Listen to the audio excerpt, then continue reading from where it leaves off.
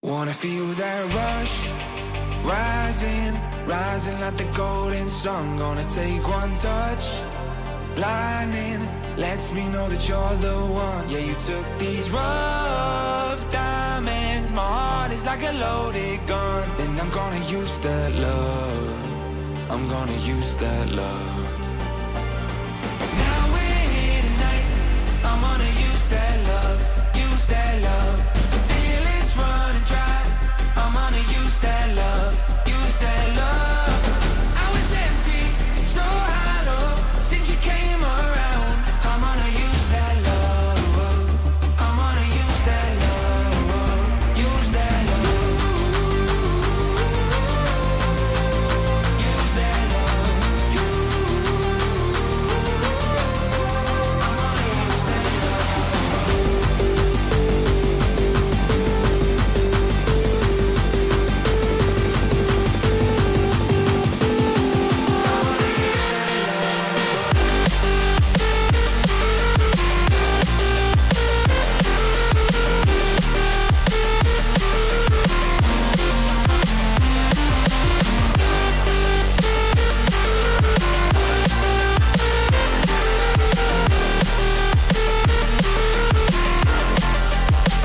Wanna call your name, shout it from the highest star. Oh, you take my pain, drown it, till I end up where you are. But they can't relate, 'cause they ain't never had no one like you.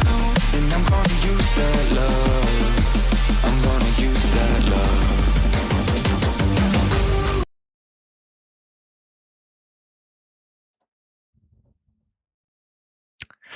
Hello, everyone. Happy Tuesday. Happy Tuesday. How's everyone doing out there? We all doing well? We all doing well? Oh my God, it has been a bizarre day here. Yesterday and today, okay? I will explain. But first, let me see who we have here. As always, let me see who we have here. Got a lot of great folks here. Let's see what we have here. Let me see. Let me start here at the beginning. We have hello, SoCal. How are you doing, SoCal? How are you doing? I feel like did I see you yesterday? Maybe I didn't. Well, whatever the case, SoCal. SoCal has been here since like near the beginning. SoCal has been like it's like a very established. Let's put it that way. How are you doing, SoCal? So glad you're here. You've been through a lot of shit while you've been in this community, SoCal. It's been an adventure to I've had an adventure vicariously through you and all you've gone through with your living arrangements and stuff. But anyway, hope you're doing well. Okay. Hello, Jay Williams Art. Everyone check out Jay Williams Art. If you join our Discord, which is linked at the top of the Twitch chat and the bottom of the YouTube chat, you can find his profile there, Jay Williams Art. Open it up. He has links there. You can see his art, and he takes commissions. Really good artist. Really recommend. He has a very large following, especially on Twitter, X, whatever the fuck. Okay, so you can follow him. Look at his art, things like that. Do commissions. How are you doing, Jay Williams? We all love Jay Williams. Jay Williams has like Major majorly contributed to the community in a very short amount of time. We love Jay Williams, okay? Especially as committed to the has basically created his own segment in the streams, has colonized it, one might say, has colonized our streams, okay? Like a colonist. Anyway, hello, Jay Williams. AMA, hello, AMA. How are you doing? How are you doing, AMA? Always glad AMA's been here for ages too. How are you doing, AMA? So glad you're here.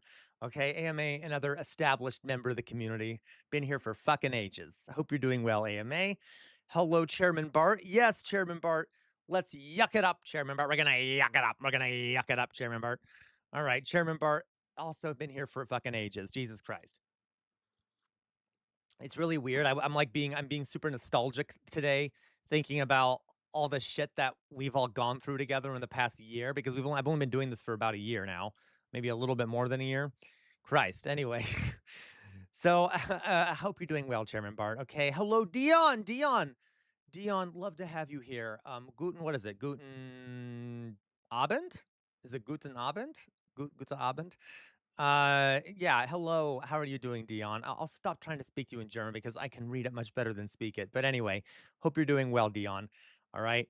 Hello, virtual violence. How are you doing, virtual violence? Virtual violence has been here for ages too. Hope you're doing well, virtual violence. I know, whatever. I love you, virtual violence. Just glad you're here. Very glad you're here. Okay. I gotta speed this up though a little bit, don't I? Because I'm already late starting. Hello, Gwen. You're on time, Gwen. Gwen gets a boop. Boop. Well done, Gwen. For one of the first times ever, you're on time. I'm just kidding. I'm just kidding, Gwen. Gwen has been in here for a while too. Gwen lives in the UK. Gwen is also often asks to assist me and the community and stuff. So, Gwen, I will try to think of something you might be able to do. I know you've asked me a few times now. I just noticed you asked again, and I definitely need help. So I'll try to think of something you can help with if you really want to. Okay. Thank you, Gwen, for offering. Really, Gwen has been a great help in a lot of ways. Even though I often haven't taken her up on her offer, I will definitely I'll s- I'll think of something, Gwen. Maybe I can even give you a role in the Discord.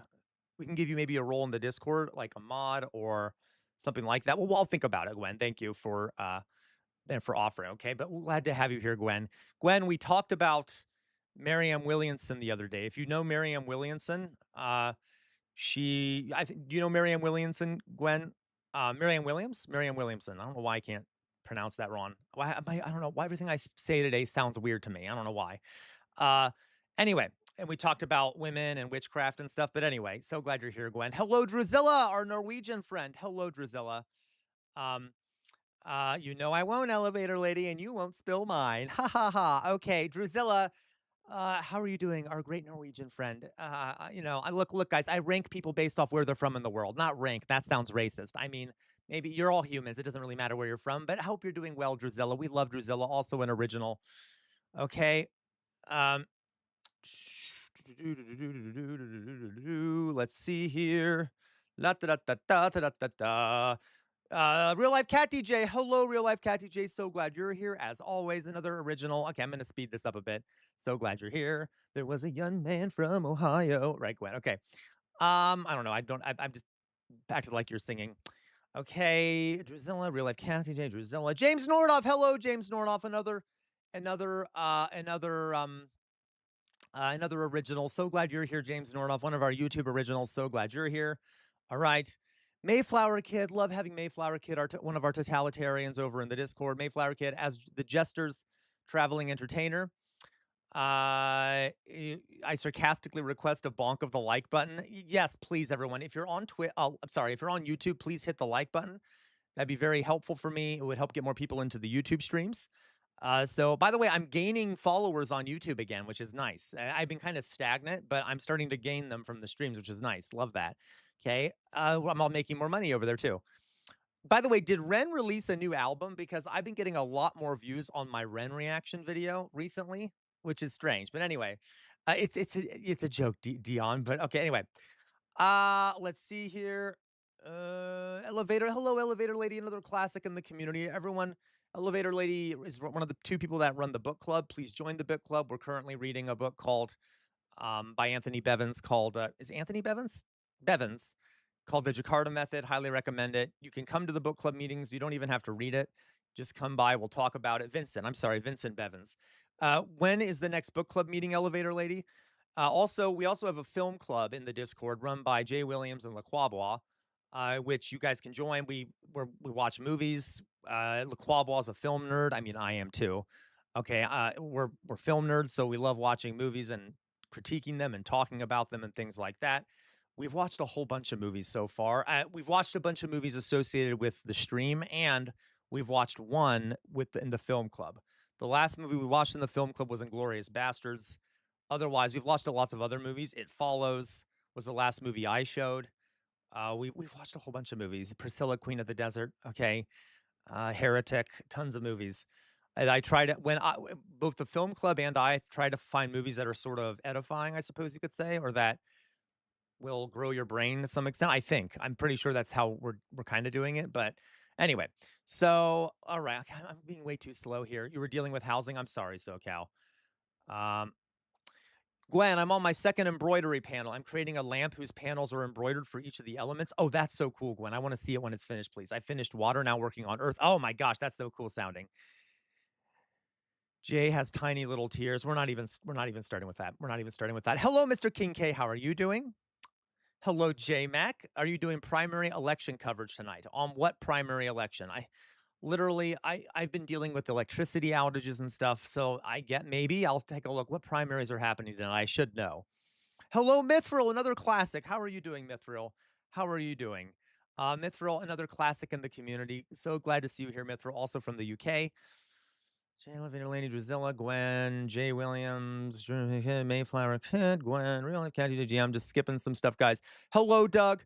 Antifa, you another classic. Alyssa, hello, Alyssa, one of the originals. One of the originals. Okay. Hello, Alyssa, one of the two originals. Francesca Hahn. Oh, really? Okay, then maybe I will cover that. No problem, Mr. King K. I will take a look at that. I didn't know Francesca Hahn was today, David. I'm gonna take a look at that because I love Francesca Hahn. We'll take a look. Okay. All right, guys. All right, we're done. We're done. We're done. We're done. Hello, David, by the way, Cybersnake88. So glad you're here. Okay. So here's the deal. I started late today. Yesterday, for those that were in the stream, that you noticed that I was on late and there were problems with electricity. There have been big storms hitting us here in central Ohio. Okay. And this morning, our electricity went out again because of storms that hit us this morning. And apparently, we have some of the worst electric infrastructure in the country. So I had to start a little bit early so that I had more time to prepare the presentation after the electricity went out. It didn't go out for as long as last time, but it caused me, okay. No, I totally get it, Gwen. Don't you worry. Okay. So, hello, Jonas. How are you doing? So again, I started a bit late today. I'll probably stream for longer past the time I normally end at because I did start later. So yeah, we'll probably do that. And we might do a Jester After Dark later today. A music Jester After Dark. I'll see how we're doing if the electricity is on and stuff. So by the way, we're also going to get more storms between 2 and 3, like around 2 or 3. So if my electricity goes out again, sorry, because apparently, the wealthiest country on earth um can't have good electric. Okay. So SoCal, yes. So what we're gonna do, guys, we're gonna start by continuing our educational presentation. Then we are going to talk about actually first let's start with one news item I wanted to talk with you all about, and then we'll get on to the educational segment, okay? So let me pull this up. Now, I wanted to talk about this because public health is very important. Shocking, right? I don't blame you, SoCal. You should trash Ohio. And there are other stories I could talk about. Apparently, Francesca Hahn, is running today, etc. But let us, Jonas, by the way, is another one from the UK here. We also have a few people from the UK. Cody, also from the UK. All right. So, all right. Okay. So let's see. Here we go. All right. So yesterday, um, Trump signed an executive order ordering who did he order to do this? To split up the MMR vaccine. This executive order called for fewer childhood vaccinations. Okay. No, we will talk about that too, Mithril, but because my electric was out, I don't have as much. I read briefly about it, but then my electricity went out. So I'll look it up. But I want to talk about this because I had it prepared, and then I can also look up the Greenland stuff, maybe after the educational stuff, because Trump is somewhat invading Greenland, folks, which is fun, I guess. Okay. All right. So he issued an executive order on Monday calling for fewer childhood vaccinations, splitting the childhood MMR vaccine into 3 shots and delivering vaccines at separate medical visits. Now, this is fun because this is not what the CDC recommends, nor what most, infectious disease specialists slash immunologists, whatever. I'm not immunologist. No, that's okay, Mithra. I'm glad you reminded me. I really am. Okay. This is not what you're supposed to do. Okay. All the recommendations show you get all that shit at once, right? I'm pretty sure. Am I right about that, Mayflower kid? You're supposed to get all those shots at once or something like that. I'm not, don't quote me on that. But this is against all the medical advice, okay, that is out there.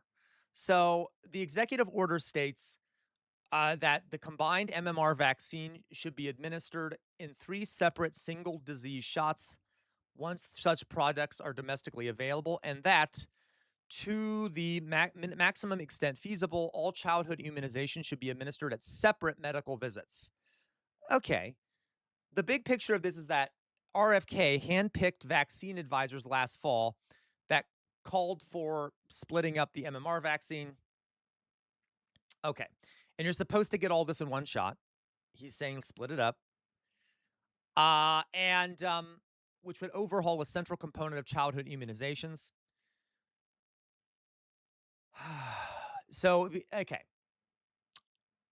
He suggested that Trump suggested during this announcement that the MMR vaccine could be quite lethal when administered all at once and likened the volume to a bottle of soda. No, that is false. That is not true. That is false. That is not true. Okay. It's just a lie and it will kill people. We already have a massive explosion of an outbreak of measles, all right, in this country. There are people dying because of a disease that is totally preventable as we speak. And now he's making it worse by lying and looking to pseudoscience and ignoring the science. All right. So the MMR vaccine is a combined, literally, MMR stands for measles, was it measles, mumps, and rubella? Okay. And it helps stop a whole bunch of illnesses that have often killed children, especially in the past, and also adults, but mainly children. So he wants dead children. I'm just going to be blunt about it. I mean, I don't know. I mean, he probably doesn't actually want it, but he clearly is going to cause dead children. Um, so that's good. The CDC does say that there's no published scientific evidence that shows any benefit to separating the combination MMR vaccines into 3 individual shots. Yet there's zero evidence that that's the case. So again, guys, fascists are typically anti-rational or irrationalist. Don't give a shit about science. They want to believe what they want to believe. All right. So that's good. There is also an idea here. Of course, there is a very, very, very small chance of having a febrile seizure by having a MMR vaccine or an allergic reaction. But folks, that's like every vaccine, like every medical procedure, any medication or anything you get has a small chance of having a bad side effect. That doesn't mean that it is extremely rare when that happens. And anything else you take can also cause rare, extreme side effects. So it has not. So everyone should get their children vaccinated with the MMR vaccine. No, I'm not going to be like other people and say that like, uh, you don't have to if you don't want to. No, you need to get your fucking child vaccinated with the MMR vaccine, and you should get it all done at once, which is what's recommended. Okay, I'm not a doctor, so don't take my medical advice, but I can guarantee you that's the way to fucking do it. All right. We take vaccines, folks. Now, I'm sorry, I sound condescending. I don't need to explain this to people in here, but this is infuriating to me, especially as a former teacher, because this puts not only your child's life at risk, it puts other people's children at risk, and it puts teachers at risk, and it puts other adults at risk because you need to vaccinate. If you vaccinate enough people, if you get most people vaccinated, it prevents it from spreading around even more. So you're also going to be hurting other people because you're a selfish piece of shit if you don't want to get your fucking kids vaccinated correctly. So, anyway, I know I'm off topic here. For the anti vaxxers, fuck you. Grow up, do what the scientists recommend, okay? And stop being a selfish prick. Now, when it comes to what Trump's doing, he's a fucking lunatic, okay? He's a fucking lunatic. And obviously, this is going to kill children. So, that's good. Great. Love that. So, just a note there.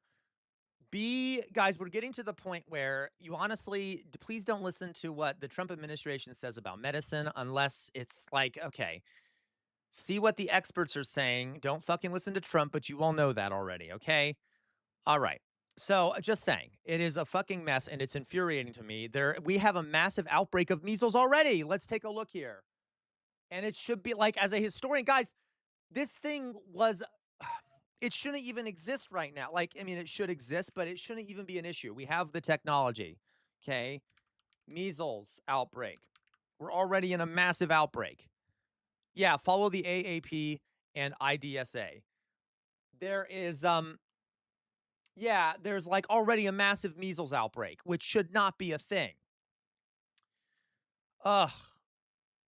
Okay, this is the high we've had the highest. There's been 2,465 cases of measles, which is the total highest since 1991. This is fucking insane. This is not a disease that should be spreading around. We know how to fix it. All right, like we know how to stop it. Oh my god. Can we guys, I'm telling you, I know I sound like an authoritarian and there's actually some people who have left my community before because of how I sound about this. I don't give a shit. People should be face consequences if they don't get their kids vaccinated. I'm sorry, they should. And like it should, I don't know, rank it as child abuse. I don't give a fuck. Do something because if we can't even do something as simple as community health things, um, what the fuck are we doing? Like if our society cannot even do something as simple as prevent easily communicable diseases by having a shared idea that we need to help people, like we need to get vaccinated and shit, then we don't deserve to succeed. We don't deserve to survive as a society. I don't know what to tell you. Okay. But like, I think it's child abuse if you don't get your kids vaccinated. I don't know what else to tell you. All right. So, anyway, and it's like, it just shows that you are a fucking degenerate, that you don't care about what happens to other people. So, I don't give a shit. All right. I'm really, my patience is gone for this shit. And okay. Can I also point out, like, to give you an example of what some people like this, how they think, how they feel. Now, guys, I could talk all day about why. I could talk all day about why so many people are believe in this nonsense and who are vaccine skeptics and stuff. But and I told you guys, I don't really believe in free will. But when it comes to something this important, we need to just be authoritarian about it. I'm sorry. I don't give a shit. I'm not going to sit around and be like, we need to fix the material conditions. It is a problem right now. And since we're not fixing the material conditions, we need to do something about the problem right fucking now. Okay. So, like, I'm sorry. I'm just being honest with you. All right. God damn it. Yeah, SoCal, right. If you don't want your kids vaxxed, then congratulations. You or your kid don't get to go outside, which is child abuse. So I don't want that to be legal. Regardless, I okay. Did you guys hear the story of those parents? I think that were in Washington State. They were all over the country, perhaps, and they started this fucking this group, um, this like group of parents who were all vaccine deniers and skeptics and shit. And they literally took suckers like lollipops or whatever, and they would give it to one would give they would have their children who were sick with things like chicken pox, okay? Um, and then they would put it put this infected sucker in a box and send it to another parent whose kid wasn't vaccinated for their child to put their mouth on, so in order to have a an organized and spreading of the disease to build up immunity. I'm not fucking joking, guys. By the way, do you know what that's called according to law in the United States? Bioterrorism. You're not allowed to purposely spread infectious material in the mail in an effort to spread diseases to other people. That is fucking stupid lunacy. But because these people were so fucking such idiots, they literally did accidental bioterrorism. What are we doing? Like what has brought us to the point where there are some parents who think it's okay to spread put infected material in the mail? Okay. Anyway, so it's all well and good, guys, when people like believe in misinformation, like I don't know, QAnon or some shit. Like, okay, that's pretty fucking crazy, and it's gonna cause problems. But when we start spreading misinformation about like health things, we're all gonna die. So that's good. Ugh. Let's take a look, Jonas. Let's see how many anti-vaxxers in the United States. I made a joke. I made vaxxers in the United States. I made a joke. Um,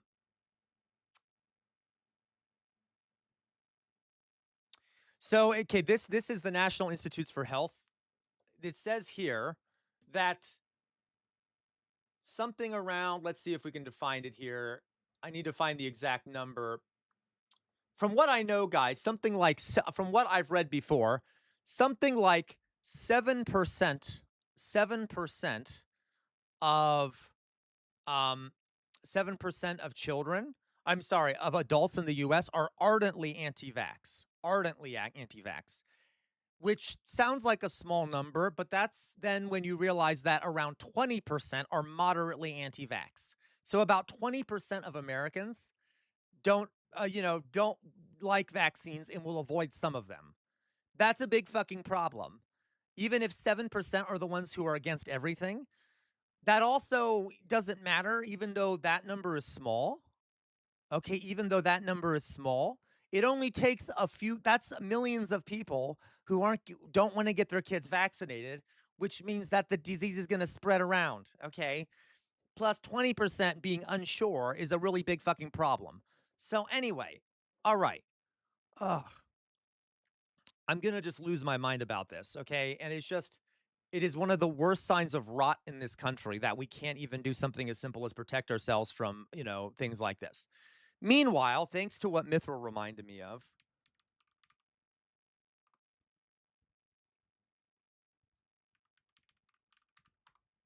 All right. Greenland, the United USA Trump. Yeah. Yeah. So, okay, listen, the United States is somewhat invading Greenland. So that's great. Let me explain what I mean by this. Okay, Jesus. Hello, Tater Tot. I hope you're doing well. I hope you're doing well, Tater Tot. Okay. Um, they should be, Gwen. I hope so. Okay. But you can get around that by homeschooling and stuff. All right. So Greenland is issuing a strong warning as Trump linked oil firms are preparing to drill without Greenland's permission. So literally, Greenland Energy, which is an American company, is starting to bring equipment onshore in Greenland to begin drilling for oil without the Greenland government's permission. It's an invasion. And Greenland, unfortunately, what can they do about it? What will happen, folks, if Greenland tries to forcibly remove them from the island? Imagine if violence were to break out. and like the security for this organization were to shoot at Greenland police or Greenland military or defense forces, this would be a casus belli. The United States would view it as a act of war, and that would be an excuse for invasion. Yeah, like that's what my concern is that Trump is going to use this as like a excuse to go to war once Greenland starts rightfully defending itself from this illegal invasion. This is absolute insanity, and I cannot believe that. All right, so let's read this together, okay? You know what? Actually, let's find a video. Let me find a video about it real fast. America is the richest country in the world. Now, I think he's doing this right now, partially to distract from his failures in Iran. Okay, Trump, Greenland invasion. All right. Let's see if we can find here. Okay, this is a France. Greenland has issued a strong warning to a US oil company connected to Donald Trump not to drill on its territory after the company brought material for drilling. Yeah, yeah, I didn't know that, Mithril. I am not surprised. Mithril says they are doing it in a environmentally protected area. Of course they are. Of course, because we're fucking monsters. Ashore in the Arctic island. Greenland Energy, a Texas company founded last year, has announced plans to spend $60 million drilling two exploratory wells. The company says it is acquiring the exploration rights previously granted to a UK company called 80 Mile. Greenland stopped issuing new oil licenses in 2021 for environmental reasons, and the autonomous Danish territory has warned that all future logistical matters must be advised and approved by its Mineral Resources Authority. Greenland has been a recurring object of Donald Trump's overtures, with the US president saying he would acquire the territory for Washington one way or another. For more on this, I can welcome Lucas Vaden, who is... This is literally just colonization. I don't know what to tell you. This is an act of colonial violence. I mean, we haven't seen the violence yet, but what early American colonies were literally corporations. The Virginia Company just set up shop in the middle of Virginia, or on the coast of Virginia, I should say, regardless of other people being there and things like that. That is what this is. If this corporation starts setting up drilling sites, it's colonial, it's colonization. We're just like, we're polling in Israel. We're just like setting up a colony, a corporate colony in the middle of another person's country. And you can imagine that it'll just be like, oh no, look, we were attacked by Greenland when they tried to remove the company. Now we have a reason to go to war, just like what happened to American colonists who were attacked by Native Americans.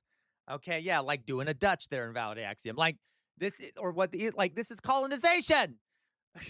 A PhD candidate at Sciences Po and an associate fellow with the Russia program at George Washington University. Yeah, yes, Redmond Barry, you're absolutely right. Like the trade concessions in China. There you go. Good morning, Lucas, and thank you for joining us. Can I start by asking you how serious... Problematic. So, okay, this is not a good video. You guys get the idea here. Let me actually just read this article to you. An American oil company contacted Donald Trump. Is preparing to sink wells in remote Greenland despite not having received permission from the local authorities. I agree, in your groove, but I'm worried. In your groove says they should just arrest and deport these people. What if those companies have armed security and they fire back at Greenland police forces? That would become a casus. The United States would then surely use that as an excuse to send troops. Like, Greenland is in a shitty position. It's really fucking annoying. So, okay, an evil. An American oil company connected to Donald Trump is preparing to sink wells in remote Greenland despite not having received permission from local authorities. As the U.S. president renews his threats to claim the vast Arctic territory, materials to prepare for drilling were brought ashore in recent days on Greenland's eastern coast. Okay. That has prompted Greenland's government to issue a strong warning that no approval has been granted to land the kit. All future logistical matters must be advised and approved by the Mineral Resources Authority before they are carried out, the government said in a statement. 2 days later, Trump made his latest menacing post on Truth Social, showing himself looming over a Greenlandic village. Okay. So, executives of Greenland Energy, a Texas company set up last year, have claimed that $1 trillion of crude might be underneath the region. Greenland, okay. Greenland Energy has retained. Oh my God. Are you kidding me? This is literally okay. Um, Greenland Energy has retained Phil McGraw. Oh my God, we really do live in a fucking clown show. Better known as Dr. Phil, a prominent right-wing former chat show host who served on Trump's Religious Freedom Commission to make a documentary series that will capture the mission of these modern-day wildcatters. Oh my God, okay. All right.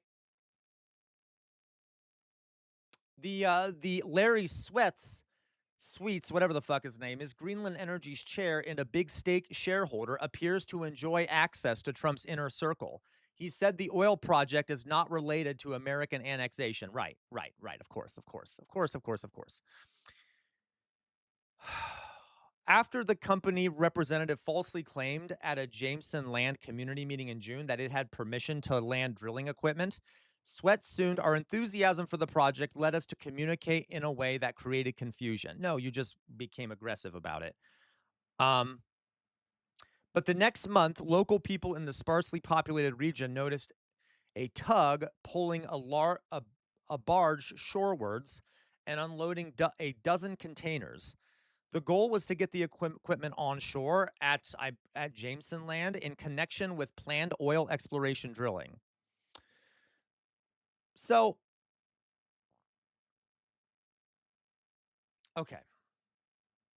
You get my idea. You get the point. So that's good. Now, I want to point something else out here, okay? I do not trust NATO at all, or I don't trust the EU at all to do anything about this. I got to be honest with you. I have critiques of the EU, and I have critiques of. First of all, I definitely don't trust NATO. NATO won't fucking do a thing. Because unfortunately, the United States still massively dominates NATO. Now, other NATO countries are gaining some degree of independence, but I suspect that NATO won't do a damn thing about it. Second of all, especially with what's going on in Russia, et cetera, and Ukraine. Second of all, I don't know if the EU will do anything about it either, right? Because there's, for a number of reasons, I don't see Europe wanting to get into an armed confrontation with the United States, even now. So I would bet, unless European leaders grow spines, which they, many seem unable to do, that is, and I'm saying that as someone who wants them to push back against America, okay, I suspect that even if the United States goes to, yeah, Germany, definitely not, right? Even if the United States goes on with this, the Europeans will, like they did last time, try to negotiate and things like that. But what if the United States just doesn't leave and then keeps all right. Like I don't know. All right. So I really don't think that Europe will push back much if we go on with this.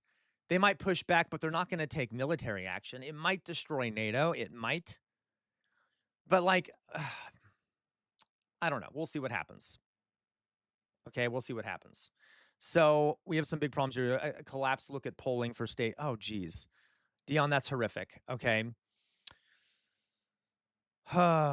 Yeah. So anyway, but I just don't know what to tell you. There's some really bad things happening right now, and it's frustrating as hell. There are already bad things happening, and I don't know.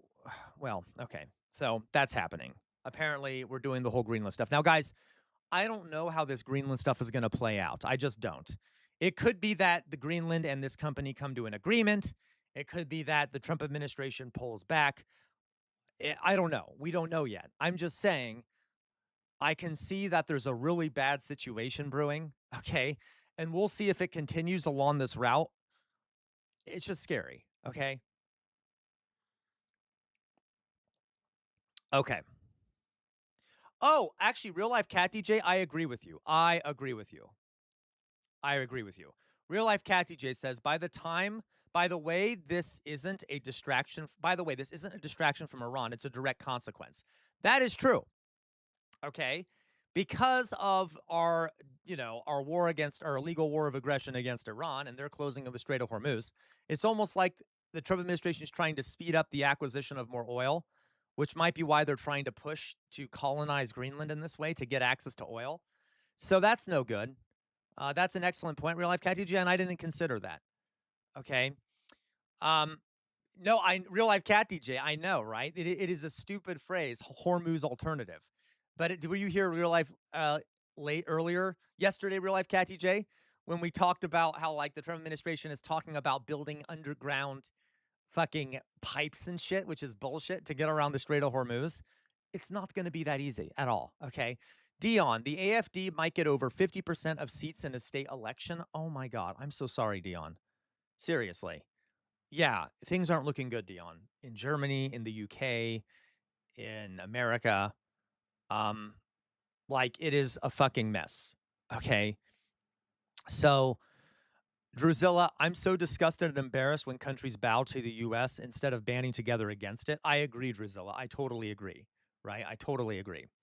I really wish Europeans, I'm rooting for the Europeans to gain some more independence and to fight back against America as best they can. Chairman Bart, it's not as easy as I make it sound, by the way, but okay. Chairman Bart, if the U.S. can't beat Iran, an invasion of Greenland would be abysmal. Right now, Chairman Bart, I'm not an American exceptionalist. I always say this, but I don't fully know. From the very beginning, it was obvious the United States wouldn't win in Iran. There just isn't much. There aren't many people on Greenland, and it's a big island, but it's a giant island, so it could easily be surrounded and cut off, unlike Iran. I don't know. But it is, I mean, it's likely would be an abysmal failure on America's part if we put troops on it. Eventually, it would be an abysmal failure. It'd be a logistical nightmare. It'd probably be a military nightmare, but I'm not sure about that one. I'd have to look more into it. Regardless, okay, so whatever. So that's fun. There's 2 stories for you guys. Yippee! Yay! Christ on earth. All right. So, okay. All right. So,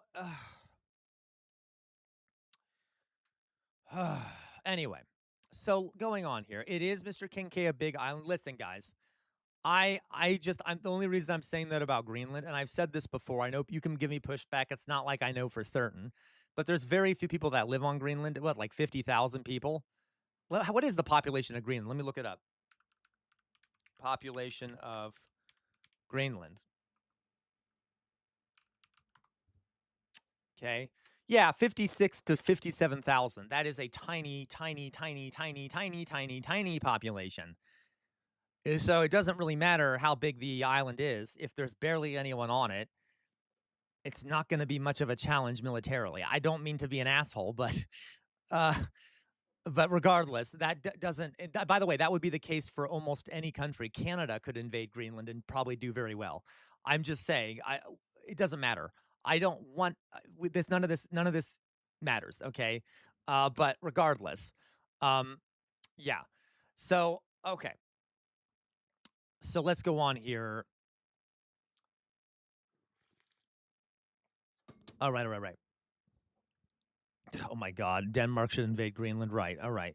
So you know what should happen, folks? Wouldn't it be nice if other European powers actually went and put troops, went and put troops on Greenland? That'd be nice. All right. All right.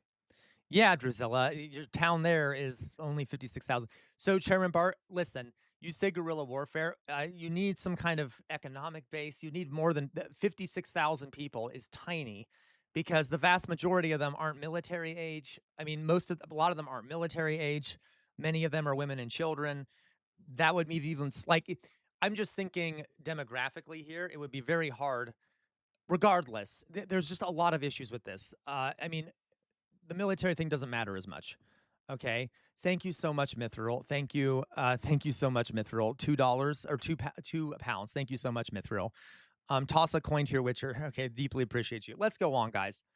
I don't know why I'm talking about the military shit. Okay. Denmark barely has a military, Louise. And it would be nice though if Denmark did send more troops to Greenland.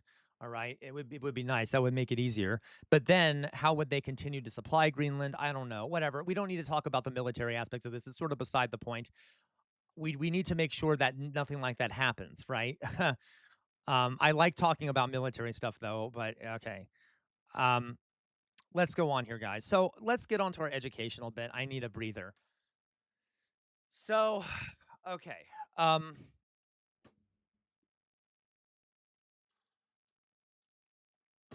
Let's do this. So, yes, we are guys, let's get into our educational segment, okay? Science, right, Dion. Now, folks, again, I did not go as into depth at this presentation as I would have liked because once again, the electricity problems. Regardless, let's continue our Maddie Holmes. Let's continue our presentation on primates and physical anthropology.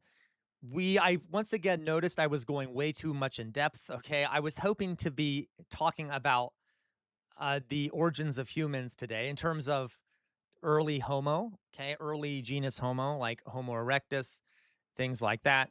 But we're still talking about non-human primates, and we'll probably only just get to start. Said Maddie Holmes, you nerd. Okay, we'll probably only get just to the beginning of talking about Homo today, which will be okay. This segment we're doing, this unit we're doing, guys, is on physical anthropology. So it'll probably last 1 to 2 weeks. First, we're going to talk about human origins, our relation to other primates, how our, okay, yeah, exactly, real life Catty J, how our biology and our evolutionary development, where it comes from, what our ancestors look like, what we can learn from non-human primates and things like that. That's what we're starting with. So let's do a little review. Okay, let's do a little review. Anyone remember what are the two main groups of primates? If we were to break primates into two, hilarious, Maddie Holmes. If we were to break primates into two suborders, what are those two suborders? Does anyone remember their names? Okay. And you remember the names? It's okay. These might be hard to remember because they're scientific names. And you remember? Okay. So one of them is the of primates overall, the two orders we talked about yesterday, folks, are, what are they again? Streptorini and Haplorhini. Okay, so the streptorines and the haplorhines. Okay, streptorines and haplorhines. Okay, now the Streptorini, the Streptorini are the most distant ancestors to us. Okay, are the most distant related. They're some of the earliest primates. What are some traits that define the Streptorini? Now, remember, the Streptorini are like things like lemurs. What are some traits that define the Streptorini from yesterday? We talked about this. Okay, cuteness, very funny. Okay, yeah, exactly, Chairman Bart. They have a bone, a post-orbital bar, wet noses, tails, right? Tails, post-orbital bars, wet noses. What else, guys? What time of day do most of them come out to play? Okay, what time of the day do most of them come out to play? They're nocturnal. You guys will remember that they typically have larger eyes. They have a prognathic nose. They have their noses are a bit more stick out a bit more than non-human than the haplorhines. All right, name some species of the catarrhines. Okay. By the way, how do they live? Do they live in groups or are they solitary? Most of them. Are most of them solitary or do most of them live in groups?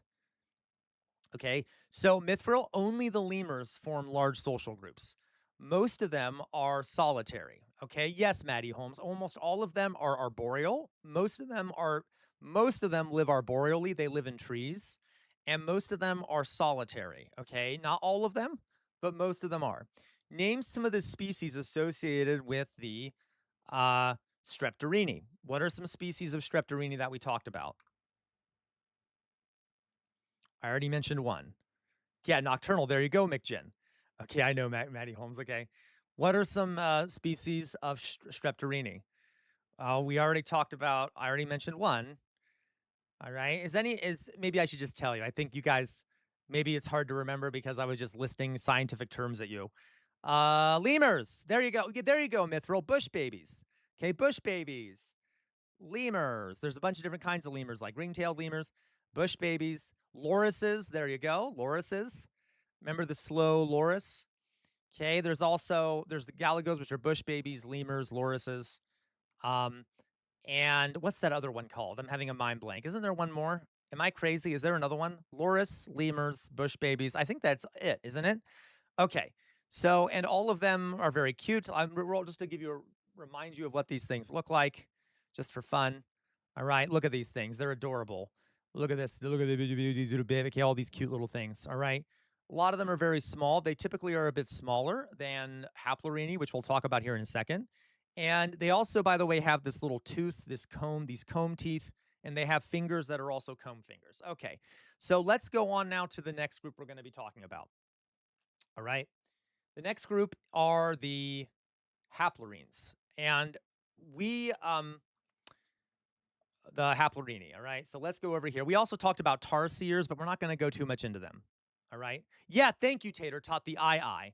Eyes are another species, right? We talked about the eyes. Thank you, Tater Tot. It's A-Y-E, okay? So they are not real-life Catty J, though, I mean, they have those teeth in order for grooming and things like that. By the way, also, most of them are insectivores, okay? Most of the streptorini are insectivores. So anyway, okay. So we've talked about the streptorini, and now we're going to go into this other big suborder called the haplorini. And the haplorini include things like humans, apes, and then monkeys, all right? Humans, apes, and monkeys. So these guys, all the species we've talked about, these three species over here, the lemurs, the streptorini, are not monkeys. They are called prosimians. Okay, they're prosimians, but they're not monkeys. They're primates, but they're a kind of primate called prosimians. All right. The ones that are over here are monkeys and apes, okay, and things like that. So we're now going to talk about those. And these are more closely related to us. And as we get closer to us, in terms of like younger species, you're going to start seeing more similarities between us and these species, okay? So let's talk about the haplorines, shall we? The haplorines. So we already talked about how the streptorini, so the prosimians, a lot of them, okay? There you go, Maddie Holmes. Simians are monkeys, so prosimians are pre-monkeys, correct. So we're going to now talk about the simians. Okay, yeah, exactly, Mithra. We talked about it yesterday. Okay, so let's talk about the haplorines. So the haplorini, unlike the streptorini, do not have a wet nose. They have a dry nose. They have a rhinarium. They don't rely on smell as much. But as we know about primates generally, guys, primates really rely on sight. I should have asked you some questions about that to remind you guys what are some traits of primates, okay? They have shorter snouts. So the haplorines have shorter snouts, all right, than the streptorini, which we mentioned. Their eyes are more convergent. So remember, one of the key things about primates is that they have stereoscopic vision with convergent eyes, okay, so that they have overlapping vision, because that's very important, so that they can grab things and they can recognize depth. So the haplorine have even more convergent eyes.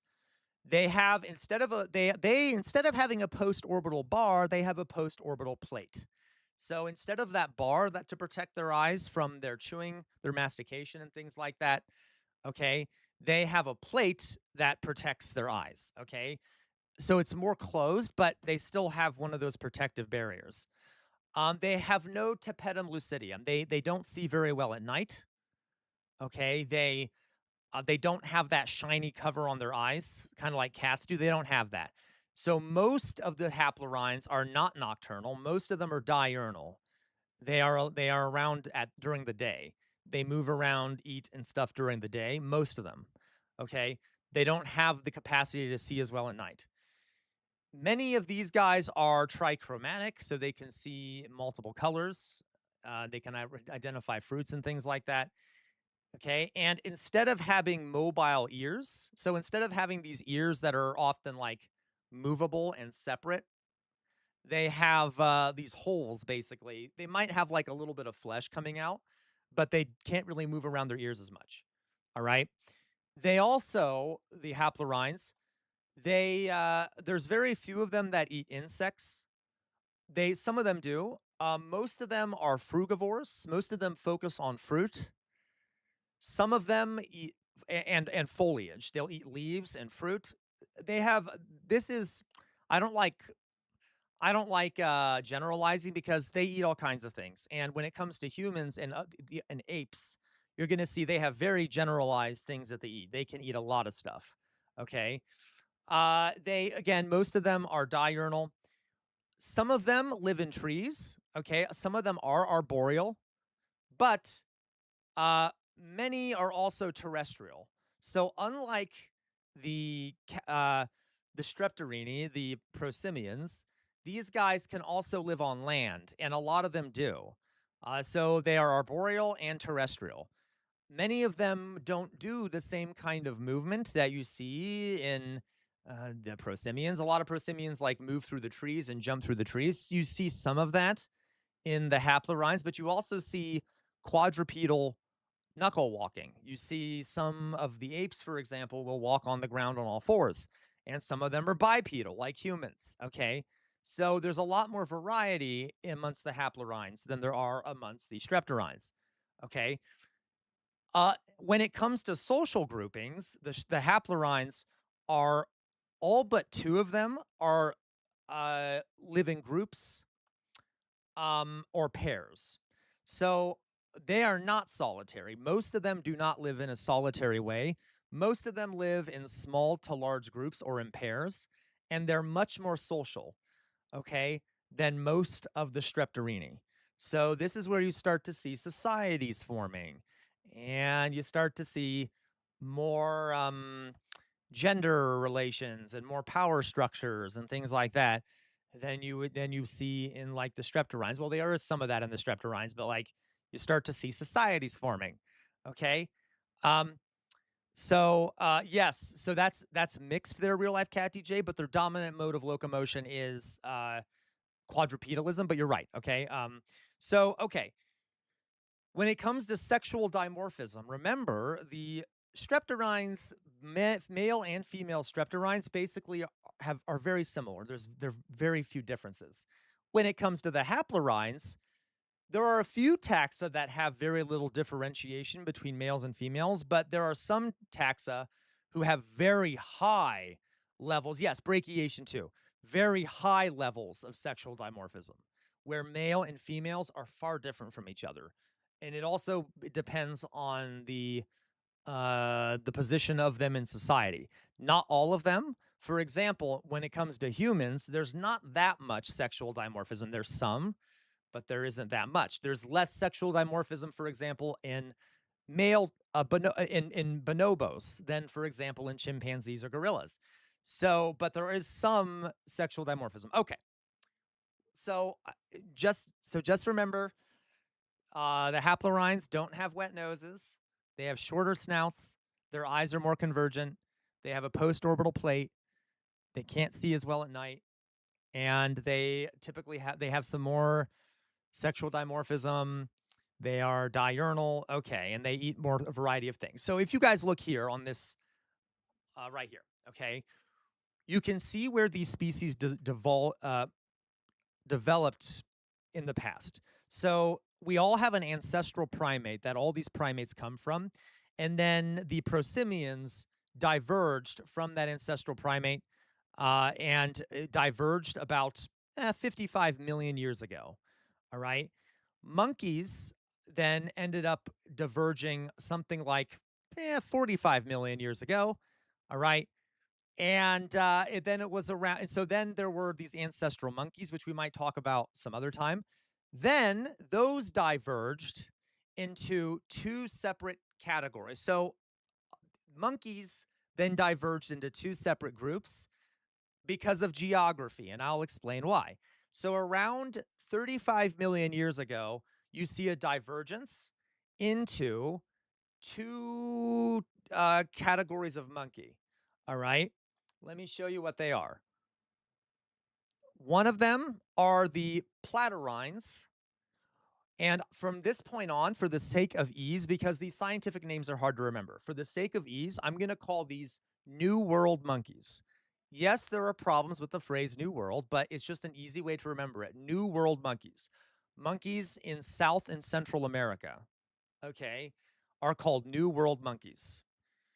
And so these haplorhines divided into platyrhines, which are New World monkeys, and catarrhines, which are Old World monkeys. So I'm going to tell you now about old New World monkeys, which are monkeys native to South America and Central America.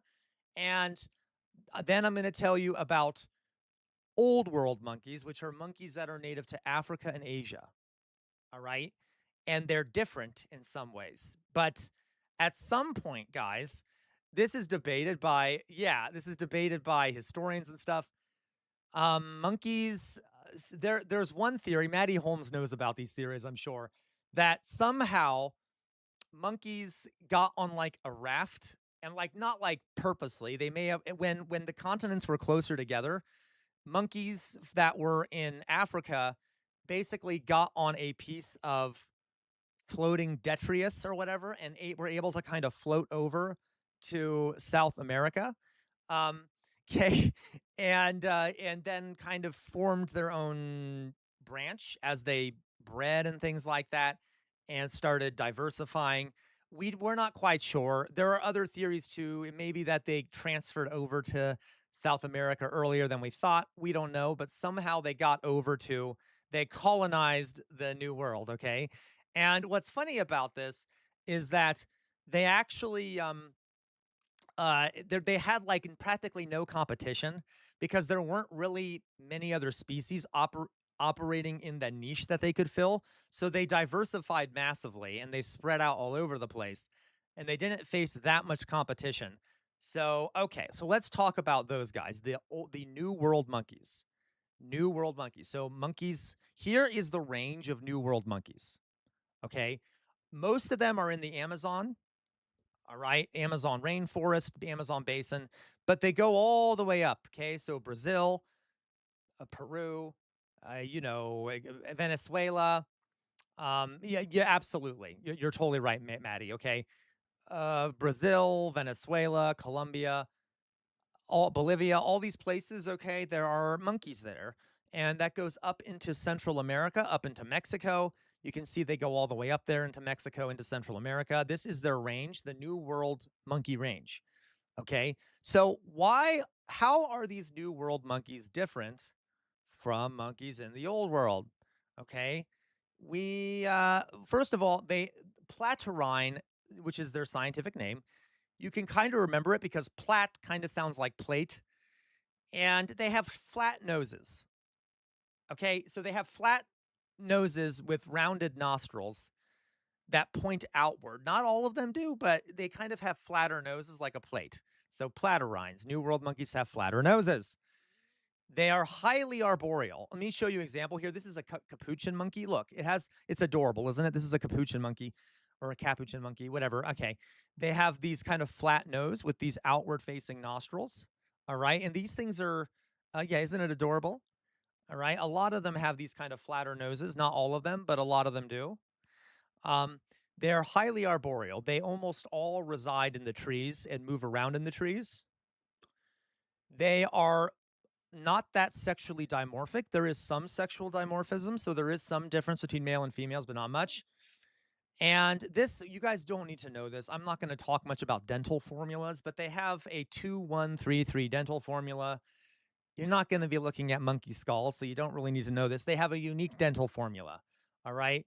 They have a unique constellation of teeth, and they have polymorphic color vision. They have a bunch of different, they can see a whole bunch of different colors. Okay. So, what are some of, they also, by the way, there are some platyrrhines who have prehensile tails.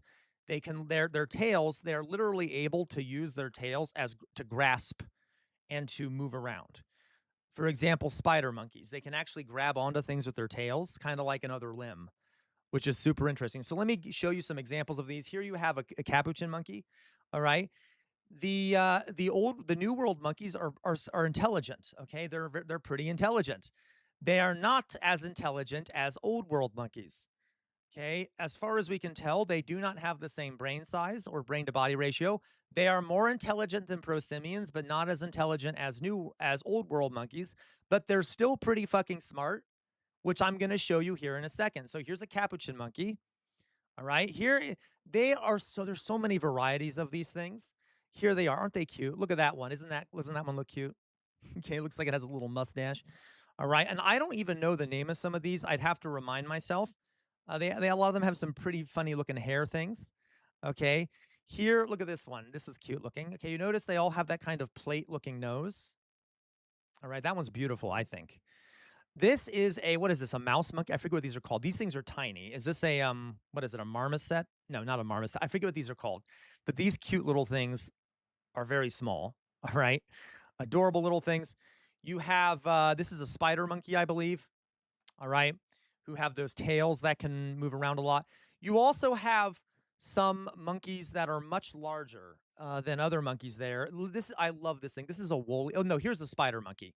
So here you have a spider monkey. Look at this thing. It is using its tail to climb. These things have prehensile tails. That's why they're called spider monkeys. They kind of look like spiders when they move around, and they're pretty smart.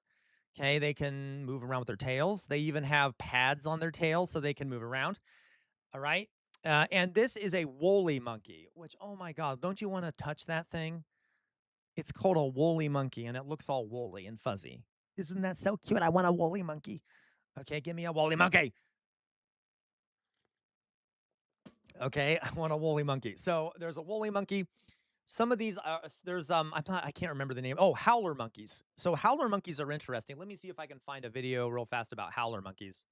They literally howl. They have these big throats that they can use to communicate with each other.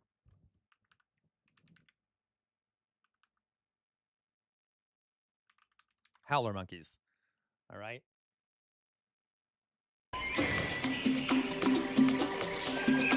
These are howler monkeys. Wait for it. Their habitat spans from southern Mexico to northern Argentina. Okay. Looking at them, you may find it hard to believe that such small animals can make a sound that's like a combination air raid siren and heavy metal guitar solo. The fact is, howler monkeys are considered to be among the loudest animals on Earth. Well, you be the judge.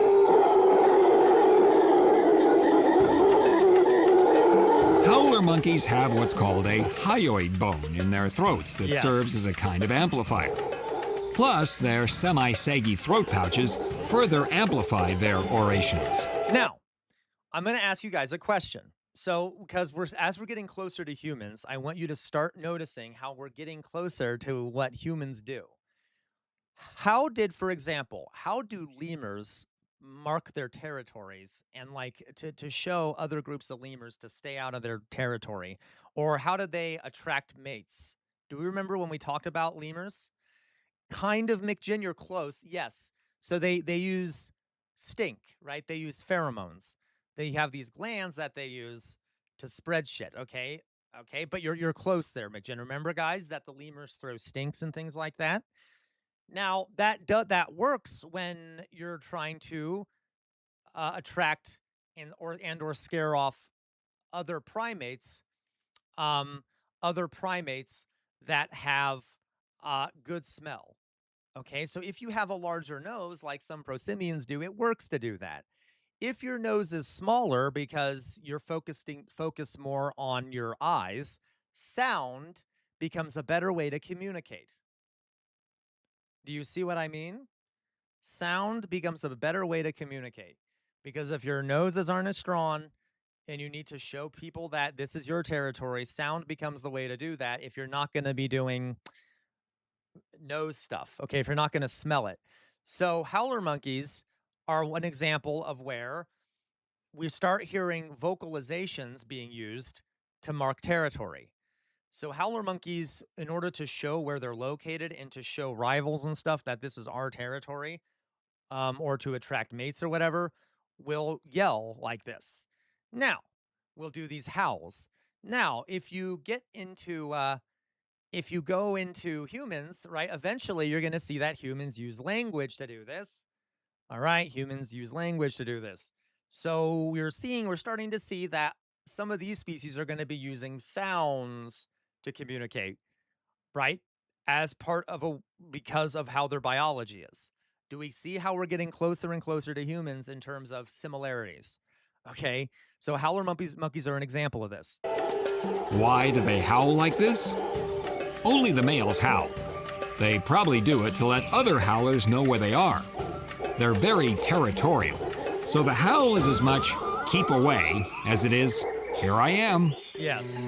Howlers live in the canopies of trees, feasting on leaves, flowers, buds, and fruits.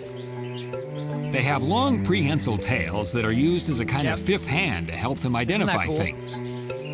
They can weigh up to about 15 pounds and sleep up to 15 hours a day, which is good news for their jungle neighbors.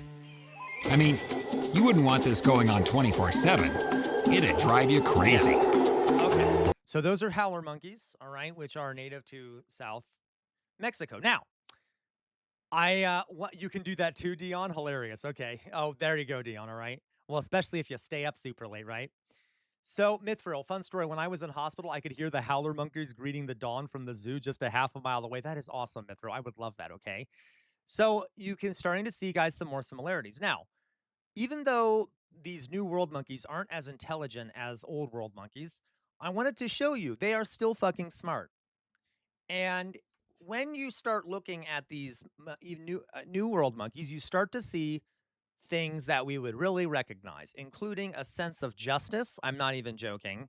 Okay, a sense of fairness and justice. Okay, or not justice, a sense of fairness. There literally seem to be some things that these monkeys have almost looks like they have moral beliefs or ideas about fairness and justice. And I'm going to explain what I mean by that, and I'm not exaggerating.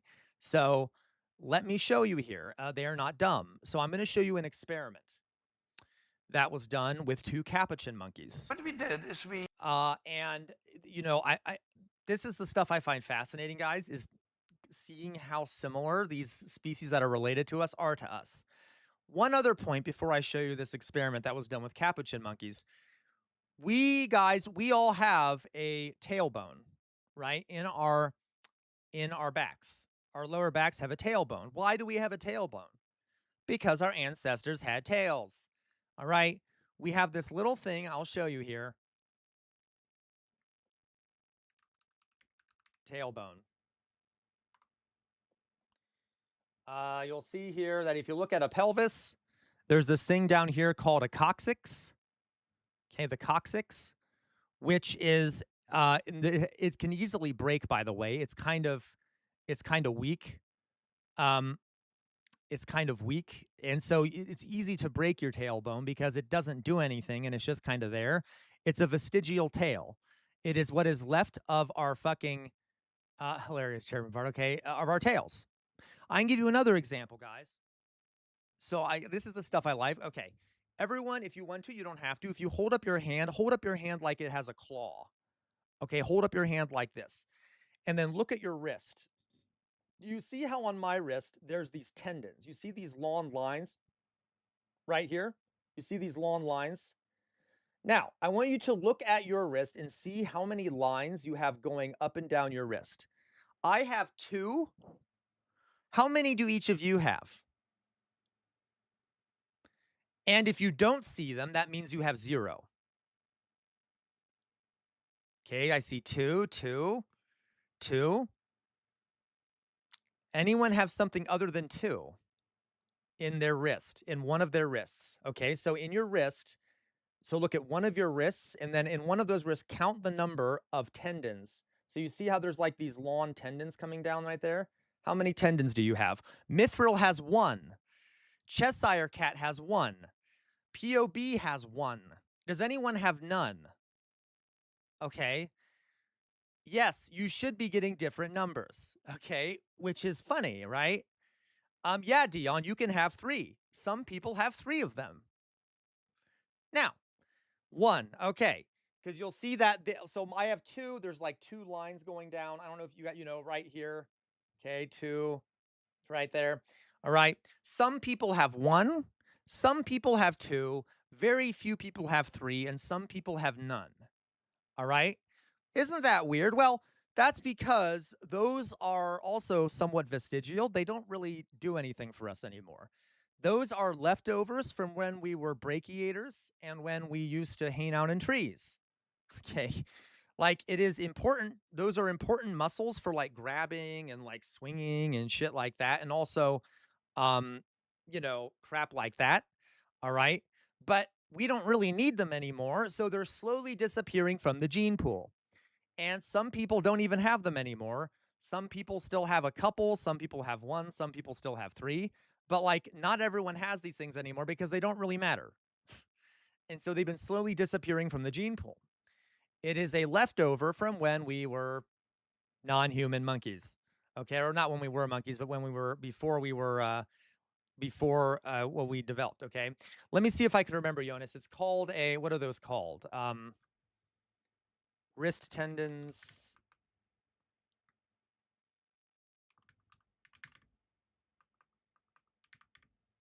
By the way, you're right, Maddie Holmes. Yes, diastemas. Thank you. This the same thing with wisdom teeth? Diastemas.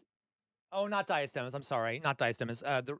I'm sorry. Diastemas is the mouth thing. I'm going to save that though for later. Wrist tendons. What are they called? These things right here. These are called the. Oh, I forget what they're called now.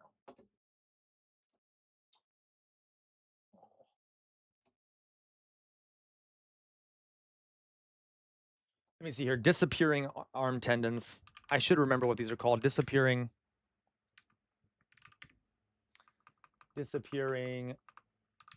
arm tendons. There they are. Okay, here they are. That's called the palmaris longus muscle. The palmaris longus muscle. Okay. Reviews report absence rates. So about 10 to 20% of the population doesn't even have these things. And not having it does not have an effect on grip strength. All right, so we don't need them anymore. They're disappearing. Okay, so these are the palmaris longus. Not everyone has them anymore.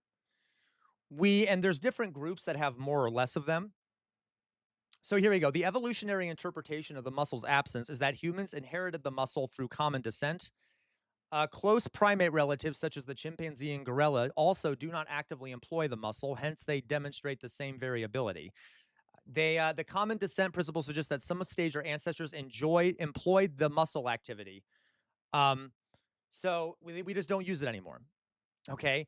I can give you another example. Our wisdom teeth, which are, we don't need those anymore. That's from when we used to have to, as our brains have gotten bigger, it takes a long time for teeth to evolve and change. They're some of the most stagnant evolutionary things. So our mouths got smaller and our brains got bigger faster than our wisdom teeth could evolve out. So now our wisdom teeth cause us problems. Okay. I can give you other examples of this. Okay. There are lots of things that we have that are left over from when we were other kinds of primates, or when we, from our ancestors. Yeah, I don't know, Dion. It's possible there's some activities, but you don't need them for really anything that's important. Okay. It doesn't affect strength, grip strength, or anything. So you guys get my point. All right. You can literally see how we are related to those creatures on our bodies. I can give you another example, guys. On your ears. Okay. On your ears. Up at the top of your ear, I'm going to see if I can find mine really fast. Okay. You will find a little bump. Let me see if I can find here. Let me find an image to show you guys.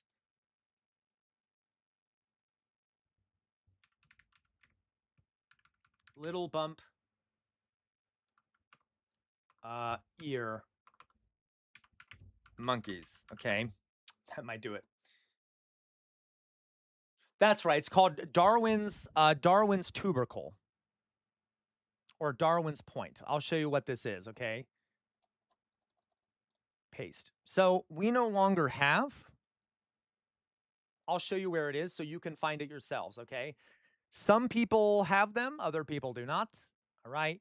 You'll notice that some people have one where they look, well, you're not going to see that very well. That's okay. Some people have them on the inside and some people have them on the outside. You see this little bump right here on the inside of your ear. Some people have one, okay? And other people will actually have it on the outside of their ear, this little bump right here. Okay, you see that little bump on the inside of the ear? Okay, and you can feel it and you can see it in a mirror. Or like here's an image of someone who has it on the outside. You can also have the little bump on the outside. The Darwin's, whatever it's called. Here you can see her. She has a big one on the outside. All right. So those are from when we used to have pointed ears. Okay. It is a leftover. So let me go back here. Like from when monkeys. Okay. Look at this monkey. I'll show you. See the monkey? Well, you can't really see it very well here. Okay. We used to have pointed ears when we were monkeys. See that? Okay. It is what is the leftover point of the ears that we had when we were back before we diverged from monkeys, from non-human monkeys. Okay, you see my point? So we literally have like a little point left over from that. There's other things I could talk about. So it should not be this video I'm about to show you, therefore, should not be that surprising to you. We're not even close enough. We're not even getting to the primates that are closest enough evolution, that are as close to us evolutionarily, and you're already starting to see massive similarities. So watch this. Okay, this is a study that was done on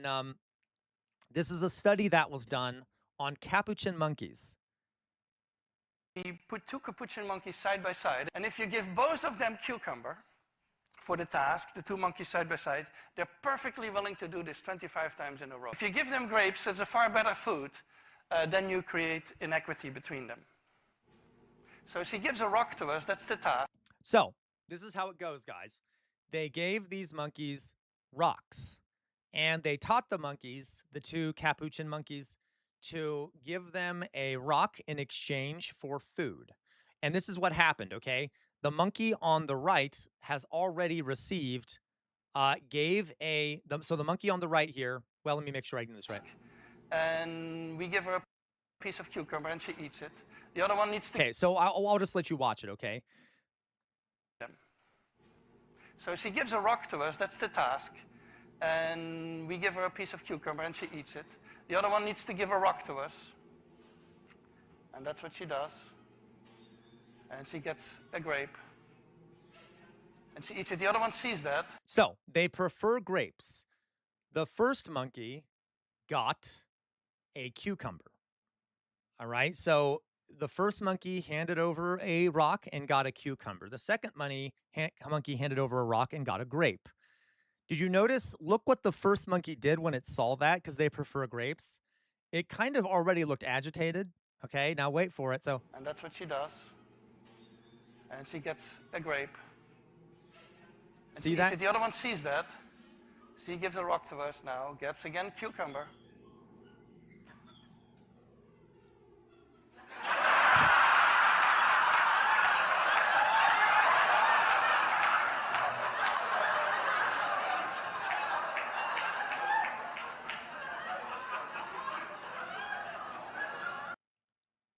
Did you guys see that?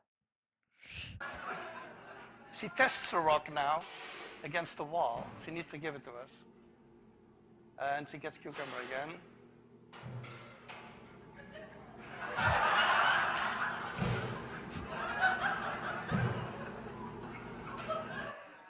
So this is basically the Wall Street protest that you see here.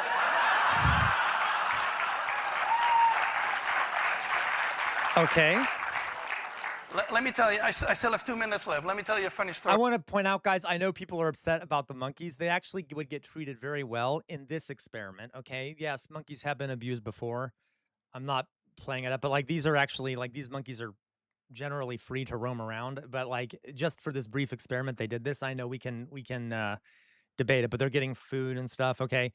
Yeah, do you notice that, folks? Like, Sorry about this. This study became very famous, and we got a lot of comments, especially anthropologists, economists, philosophers. They didn't like this at all because they had decided in their mind, I believe, that fairness is a very complex issue and that animals cannot have it. And so one philosopher even wrote us that it was impossible that monkeys had a sense of fairness because fairness was invented during the French Revolution. yeah, hilarious. Now, and another one wrote a whole chapter saying that he would believe it had something to do with fairness if the one who got grapes would refuse the grapes. Now, the funny thing is that Sarah Brosnan, who's been doing this with chimpanzees, had a couple of combinations of chimpanzees where indeed the one who would get the grape would refuse the grape until the other guy also got a grape. Yeah. So we're getting very close to the human sense of fairness. And I'll show you that experiment later, folks, at some other point where the chimpanzees, if they see that their partner isn't being treated fairly, they will refuse to get the same the thing that they want until the other one gets it too. Now, you can't tell me that isn't remarkably human. All right? Now, you see what I mean? So, it is also interesting though, folks, okay? And like these monkeys are less intelligent than old world monkeys. And yet they're still intelligent enough to recognize unfairness. If you noticed, that monkey, that capuchin, after it received it didn't receive the grape, it got angry and it threw the cucumber back. And then exactly, Dion, then it's like, wait a minute, what is wrong with this stone? Is the stone that I get? Why is the stone that I gave not getting me the same effect? So it literally picks up the stone and starts hitting it on the wall, is trying to be like, is this actually a stone? Because I didn't get the same thing as the other monkey. And then when it realized that it really was the same stone and it wasn't getting the same thing, it got very angry. Okay. It noticed how unfair it was. All right. Now, okay. Now then.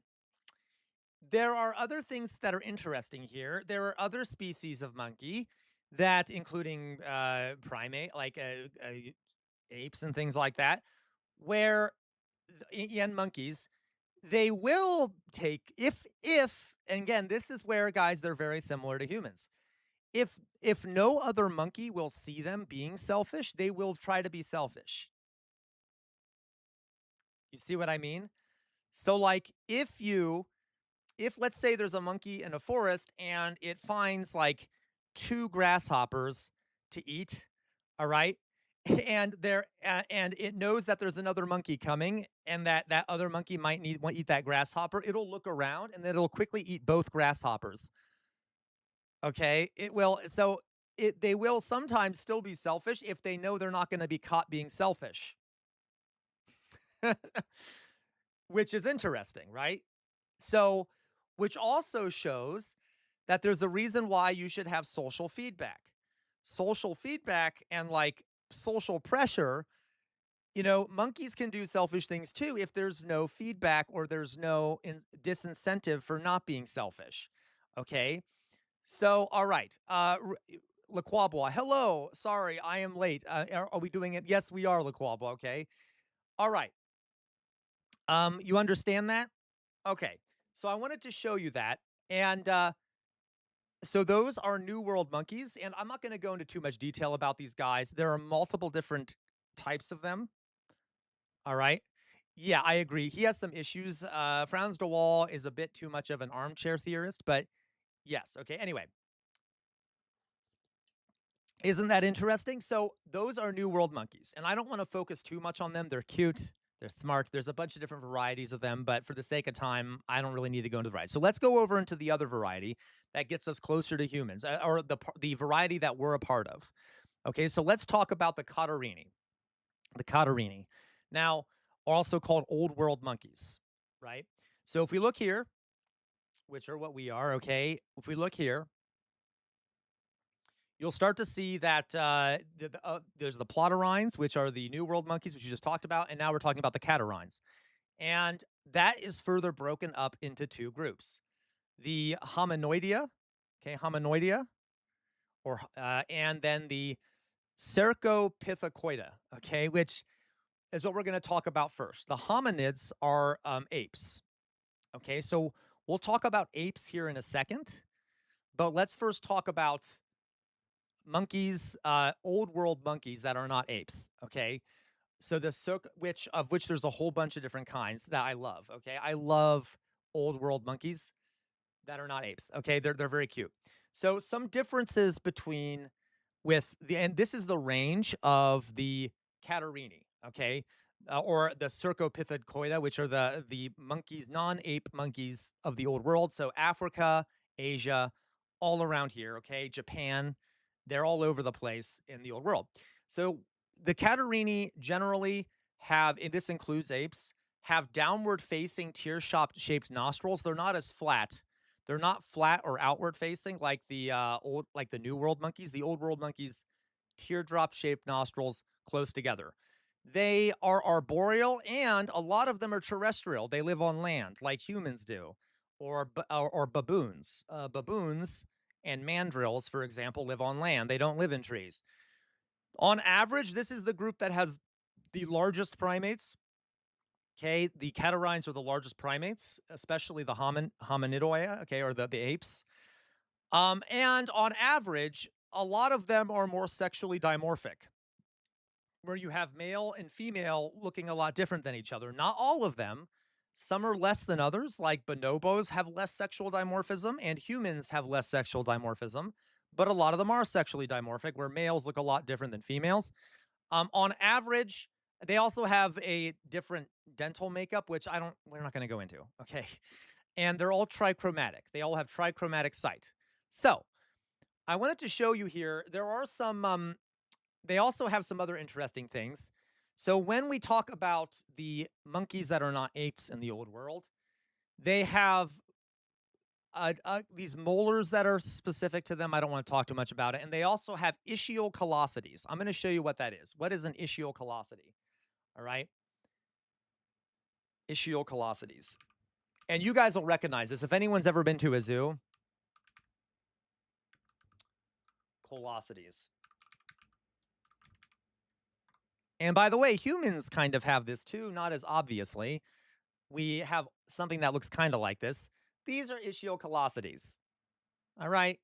Now, you see that? Ischiocallosities. These are these big butts that have that are kind of pads, which allow them to sit on the ground or in trees without harming themselves. They also have something called estrus.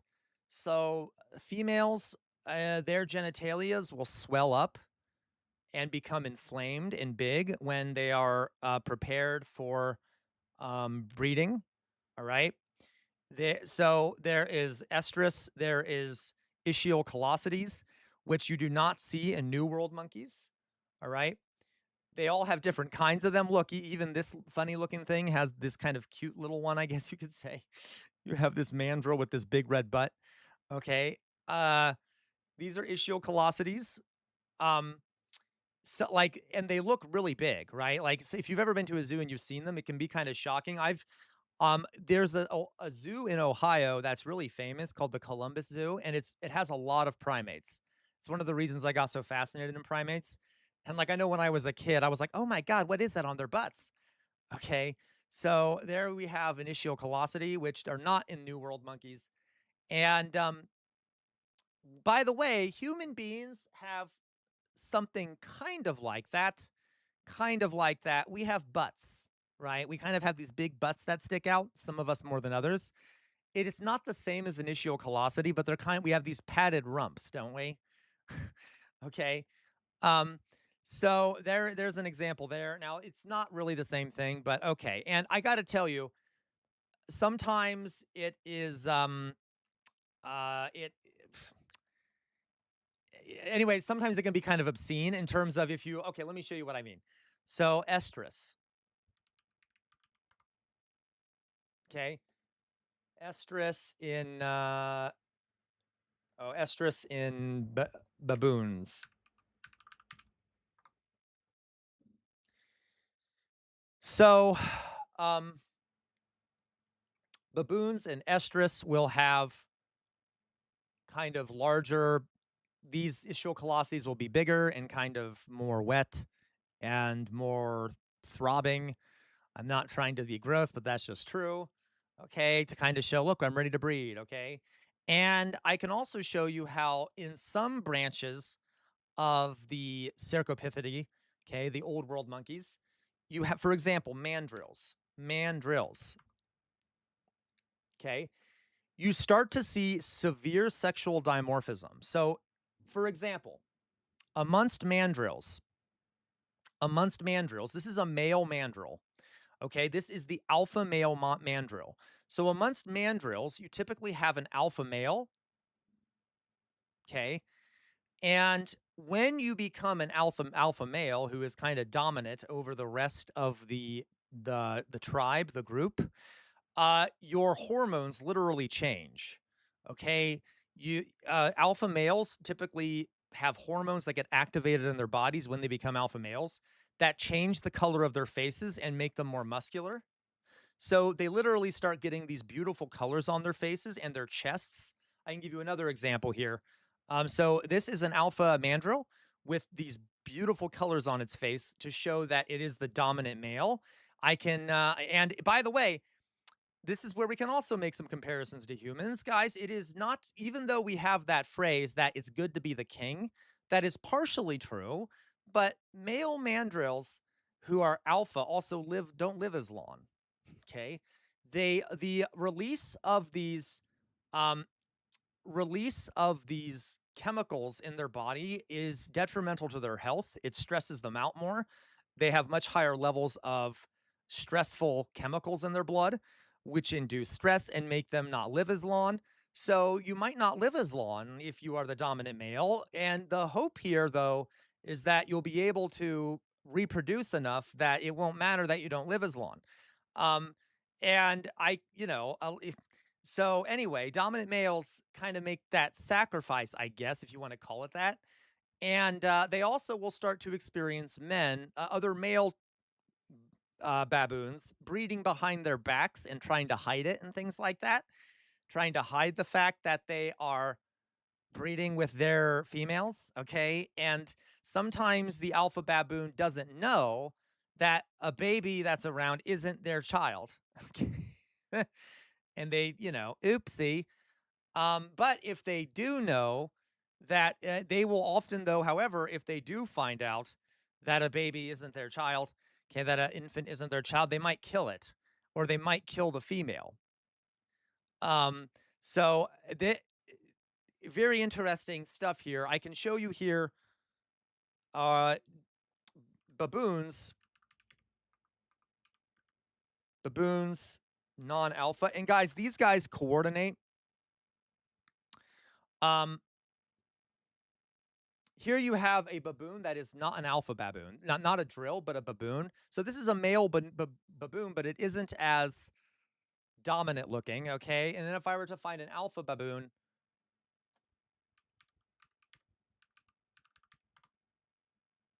okay, alpha baboons are much bigger. They have much larger teeth. So here's an alpha baboon. Look how big that thing is, okay? So there, you don't have a color different there, but you do see bigger features. They will often show off teeth to each other. These are Galata baboons, and Galata baboons are the same. They have these beautiful chests that you see this. Like, look at that. That's kind of scary. That's an alpha baboon, which has these big, red, swollen pectorals. Um, and these big teeth, and they will show off the teeth to show dominance. All right. And like they will show their chest and things like that. Okay. So this is where you start to see these big differences between different groups. And baboons, by the way, engage in a lot of monkeys do this. I forgot to mention this, engage in grooming. One of the big things they do with each other is they groom each other, just like the prosimians do. They spend a lot of time grooming each other as sort of a social thing. Okay, it's sort of like giving respect, showing allegiance to each other. Let's see here. Grooming baboons. You can see a lot of monkeys do this. I just forgot to mention it. Look at this, grooming each other. More grooming. Okay, and this is like a social activity, and it's expected to be returned. If you get groomed a bunch, you're going to want to groom back, and it sort of helps build communities. And let me show you something else here. So, and I can also talk about something else, guys. How baboons do food sharing, and I'm going to show you what this looks like.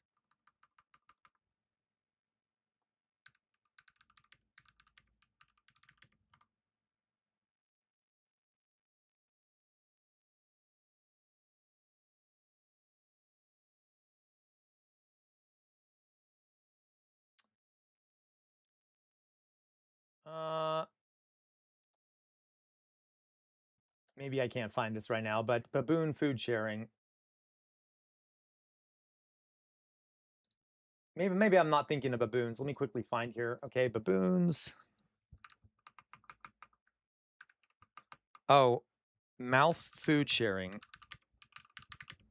Monkeys. Okay, this is a good one. This is a very short, but a lot of monkeys do this. And then I want you to tell me, what does this look like to you? Okay, so here we have monkeys engaging in food sharing activity. Just wait till you see it.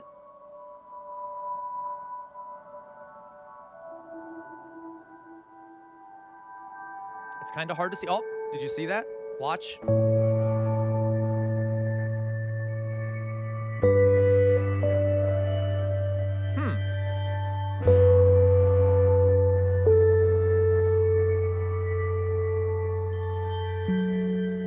Did we see that? It was kind of hard to see.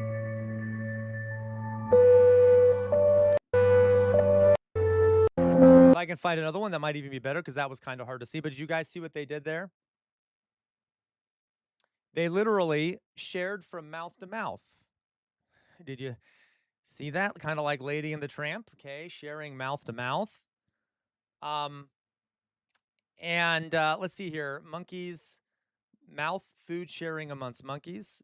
Maybe, well, these are bonobos, which are apes, but that's also a kind of monkey. So let's see. I don't know. They might not do mouth-to-mouth food sharing. Sometimes they do. Sometimes they don't. Okay, so they're not going to do it here because they're going to share it with each other. But you can see here. Let me find a picture here. Picture.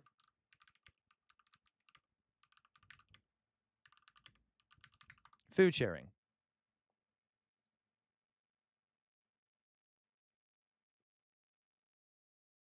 Here. Okay, now this is a child and an adult doing food sharing from mouth to mouth. All right. We could also look at there's, I'm sure I can find other ones here, but primates will share food mouth to mouth. Oftentimes, yeah, and it is thought that if you look at other like when it comes to apes, sometimes apes will do mouth to mouth without any food in their mouths, as a kind of grooming or kind of display of affection to simulate food sharing. Now, what does that look like? Kissing.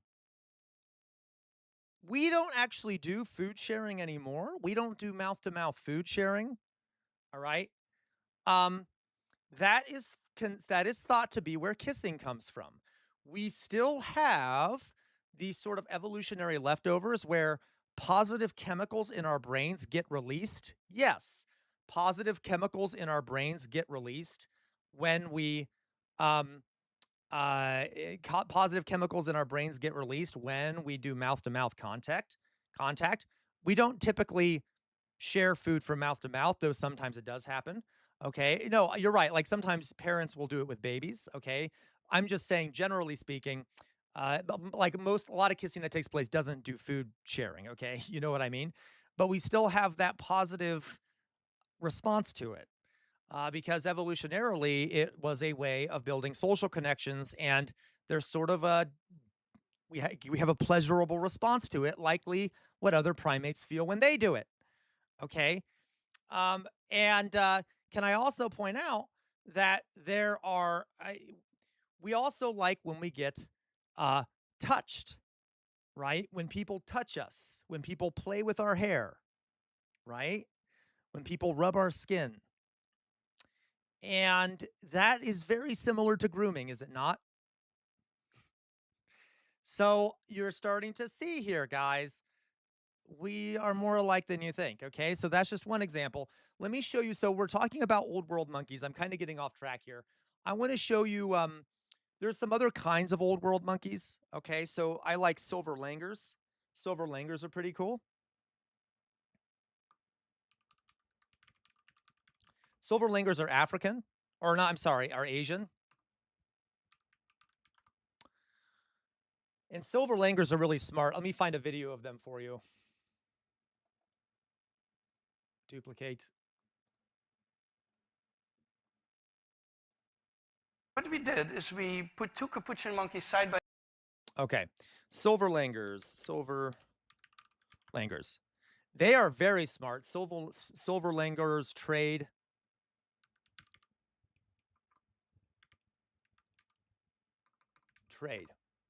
So let's see if I can find these silver langurs. Am I spelling that wrong? Monkeys trading.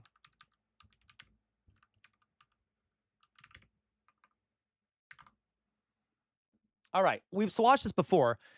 These are, I don't know what these are. What are these? These are macaques. Okay, so macaques are another kind of old world monkey, and they are very smart. They love hanging around humans, and they know how to bargain with humans. They know how to trade with them.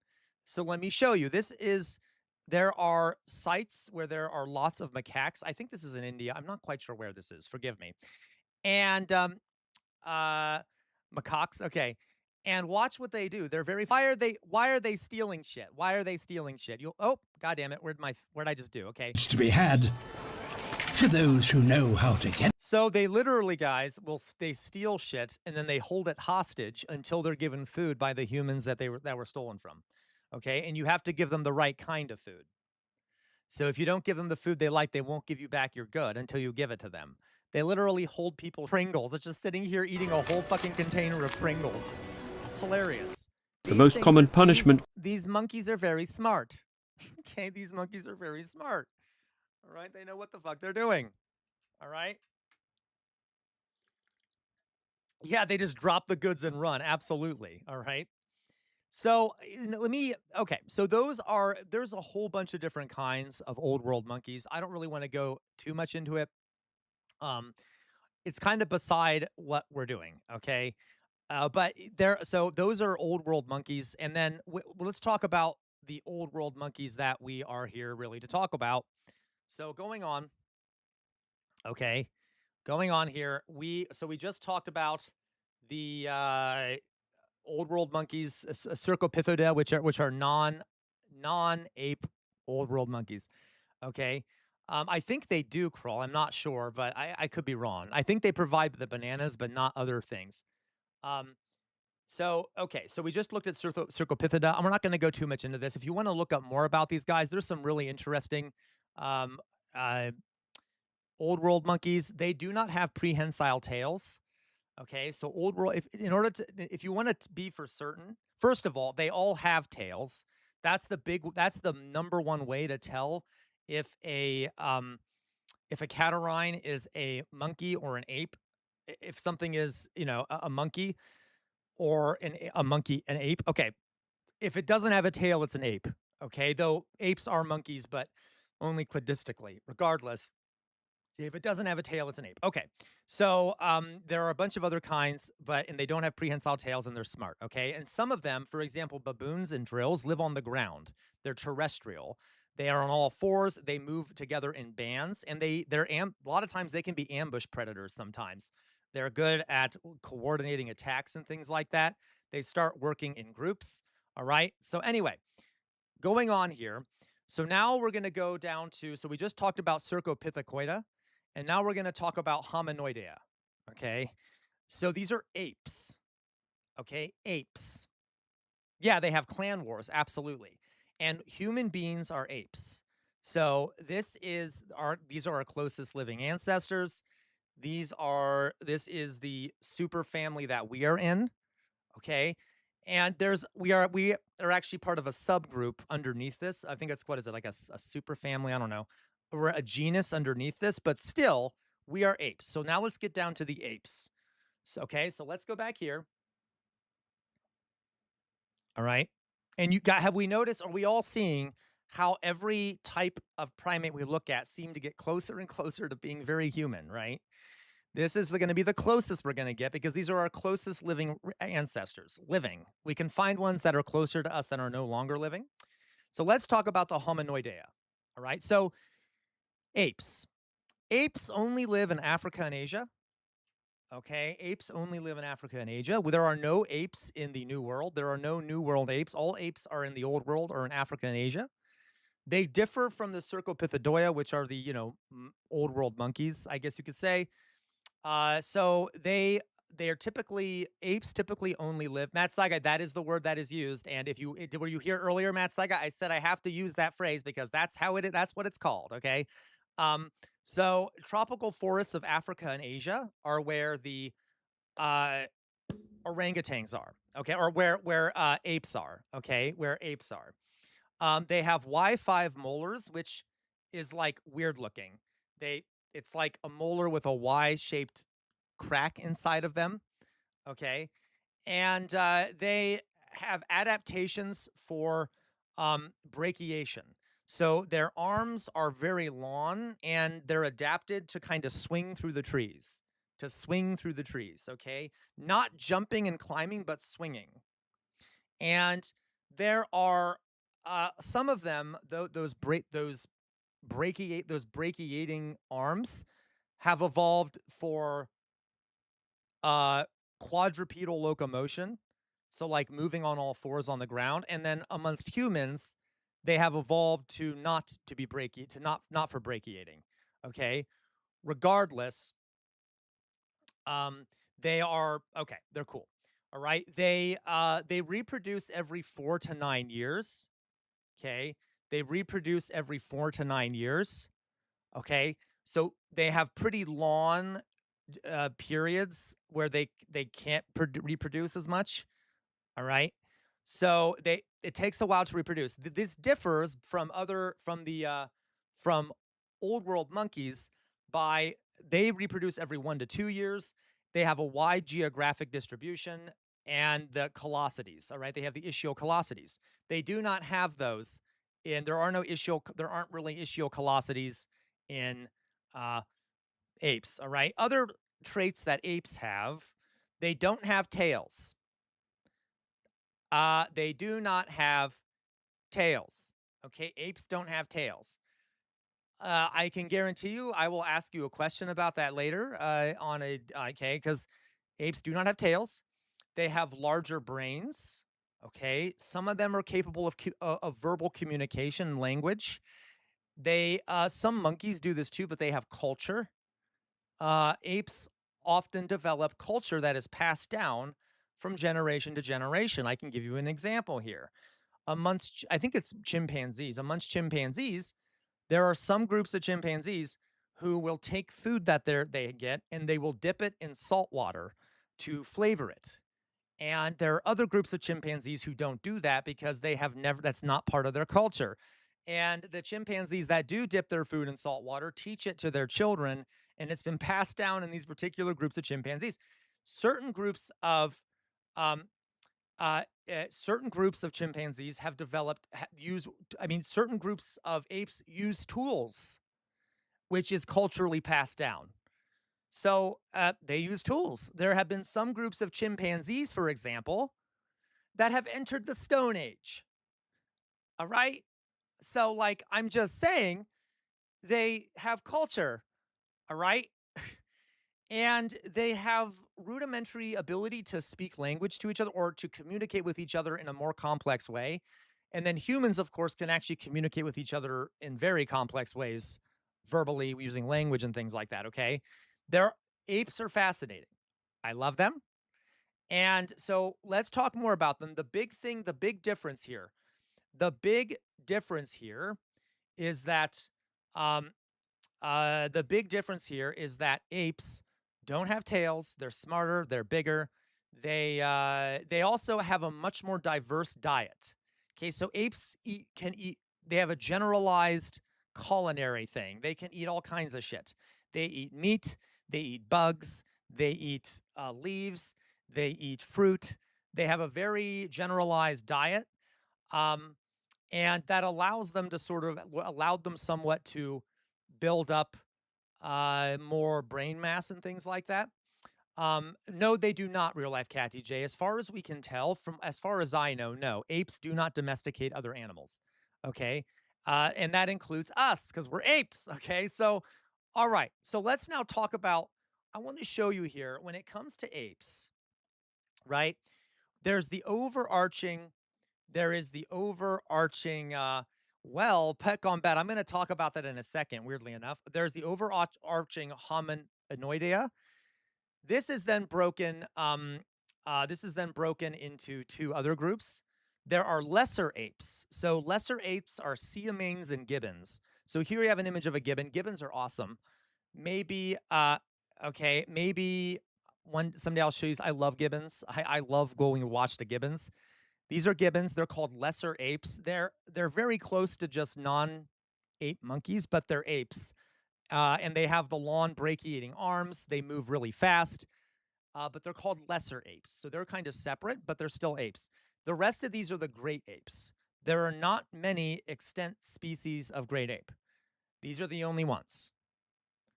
There are orangutans, gorillas, chimpanzees, bonobos, and humans. All right. I agree, Matty Holmes. And the chimpanzees and bonobos are the same genus. Okay. So gorillas, orangutans, gibbons, bonobos, chimpanzees, humans. Okay. And they are all apes. And the closest one to us are chimpanzees and bonobos. They're kind of equally close to us. It's kind of, there's debate about which one is really close to us. We share something like 97% of our genetic code with chimpanzees. Let me see if I can look it up. Percent of our genetic code chimp. Okay. Is it 99%? That's right. 98.8%. Okay. So we share 98.8% of our genetic code with chimpanzees. All right. We're very fucking close to chimpanzees. Now that little percent that we don't share with them makes a lot of difference, but we're very close to them evolutionarily. Okay. They're our closest living ancestors. There are other species of Homo that have existed, Homo meaning human. Guys, we are not the only humans that have ever existed. There's different kinds of humans. We are one type of human, one type of Homo called Homo sapiens sapiens, but there have been other kinds of Homo. All right. So we're not even the only human species, but we're the only ones that still exist today. All right. Though when I look at MAGA, I sometimes think that might not be the case. Anyway, or when I look at the AFD, right? Yeah. Homo habilis, Homo erectus, Homo neanderthalis. We were going to talk about some of these other species of humans. And I will talk, guys, about these other ones later. You're all asking excellent questions. Yeah, they're all still amongst us in the manosphere. But we'll talk about it later, but because I want to talk more. Yes, Dion, I said that there are some groups of humans that seem to be other species of human, like the AFD. Okay, they're more, chimpanzee-like or whatever. But anyway, the point is like you see my point. Okay, so we're very similar, and we're gonna talk later, guys, about some of these species that we developed from. That is partially true, Doug. Okay, because we've killed all the other ones. Someone asked what happened to all the other ones. It's debated. Two things happened. They either went extinct on their own, we killed them, or we bred with them. Okay, so or they evolved. There's a bunch of things that happened. Okay, we can talk about this. So what we're going to do. All right. I gave this presentation a while back. Some of you might remember it was a long time ago, but I'm going to briefly give it to you again. It's not that long, to talk about two kinds of apes in particular. All right. Chimpanzees and bonobos. Because they are our closest living ancestors, I really want to focus in on them. All right. So I'm going to show you we're going to do this presentation. And if you want to read more about this, by the way, you can look at Tree of Origin, which is a great book by Franz de Waal, or you can look at The Living Link Between Man and Beast by Jane Goodall. Jane Goodall recently did. Okay. So died. So I'm sorry, died. Okay. Unfortunately. So, but she's great. So let's quickly talk about this. Okay. So we're going to talk about apes.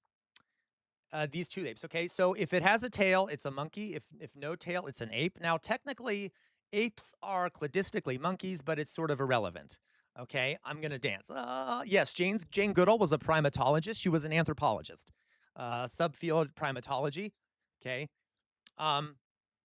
So she was a very famous anthropologist. She discovered, she kind of figured out that chimpanzees were using tools. Okay. So to be very clear, guys, as I said, if it has a tail, it's a monkey. And if it doesn't, it's an ape. All right. I know, but I'm going to jog because I'm trying to talk here. So is this a monkey or an ape? Is this a monkey or an ape? Monkey or an ape? Based off what I just said. All right. Yep. Ape. No tail. It's an ape.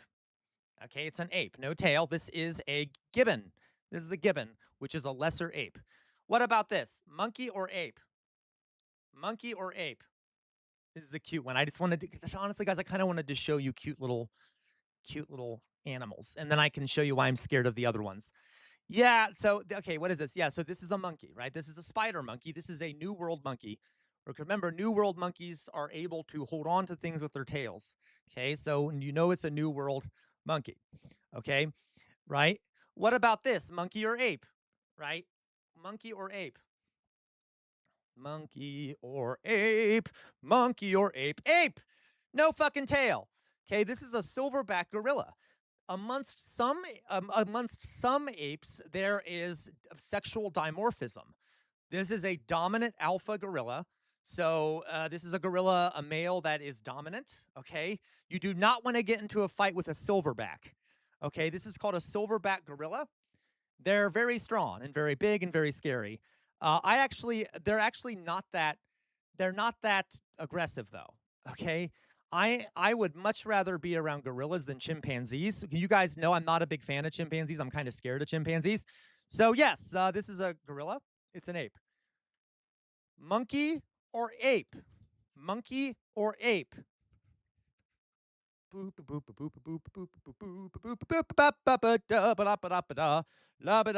Exactly, Maddie Holmes. Okay. What do we think here? Monkey or ape? Little monkey. Correct. Monkey. Some monkeys, like baboons and drills, have very small tail, but if they have a tail at all, it's a monkey. Okay. So this is a monkey. This is a mandrill, and you can see the beautiful colors. This is obviously a alpha.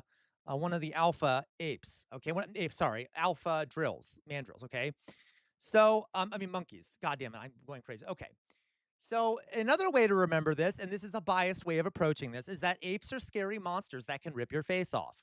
All right, and monkeys are adorable little things that deserve our respect, and that's a direct quote from Casual Revolt, PhD, MD, MA, primatologist. Okay, apes are scary monsters that can rip your face off.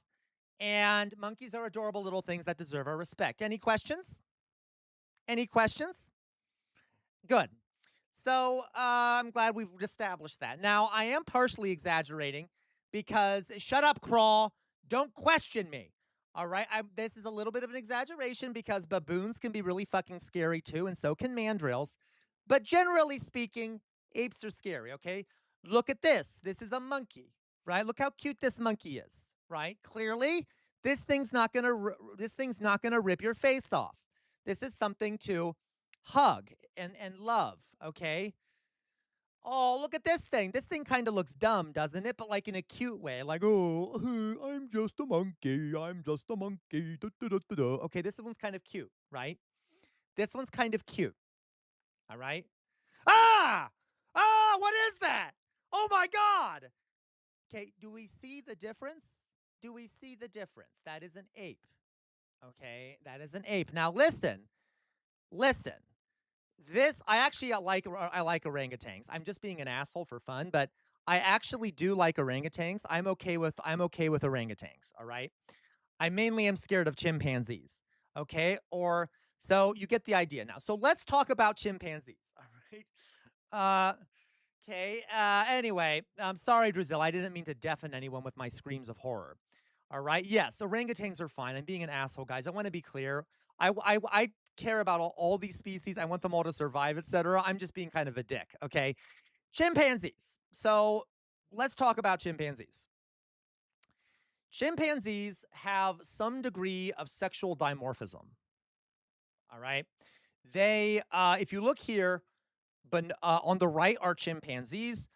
It might be kind of hard to see on your screens, but because of how I have it set up, I'll move it over. Give me a second here. So chimpanzees, guys, are bigger.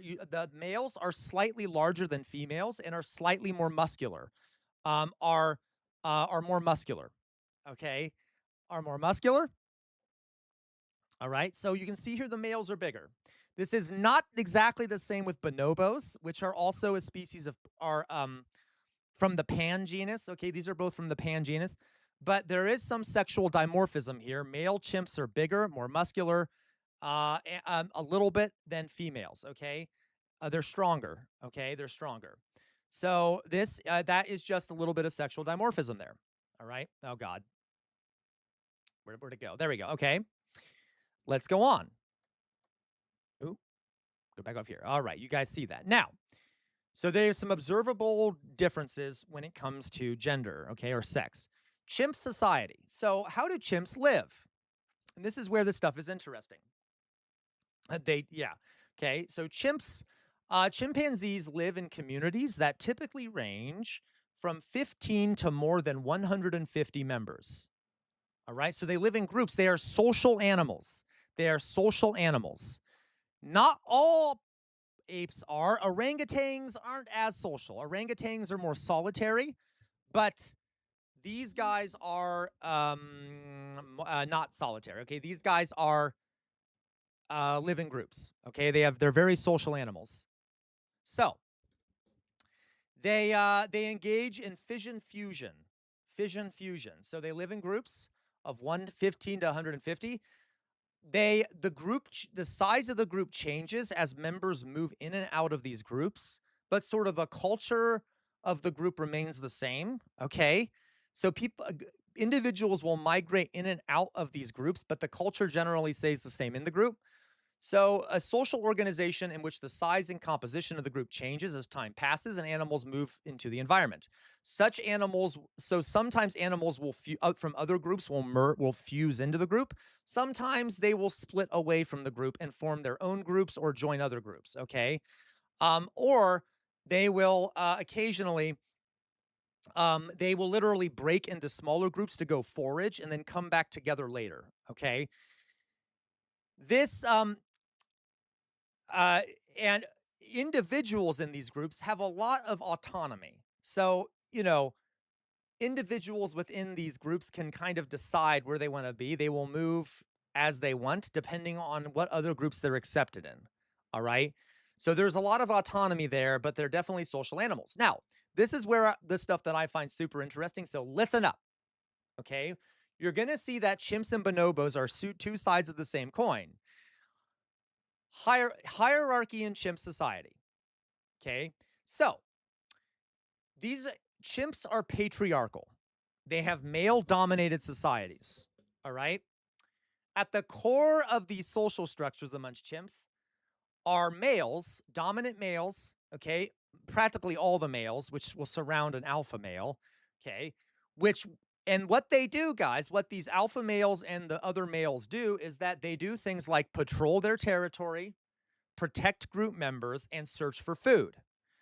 They literally get into wars with neighboring groups of males. They will get into border skirmishes and fight with neighboring groups of males. If this sounds similar, it should. Okay? They literally go on these silent patrols around their territory that are terrifying, where they try to keep quiet and patrol their territory and will ambush other chimps they find along the way that are not don't belong on their territory. Okay? There is currently, by the way, a massive civil war happening amongst two massive groups of chimpanzees in the Central Africa. One group of chimpanzees split into two groups and they have a beef and they've been slaughtering each other. And one of these groups is about to literally completely wipe out the other groups. Yeah, the Nagogo chimps are fighting a massive civil war right now.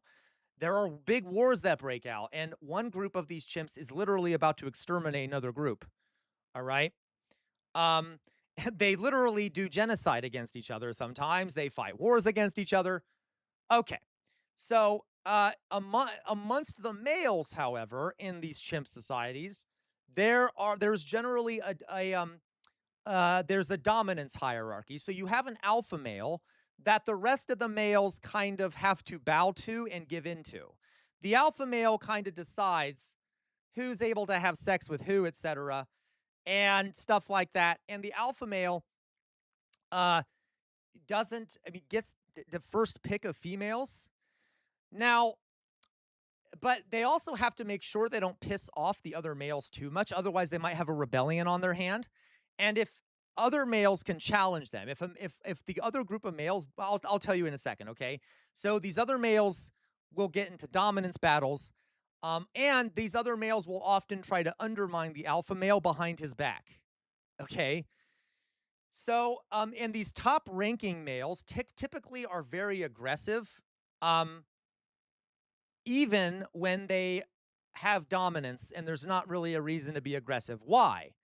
Why do you think these males are always so aggressive, even when everyone agrees with them anyway? Why? Why do you think they're always trying to show how dominant they are? Yeah, it's to maintain order. It's kind of like terrorism, right? Show your strength all the time. Keep everyone in line. Okay, keep everyone in line. All right? So they use terror, they use fear, and they always remind people about how everyone in the group, how dominant they are with dominance displays. Now, I'm going to talk in a second about dominance displays, but humans do the same thing. 100, yeah, Mayflower Kid, they're asshole fascists. Human males often do dominance displays too, and I'm going to tell you what I mean, all right? So, in captive settings, research shows that agreeable male chimpanzees, characterized by low aggression and positive social interactions, tend to live longer. So even though these dominant males, guys, have more reproductive success, somewhat, they have the pick of women and of the females. They often don't live as long. Just like mandrills, if you're the dominant male, you're going to be more stressed. You're not going to live as long. You might get killed faster. Okay. This suggests, by the way, that social bonds and cooperation offer a protective effect. So males that are less aggressive and more socially agreeable typically live longer and are often have more babies. So even though there's a dominant male, it pays to be not to be a nicer male, okay, and to be more cooperative and less aggressive. Interesting, right? Let's go on here. It gets to the point, though, folks, where uh, even though this structure is patriarchal, the females also have a hierarchy, but almost all of them are still below males, okay? Oftentimes, guys, there are different ways in which chimpanzees will resist the alpha male if they don't like them. So it is not unheard of for females, if there's an alpha male that is particularly brutal and murderous towards females, which often happens, or like kills too many of the females' babies, sometimes females will form a coalition against that male and kill them. So if you better not be too cruel to the females, they might form a coalition against you. All right. There's also, so there's sort of three different productive methods here, or like and the reason you want to be an alpha is because you get to have more babies that way. You get to spread your seed farther. Okay. So having one alpha male having a successful alpha male makes you more reproductively successful. You you could also have, uh, if you have subordinates that have strong ties to you, that makes you more successful. So if you're an alpha male that has really obedient males, that gives you more out success. And or if you have an alpha male that has ties to some males, but then those males are allowed to control other males, kind of like feudalism, that also works. And it is not unheard of for there to be sort of revolts where if the other males don't like the main male because there's something wrong with him or he's too brutal or something, they will revolt and kill him and establish a new hierarchy. Okay, so if a dominant male, okay, so when okay, taking a step back here, okay, I know this is a very long presentation today. I hope you guys like it because I just wanted to get through all of it.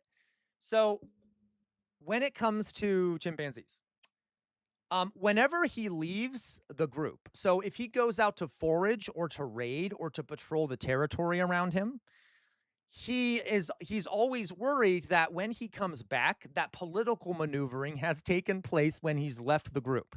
That makes sense, right? If you're away for long enough, you have no idea what other males have been plotting in your absence or if the females have been plotting in your absence. So typically, um, when an alpha male comes back to their group after being out and about, an unusual amount of aggression is displayed upon their return. They will do massive displays of aggression. They will start beating their chests and showing dominance. Let me show you a video of this. Okay, there are human analogs to this, folks. And for the men in here, you know exactly what I'm talking about. Watch. Now to shed some light on everyone's assumptions about the genetic basis for male behavior. In other words, guys like to show off. We just can't help ourselves. So this is an alpha male returning, and what they do is they make a big they throw a fit. They start running through the forest, shaking trees, pounding their chests, making tons of noise, shaking trees. They will sometimes grab other apes and like drag them along the ground just to show their strength and like make this big fucking scene. Okay. This group of chimpanzees is exhibiting behavior scientifically known as displaying. This means that males are playing Mr. Big Stuff to show the other males who is top chimp. Now, these chimps are unable to wear flashy suits, buy a football team, or drive a high-end convertible to show females what they're all about. Instead, they're reduced, or maybe we should say elevated, to this kind of displaying. If you were a female chimp, you would presumably be going wild right now. Yeah, right. Okay. So, guys, the most important thing. Human males do the same shit. Some of them. Okay, we all know them. Think about Andrew Tate. Think about men who are always on the edge of like punching someone and getting into fights and shit like that. Okay, who like, look at my convertible, man. Yeah, I'm so fucking masculine. Okay, now not all people who have convertibles are that way, but men do dominance displays too, especially if they are, human men do, especially if they are. If they feel self-conscious, if they feel power slipping away from them, do they not? Do they not? And I will say that there are like, oh, the thunder's starting. It looks like we're getting a storm now. I will say that that is not necessarily true that females find this attractive. There have been studies that show that females will often, they'll have sex with the main male. Our entire American fascism is built on this nonsense. Correct. Okay. Females will often, have sex with the alpha male, but then secretly will be having sex with non-alpha males behind the scenes. They prefer to have sex sometimes with like the nicer males, the ones that are not doing dominance displays and who are less violent. So although it does benefit you reproductively to be a dominant male, it also, you oftentimes are being cucked and you don't even know it. Because women won't actually like you that much. They might be kind of scared to, I mean, yeah, like, they don't want to show you that they don't like it because they're scared, but they will be having sex behind your back. So women, even if you don't think they have autonomy, all right, they will be engaging in autonomous acts behind your back. Okay. So so just to be clear here, now obviously chimpanzees are not humans, so this isn't a perfect fit here, right? So okay. Yeah, no loyalty, right? These females, like if they're, you know, if they're like, okay, you're the alpha, whatever, you can have sex with me, but and they will oftentimes trick the alpha male into thinking that their babies are his babies when they're not. And the alpha male, if he finds out, will often kill those babies and or the female. So, okay. They will do violence, okay? So anyway, so let's go on here. Um where'd I put this thing? Let's go on here, right? They need a Mari, they do. So, okay. I want to show you something else. All right.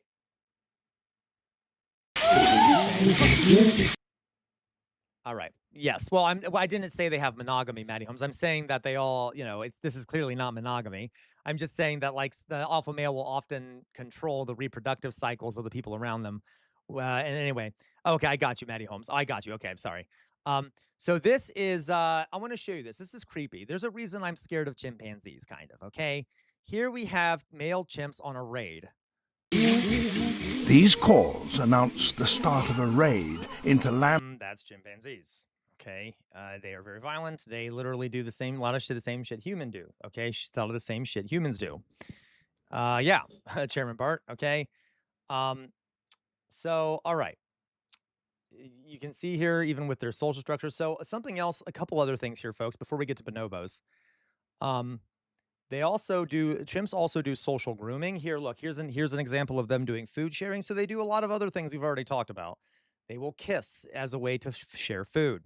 They will groom each other. They use grooming to reduce conflict and form coalitions. That's kind of how you form coalitions, is you groom people that you want to form a coalition with. They groom you back. They will form coalitions. You can tell who is allied with who by keeping track of grooming. That's what lots of primatologists do. They will keep extensive records of who is grooming who, and they can predict coalitions. Okay. And food sharing is something else they do, and that may be the origins of kissing in humans. All right. Tool use. Chimpanzees use tools, depending on the group you're talking about. Nearly all chimpanzees populations have been recorded using tools. They modify sticks, rocks, grass, and leaves and use them when foraging for termites and ants. Nuts, honey, algae, or water.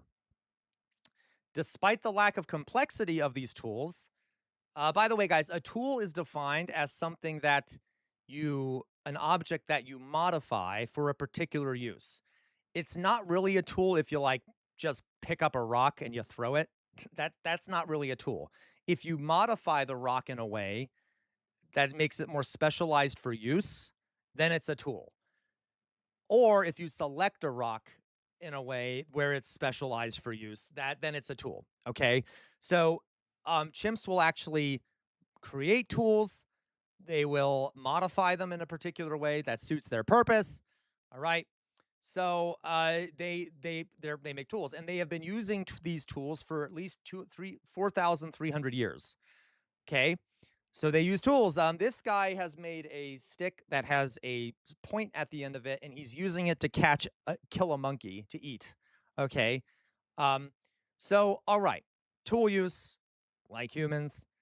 Let's talk about bonobos real fast, and then I promise that's what we'll end for today, because I know this has been a long presentation. I wanted to get through all this. Bonobos. So bonobos are very close to chimps. They are called pygmy chimpanzees. They are also pan. So whereas chimps are very violent and solve a lot of conflict through violence, bonobos are the other side of the coin. All right. And I think both of these has something to teach us about human nature. They are less sexually dimorphic. So their males and females are basically the same physically. Males have a bit more muscularity, but not much. Okay. They're about the same size. Some studies show that bonobos are less aggressive than chimpanzees. Others show that they have about the same amount of aggression. Overall, though, they interact differently as a group than chimpanzees, and I'll explain why. So, bonobos are capable of altruism, compassion, empathy, kindness, patience, and sensitivity. Chimpanzees are too, but not to the same amount as bonobos. They seem to display these things. They seem to be altruistic, compassionate, empathetic, kind, patient, and sensitive, right? So they literally do these things. And I'm going to explain what I mean here. So you're going to see a lot of funny photos with bonobos, okay? They're a bunch of hippies. So amongst bonobos, their hierarchy, they are matriarchal. They are not patriarchal, they are matriarchal. There you go. They are based around females. Now, some primatologists say it depends on the group of bonobos. Some primatologists say that it's a mix of male-female dominance, but some of them are definitely more matriarchal. At the top of their hierarchy is a coalition of high-ranking females, and males typically are headed, and males, okay, but that top group is headed by an old, experienced matriarch who acts as the decision maker and leader of the group. So an older woman or an older female typically leads the group, all right, as a matriarch, and you don't want to piss her off, all right? Female bonobos typically earn their rank through experience, age, and ability.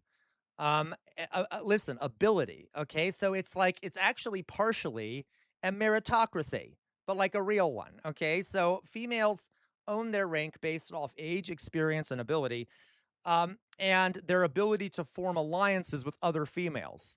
So females focus on allying with each other and forming collective alliances, all right? Rather than physical intimidation. They avoid physical intimidation. It's all about forming alliances through other means, which I'm going to explain how they do it.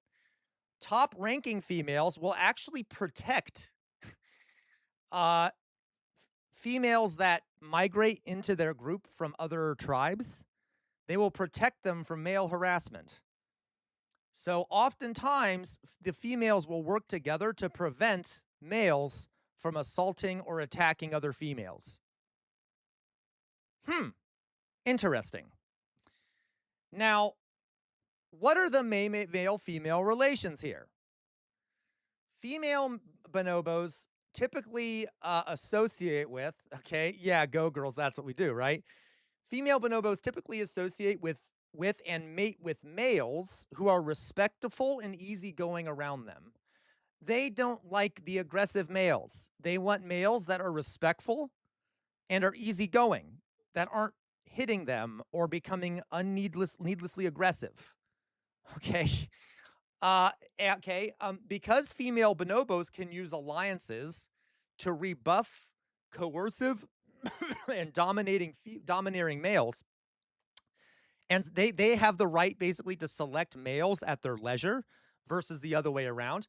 They show a preference for males who are not aggressive towards them. Because if you're aggressive towards them, you're going to be killed by an alliance of females, okay? Females will form alliances with each other, and alliances between females and males do occur. And sometimes they actually form intersex alliances. So if the males are respectful enough and aren't that aggressive, they will be able to form alliances with other females, and there will be co-ed alliances. So it's not like these females are like women only. No, they're like, sure, the males can be involved, but you better be respectful. You better not be a dick, okay? So there are co-ed groups as well, all right? And they engage in things a lot. Look at all this grooming they have going on now. Females often, by the way, secure feeding privileges before males and eat before males. A female bonobo with several allies supporting her has extreme success in monopolizing food sources. So, if a female bonobo has a good alliance, they can literally take over a food source and then decide who gets the food. All right? including controlling which males get the food. Females are also the hunters, though they will sometimes form co-ed parties with males, okay? Um, all right, now we're gonna get, so content warning. It's not real content warning. These are animals. They fuck. Bonobos love fucking each other. They just love having sex all the goddamn time.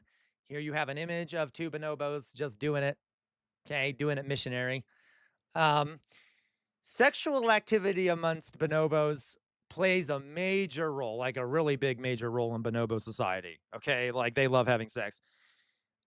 Being used as what some scientists, it is literally used as everything. Yeah, Mayflower Kid. They will when they say hello, they'll have sex. So when you say hi to it, when one bonobo says hi to another, they will fuck. Okay. When they want to form a social bond with each other, they will fuck. Okay, I should stop using that word. They will mate. All right.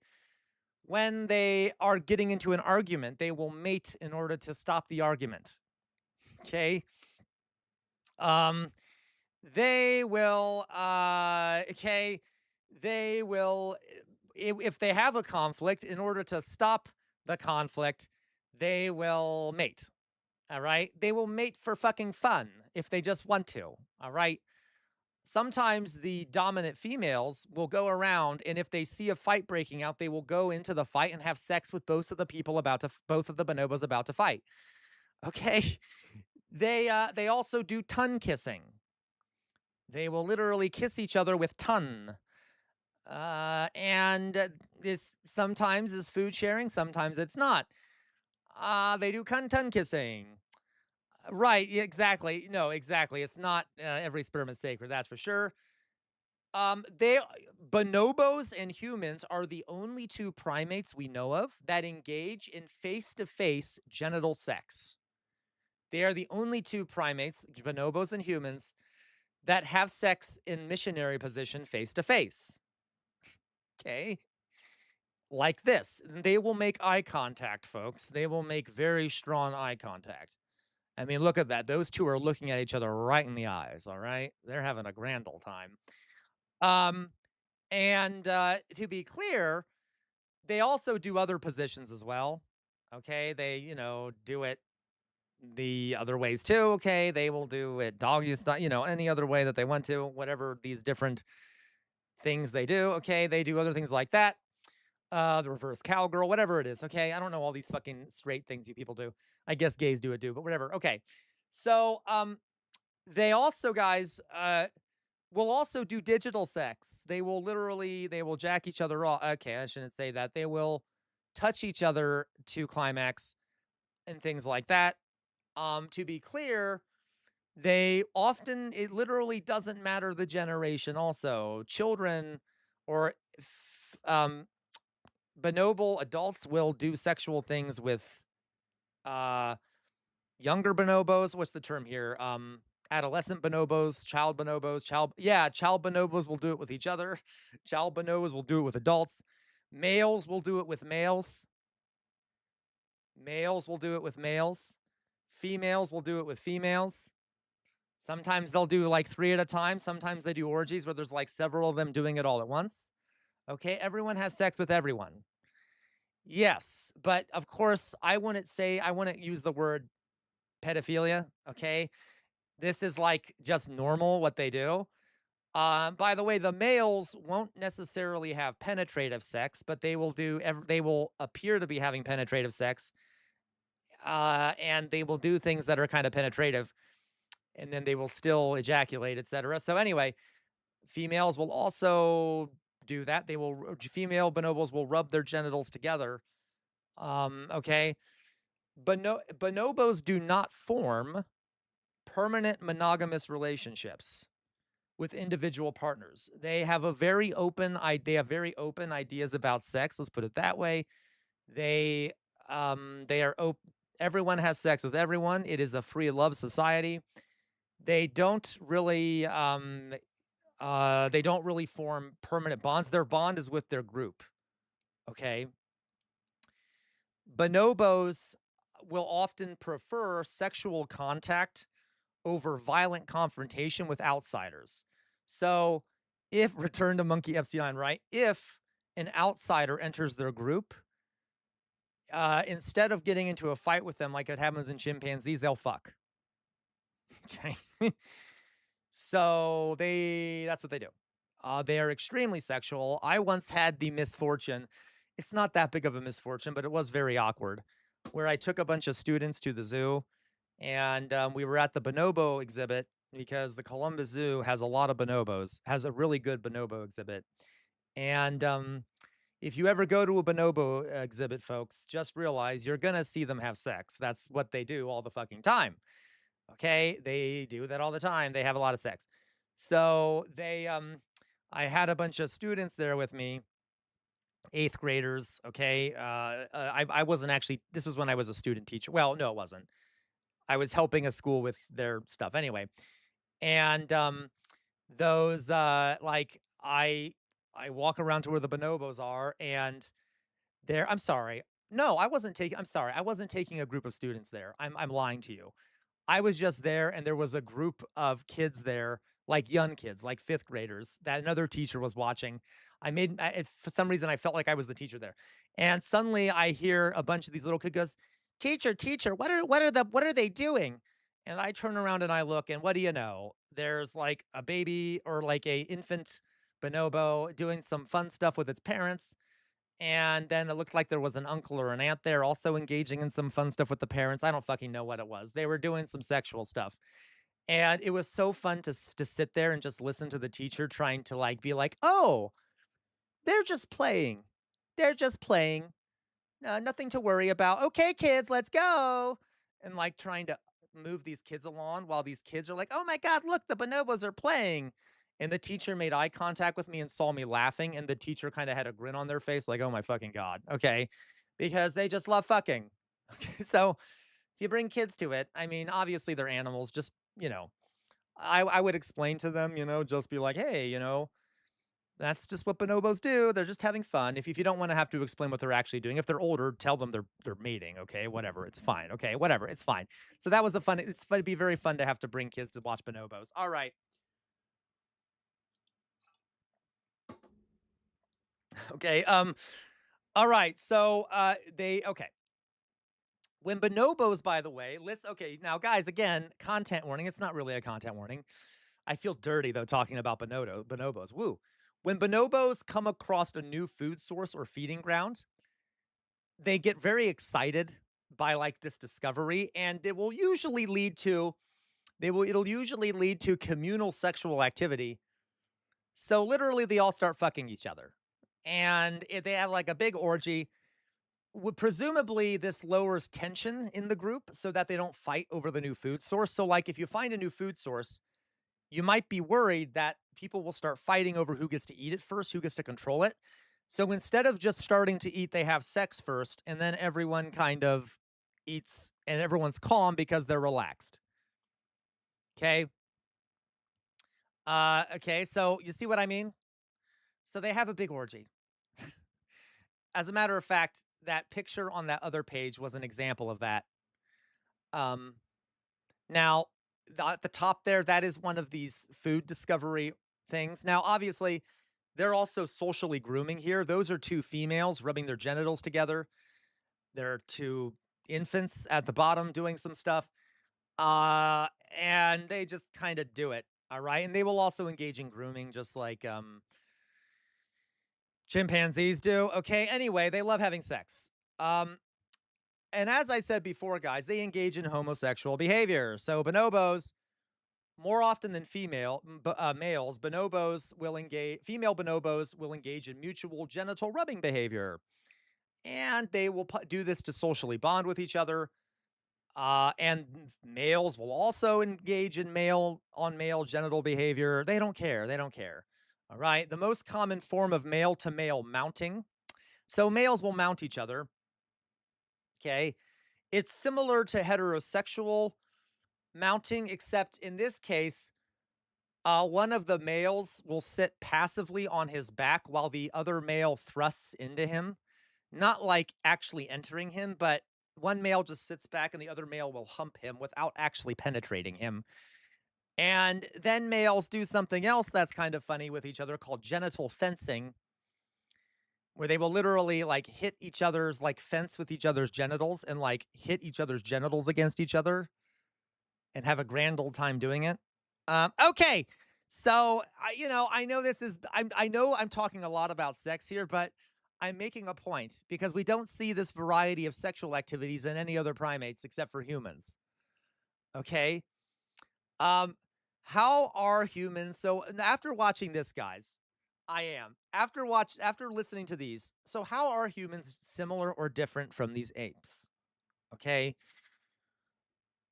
Many things. All right. I'm going to show you another video here real fast and then we'll be done. I make a very short video. But there are parts of both chimpanzees and bonobos that we engage in.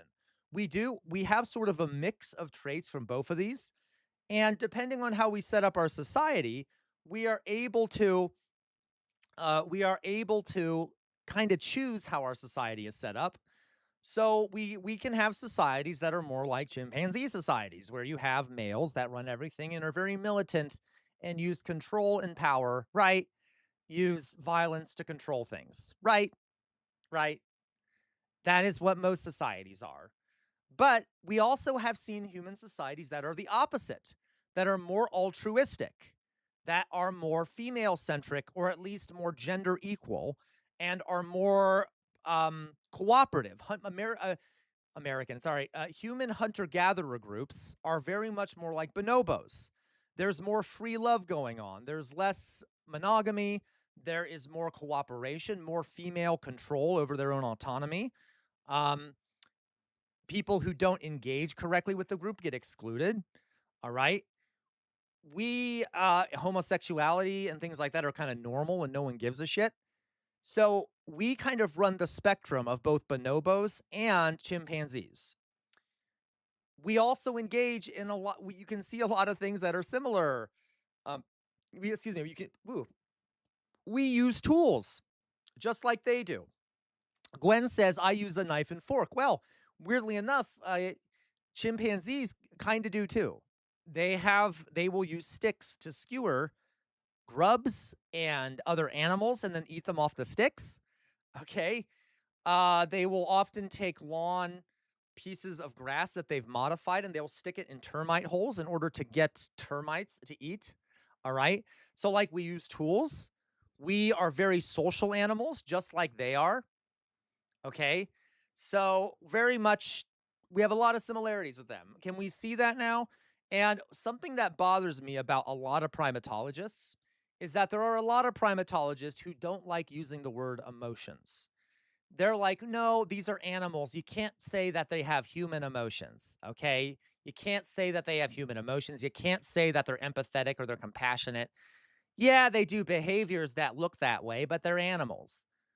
Well, that must be the same for humans then, because we do those same things, but from the outside, we can't be certain that there's emotions going on, right? So how do we know? What's the fucking difference? They have emotions, okay? They are literally, they have emotions. They have similar emotions to us. They do things like empathy, compassion. They get angry. As a matter of fact, guys, chimpanzees, they display grief. They will weep, guys. They will be very sad and depressed when they've lost someone. I'm going to show you another example here, okay, that I found for y'all.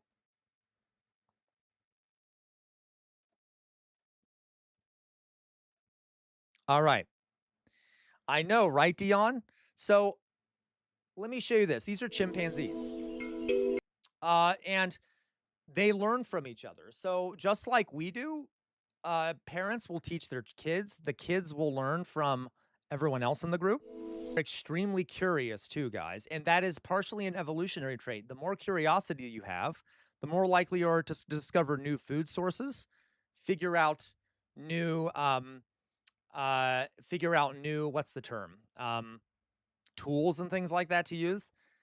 No, listen, it's not that I don't like them. I don't really, they scare me sometimes, okay? Chimpanzees kind of scare me sometimes. It's irrational.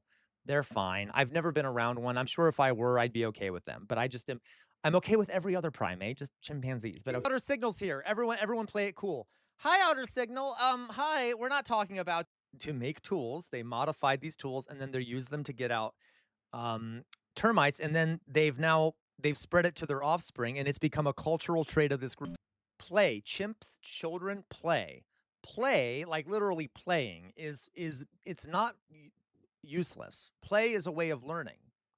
Okay, when kids play, it is often an attempt to they will often mimic adult behavior.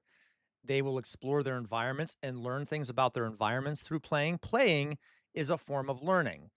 And we have a weird sense in our society that play is sort of a waste of time sometimes. There's this notion that like kids should be working. Okay, not completely, but it is coming back. Make sure kids are doing something productive, like learning piano or whatever. But play is learning. Play is, non-controlled learning where you explore your environment, you learn independently, you learn how to interact with other people. All right. So what this kid is doing is playing, but learning to fucking use tools. All right. So you guys get the idea here. We're going to stop there for today because I know this has been a very long presentation. It's almost 4:30 already. So I'm going to, how long have we been going for? Like 3 hours. All right. So there you go. Those are chimpanzees. Those are apes. We have a lot of similarities with them. There might actually be one more. I think I wanted to show you. Yes, Dion, I think we should. Now, obviously within reason, Dion, like make sure you monitor your kids when they're playing, but not like oppressively. Like it depends. You got to make sure the kids are safe at the same time. Let them play more. Yeah. Can I one? Okay, you know what? I'm going to show you one more. This actually, I saw this 2 weeks ago, and I wanted to show you all, but I'm like, we're not talking about apes, so I'll show it to you now. This is from 2 weeks ago. This is that's so funny. U.S. conducts 11th night of strikes on Iran. Jesus. Okay, I know, Dion. Whatever. I hate you, Dion. Whatever. You learned something, Dion. Okay.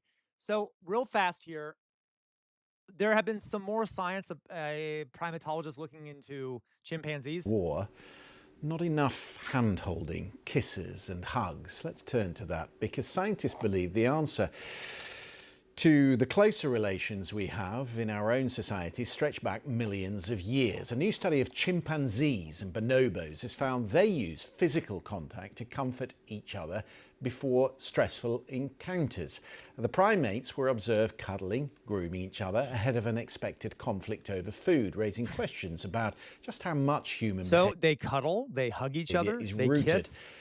In our animal cousins. Maybe we have something to learn from them. Let's speak to Professor Zanna Clay, who is a primatologist in the psychology department at Durham University. She's also senior author of this. You get the idea, right, guys? I just wanted to point that out. Okay, and we're done with that. We're done with the primates for today. I'm going to put my face up for a second.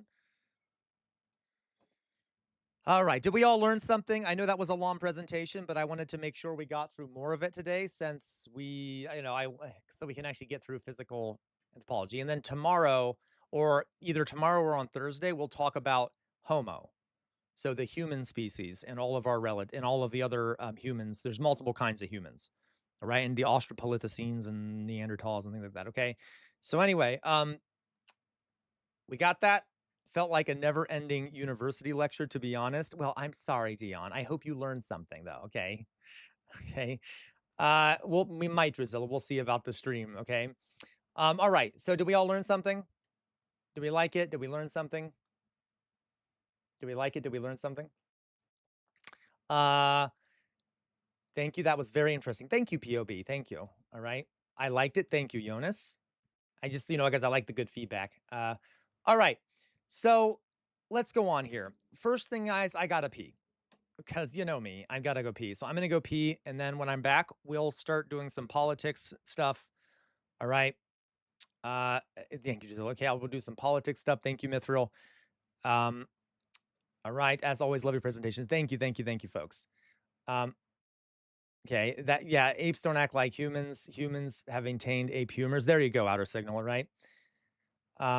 Thank you, POB. All right, so let's go on, guys. Well, first let me go pee, and then I'll be right back. So give me 1 second. I'll be right back. Stay here. I demand it.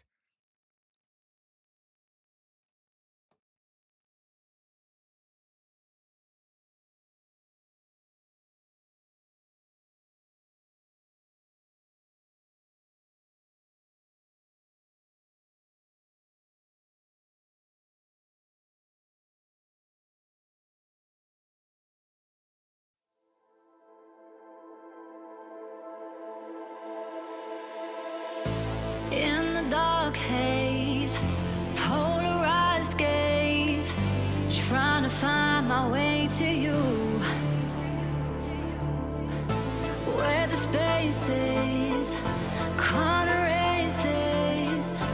You're the feeling that I choose. I'm tired of running, 'cause you lost the feeling. You're disconnected in your touch. Are you believing in what I'm seeing? Or did the high life get too much? It's all on you now to figure out how. You lost the fire in your eyes, 'cause I can't change it. What you're wasting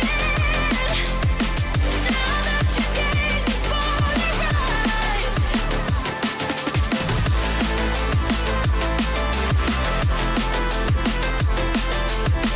Now that your gaze is polarized.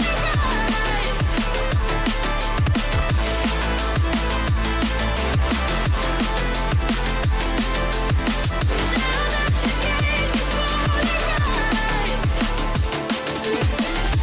When the haze clears all of your fears, now we have nothing left to lose.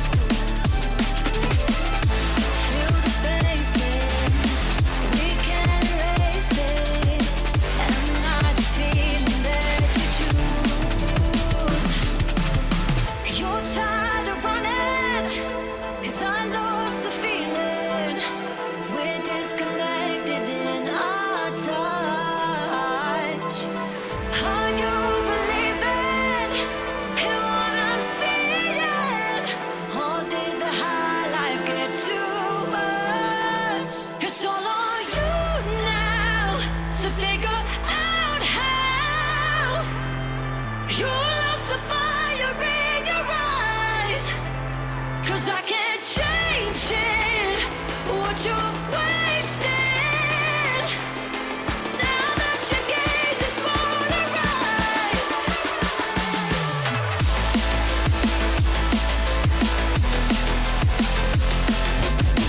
You lost the fire in your eyes.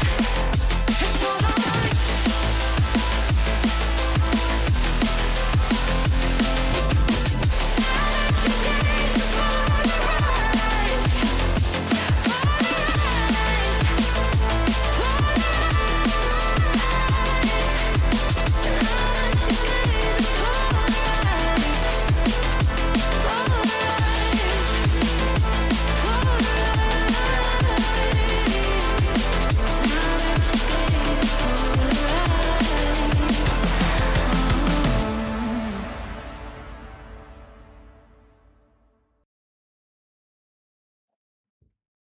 All right, folks. Hello, we're back. Let me hand out some boops. Let me hand out some boops. First of all, Dion gets a boop. Boop. Pob gets a boop. Boop. Drusilla gets a boop. Boop. Mithril gets a boop. Boop. The Ponder Monkey gets a boop. Boop.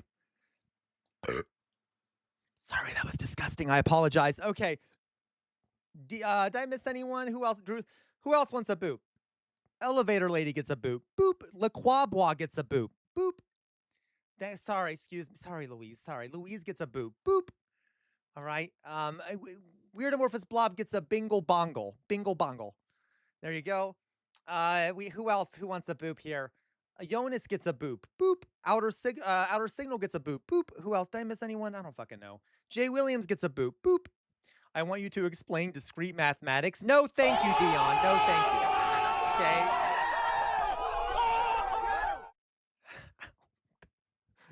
Thank you, Peck on Bad. That was very weird. Thank you. Peck on Bad gets a boop. Boop. Fetty gets a boop. Boop. Real Life Cat DJ, you get a boop. Boop. Anyone else want a boop? Did I miss anyone who wants a fucking boop? Any other boop? SoCal gets a boop. Boop. Your tears bring me joy, Dion. I'm just kidding. Oh my God, I'm an asshole. Fetty, so happy to see you, twin. You look good today. Oh, thank you, Fetty. Oh, thank you. Well, thank you. All right. Anyone else want a boop? Oh, Mayflower Kid gets a boop. Boop. I'm not sure why, but the YouTube chat keeps disconnecting and reconnecting and disconnecting and reconnecting. Okay. So, guys, we will let's continue now, shall we? That is not true, Dion. I am definitely not. Okay. All right. So, guys, let's go on. We are so let's talk. Let's do some political shit. Obviously, some political / history shit. There was a video I wanted to watch with all of you. Oh, kitty cat. Peck on bad. I'm also kind of disturbed. What is going on with that cat? Okay, thank you, Peck on bad. Thank you very much. Okay, let's head back to face the world's realities. All right, we do have some other things to talk about. Let me do a little bit of self-promotion here. First, folks, if you like the content, you can become a member on YouTube for as little as about $1 a month. Or you can send me jewels, I think they're called on YouTube, or you can do a super chat. That's the only way to guarantee I'll read out what you say aloud. Okay. If you're on Twitch, you can use Amazon Prime. If you're on Twitch, yeah, POB, I'm sorry. I need to set that shit up. Okay. POB exclamation point YouTube. Yeah, I need to set it up so that you guys can do put in commands, because I don't know how to do that. I need to figure out how to do that. I need to figure out how to put in commands so that you guys can just pull up the YouTube links and things like that. But if you want to find them, I've been trying to help you set up a bot. Thank you, LaQuabla. I'd love that. If you can find the link to the YouTube on it's pinned in the chat on Twitch, and it's pinned in the chat on YouTube. Okay. Well, the Twitch is pinned to the chat in YouTube, and the YouTube is pinned to the chat in Twitch. Okay. All right. So, oh, that's okay, Mithril. Thank you for stopping by. Thank you, LaQuabla. All right. So anyway, you can become, if you have Amazon Prime, you can subscribe for free using Amazon Prime over on Twitch. That would help send me some of Jeff Bezos's money, which I would deeply appreciate. Or you can subscribe regularly. That is the only way to be sure you won't see any ads on Twitch. Okay, so if you don't want to see ads on Twitch, subscribe. Okay, subscribe, or you can subscribe for free. You can also send me bits on Twitch, or you can use the attack feature, which if you look at your screen, you should be able to find it. Which will allow you to throw shit at me for money, okay? Which is fun. Okay, let's go on here, guys. I rely on donations basically to survive. So anything, accept anything. You can also, right here beneath my face is the QR code for Buy Me a Coffee. You can also, if you want to anonymously send me something or send me a personal message, you can also use that QR code or the link in chat to send me a Buy Me a Coffee. Okay. So let's go on, folks, shall we? I saw a video, I think Meowzord recommended it, on YouTube here. Let me see if I can find it. It's what do you think called, this is one of our favorite people, okay? And by favorite, I mean we hate him. We don't like this person, all right? So this is, I'm curious about how this is going to go. This is what's his face? What's his stupid face? What is his goddamn stupid face? Nick Shirley. Now, for those who don't know, I know, I'm sorry. Nick Shirley is probably one of the dumbest people on the planet. Listen. Oh, it was you, LaCroix, who sent it. Forgive me, okay? One of the dumbest people on the planet. Excuse me for saying that, but literally, it's like watching a brick wall whenever he speaks. Anyway, he is a right-wing guy, but is not that bright. And he went around New York, I think, and was asking Americans about the rise of communism in the United States. Now, I don't know how this is going to go, but does anyone want to make predictions? What do we think we're going to hear from people when asked about communism in the United States? Let's always, for fun, we can make some predictions. What might some people be saying? Okay. When asked about communism, I suspect we're going to hear some stupid shit. I suspect people are going to be like, oh, I hate communism. So many people died under communism. They're not going to know what fucking communism is. They're not going to know whatever it is. Yeah, it's un-American. I don't want to end up like Cuba. We're probably going to hear all kinds of dumb shit. And we're probably going to hear people saying that certain things are about communism that aren't communism. Sorry, Tater Tot. I know you're going to have to suffer through it with me. Yeah, there you go, Dion. Something about communist Biden and Kamala, which is hilarious to me. because they're fucking right wingers. But we probably will hear shit like that. So I'm excited. Okay, I want to see how this goes. So let's do it. Let's do it. Big business is communism, right? Jesus, nationalizing industries is a violation of our freedom, right? They probably don't even know what that is, right? Okay, so let's find out. Communism here inside of America. You know what? It's not surprising. But I think I'm pretty pro-communism. Yeah. I'm pretty pro getting rid of prisons. I am married.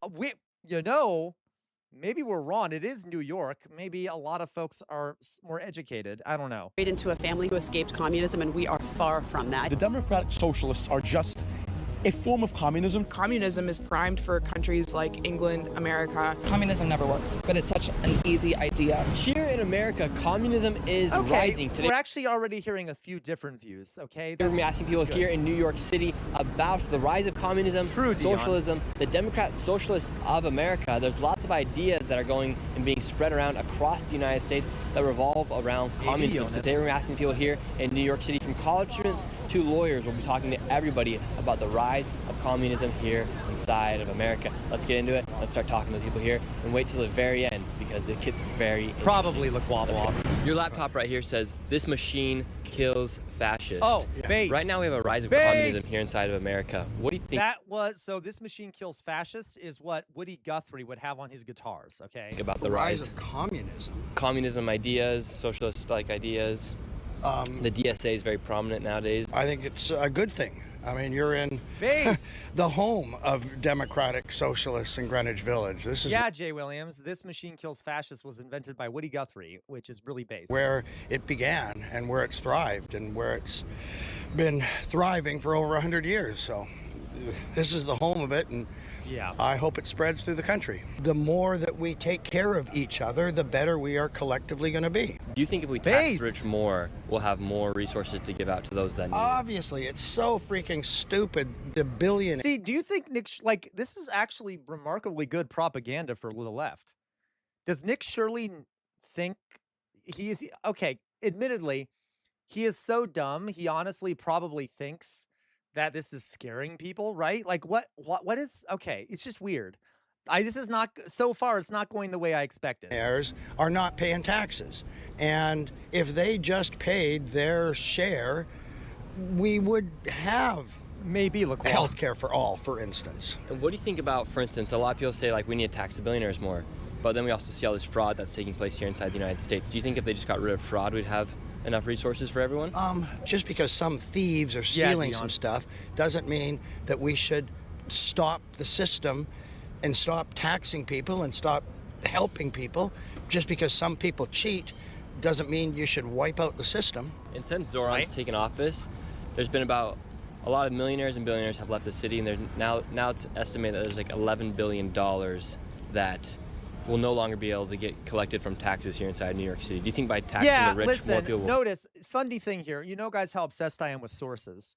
So whenever someone puts a source on the screen, I look very carefully. And so a lot of people say, like, we need to tax the billionaires more, but then we also see all this fraud that's taking place I think I know what that source is. Inside the United States. Do you think if they just got rid of fraud, we'd have enough resources for everyone? Just because some thieves are stealing some stuff doesn't mean that we should stop so I went way the too far system back. That's okay. And stop taxing people and stop helping people.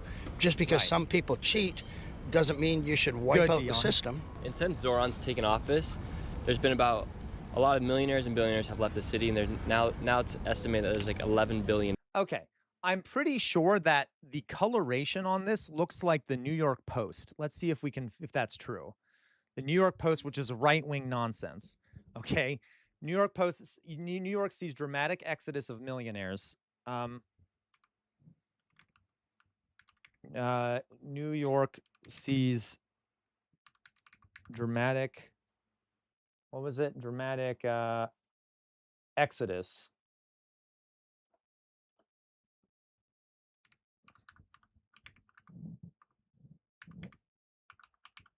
of millionaires.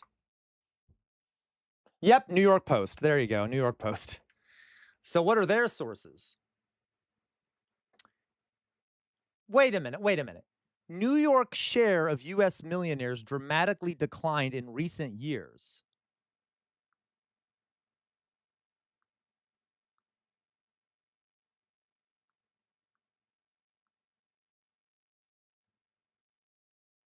in recent years. So they have already been leaving the city. So this has nothing to do.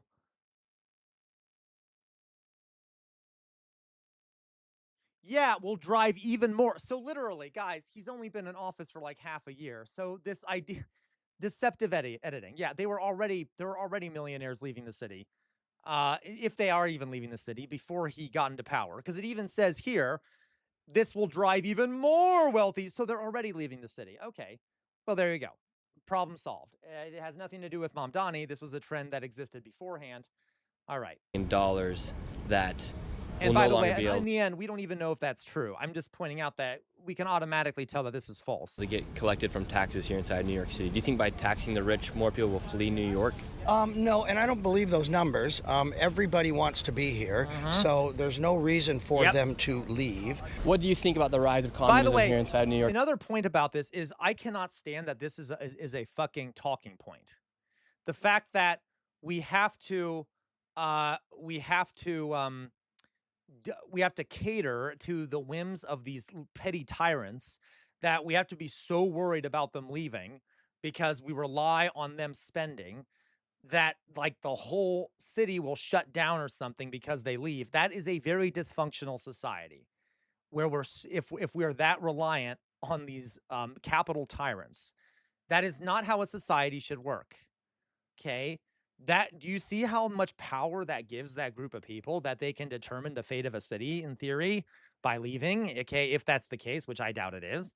It's a big fucking problem. And I think that, you know what they should do? They should like do a massive leaving tax. If like I don't think they can do it, but if they do leave the city, they have to pay like 30% of all their money to the city. Anyway, I don't know.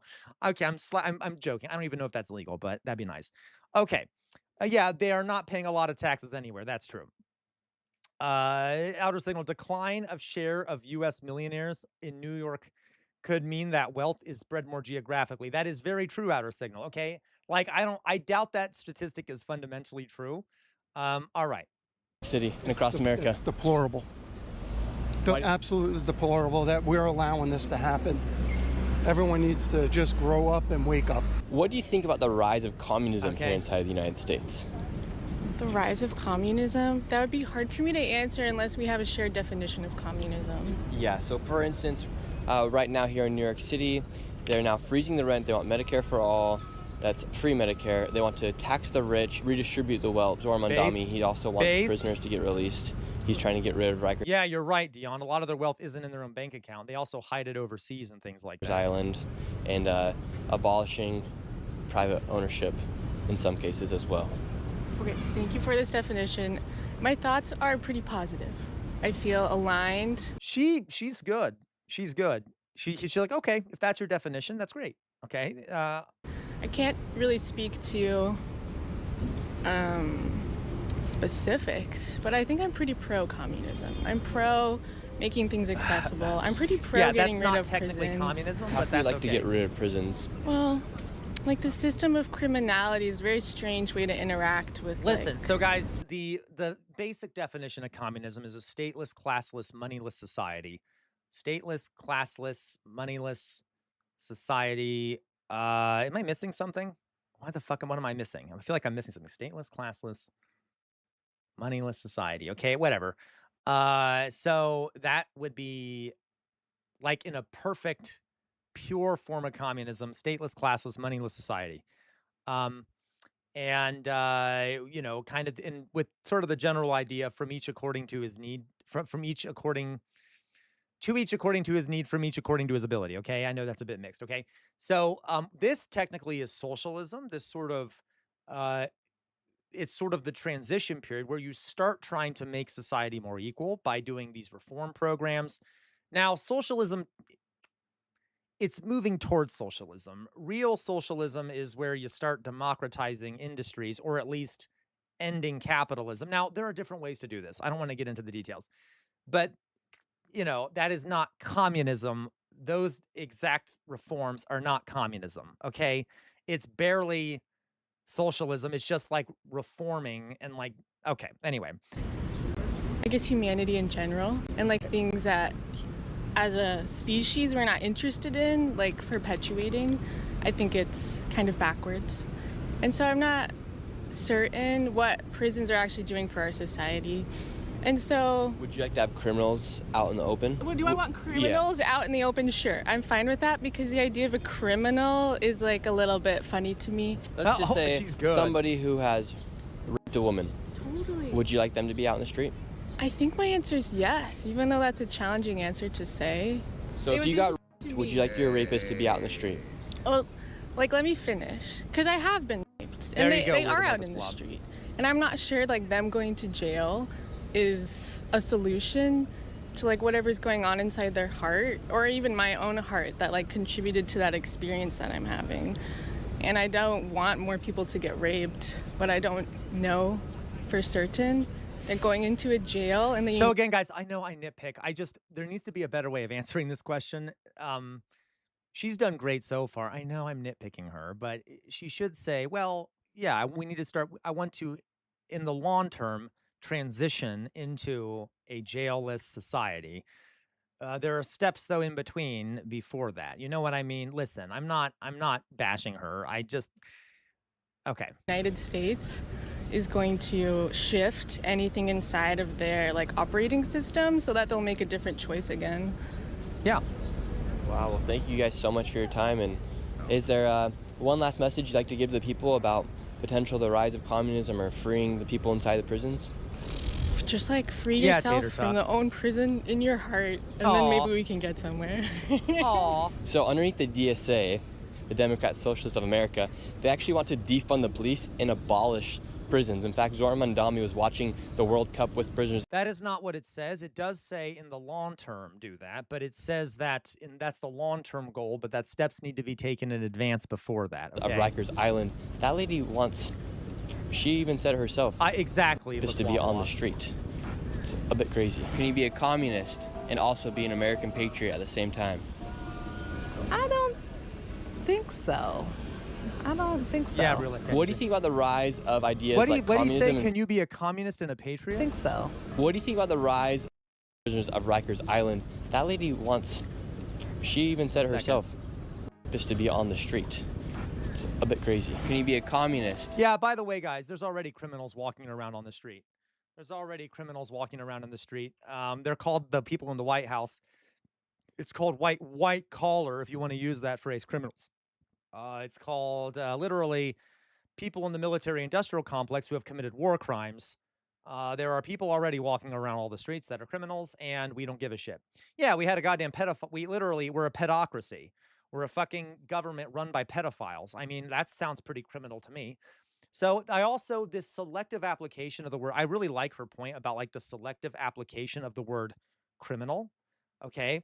Criminals are people that are scary to me, white Nick Shirley, me, white, slightly wealthier Nick Shirley, right?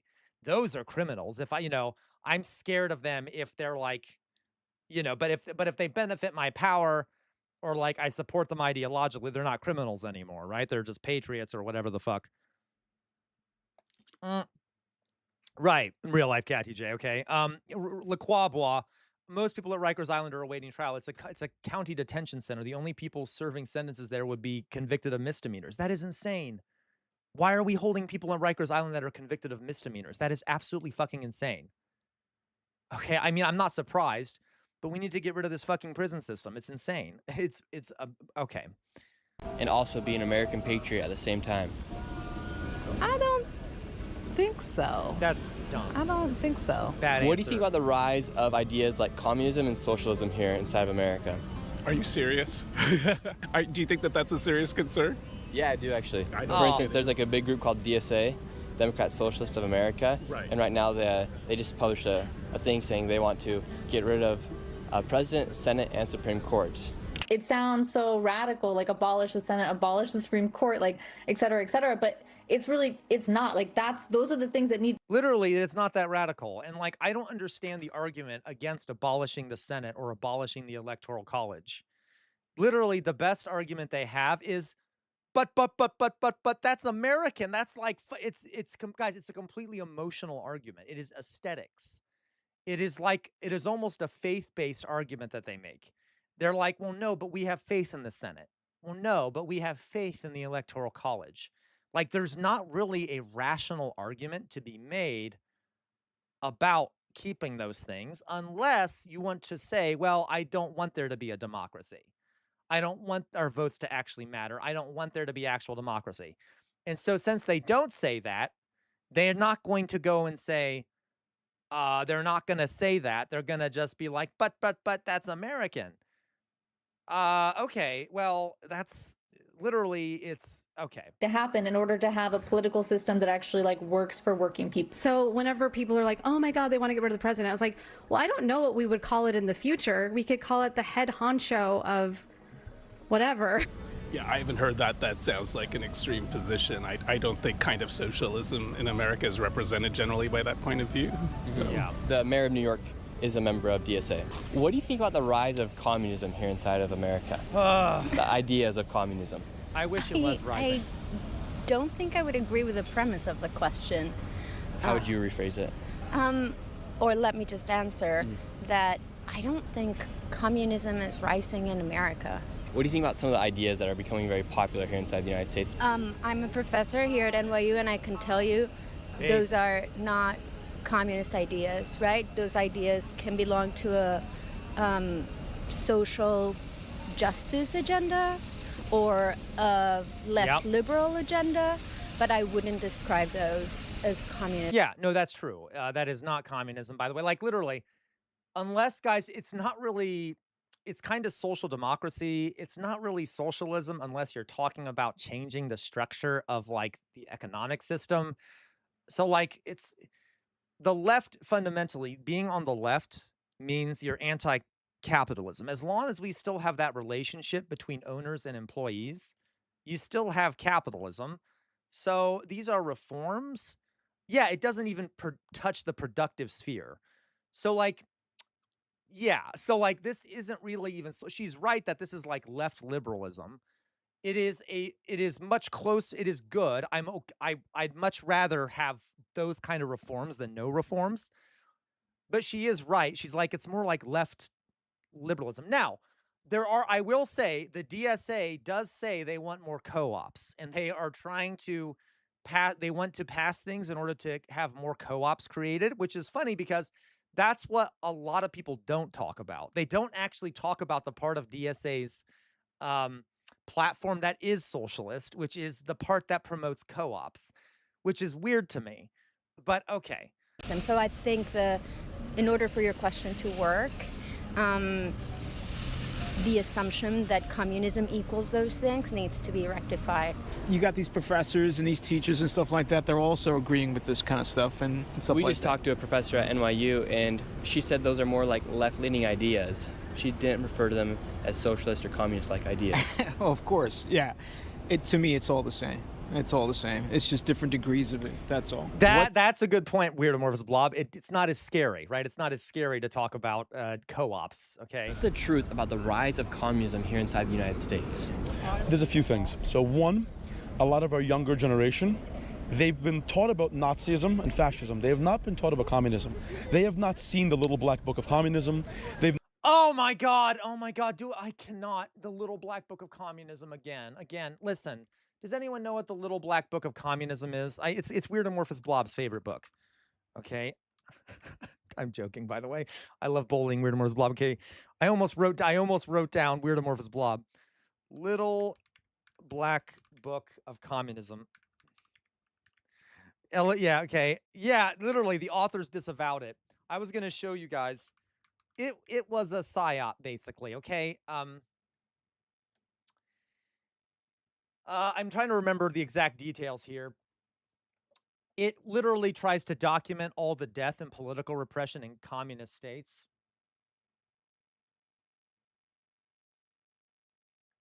Trying to feed here.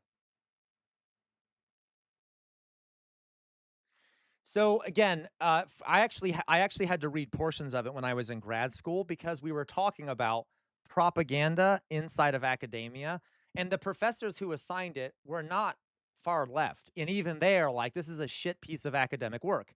So the work was praised by a broad range of popular press publications and historians, while academic press and specialist reviews were very critical and were and criticized it for massive historical inaccuracies. Okay, so like academics are like, no, this is bullshit. But a lot of popular press groups, which are much more biased because they operate within the capitalist sphere and under influence of elites, said otherwise. All right. It literally compared communism to Nazism.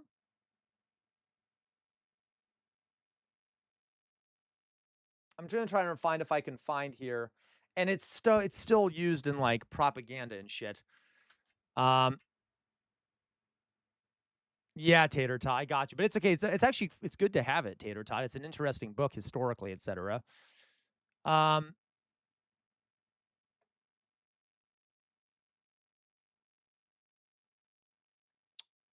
going to try and find here. Yeah, they morally equivalate communism and Nazism.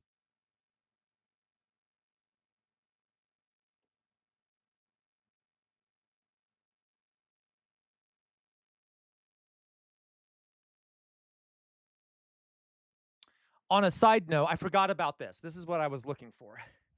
When the book was published, there was a trial going on in France of a Nazi collaborator, okay, named Maurice Papon. All right. And the introduction to this book was used as evidence in the defense of this Nazi collaborator. That tells you all you need to know. Okay. Okay. So like, that's kind of disturbing, right? If someone defending a Nazi in court is using the intro of the book to defend him, that's pretty awful. Let's see here. Weirdomorphous Blob. They count decreased birth rates as deaths. Yes, they count deaths from Nazis as deaths. Like, so when the Nazis killed a whole bunch of people in the Soviet Union, they count those as deaths under communism. All right, like really crazy shit.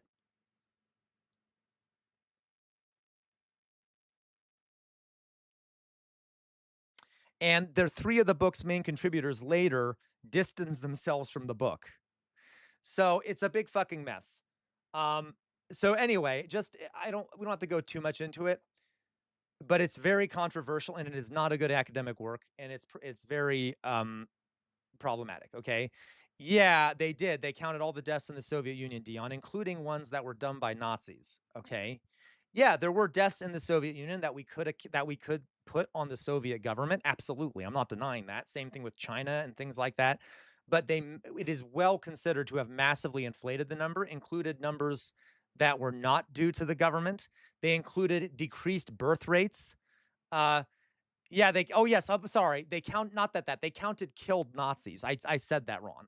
They counted killed Nazis as victims of communism. They also did count some Russians who were killed by Nazis, and it was evil. Okay, it's really bad. It's really bad.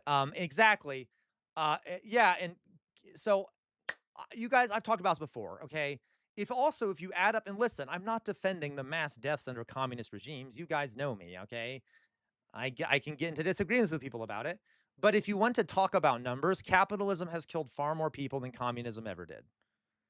Like seriously, if you look at numbers, because it's not right to compare communists to fascists. Fascists are their economic system is capitalism, so you'd have to compare capitalism, and capitalism has killed far more people than communism ever did.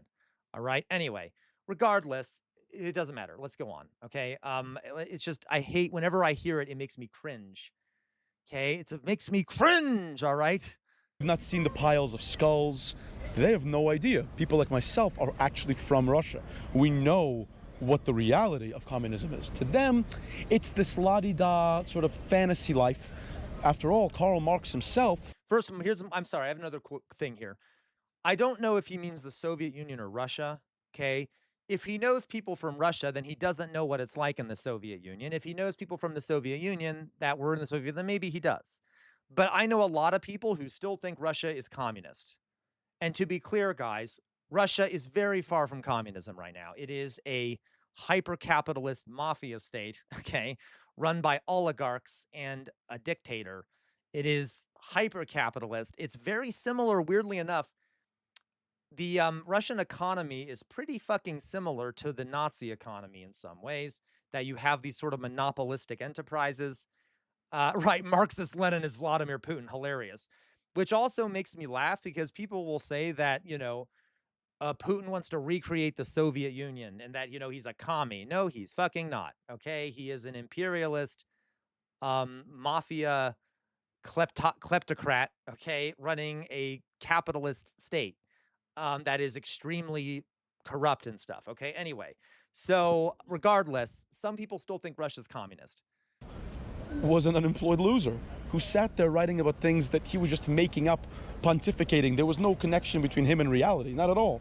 So that's one thing, right? The other thing is that we have, I think, someone called John Doyle, who's on the internet. He refers to it as what was it, gay race communism, Exactly, right? So Dion. Yeah. And to be clear, he also, in that famous speech, you're right, Weird Amorphous Blob, he literally said that he wants to rebuild the Russian Empire, which is pre-Soviet Union, okay? Now, to be clear, I hate Putin. And I do think he's an aggressive imperialist, and I do think he would love to rebuild the Russian Empire, okay? But okay, whatever. it's not just white liberals with communism. It's now also this like weird anti-white, anti-oppression, this idea that the only way to make up for some sort of white guilt people have is to redistribute assets, and it has to be done in these kind of multicultural, sort of largely failing cities. And then there's a third thing, and I think this thing is something that's very scary and we have to really be aware of. And remember this guy because we'll be coming back to him in just a moment. He actually has something very interesting to share. And while we're making this video, we want to make sure that all perspectives and opinions are heard in 1 million views in much time. Right here can use Opus Clip. All right. Use code Nick. I promise you guys, Opus is a game changer, and if I can use it, you can use it. And if my mom right here can use Opus Clip, so can you. So can you. If I can use it, I guarantee you can use it. Oh my god. Oh my god, he has his mommy with him. Listen, I don't blame people who, I'm not trying to shame him, but that is kind of silly, right? He definitely needs someone to help him out because, he probably isn't cognitively able to do it himself. I'm sorry, I shouldn't say that. That's kind of ableist, but that simple. Go ahead and use the link in the description or in the pinned comment down below. And now let's get back into the video. And then there's a third thing, and I think this thing is something that's very scary and we have to really be aware of. Not everyone knows about this. It's called the Red-Green Alliance, which is basically... I'm already concerned about this. The Red-Green Alliance, okay? That Islamism, which is very... Oh my god, this is what it is. Oh my fucking god. Oh my god, I can't do it. The idea of that the left and the Islamists are having a lot. This is unbelievably stupid. Oh, are you kidding me? All right. Much focus on conquering the West has seen that the best way to infiltrate... This is like the Judeo-Bolshevism argument, right? Like the Jews are allying themselves with the left. Okay, it's very similar to the Nazi argument, except in this case it's Islam and the left, okay? The West is to undermine its nationalist institutions through communism, because communism always inherently has been... By the way, that sounds based. I would love to undermine our nationalist institutions. Anti-nationalist, and has been obsessively humanist and obsessively egalitarian, right? So it wants to abolish borders, it wants to abolish nations. It's all about class, and it's all about everyone being one soup of humanity. And these Islamists are smart. People don't know this. In the 79 Islamic Revolution in Iran, the Ayatollahs rallied all the students with communism. We're going to be together. And then the minute they So, okay, this is complicated. There were some, I guess you could say, policies that were more progressive that were implemented under the Ayatollahs, okay? There were, namely, we get to control our own oil, which is nice. They're not fucking socialists, though. I definitely wouldn't say that. They're not exactly socialists. And yeah, they were absolutely crushed there, Weird Amorphous Blob, by the communists were crushed by the Islamists.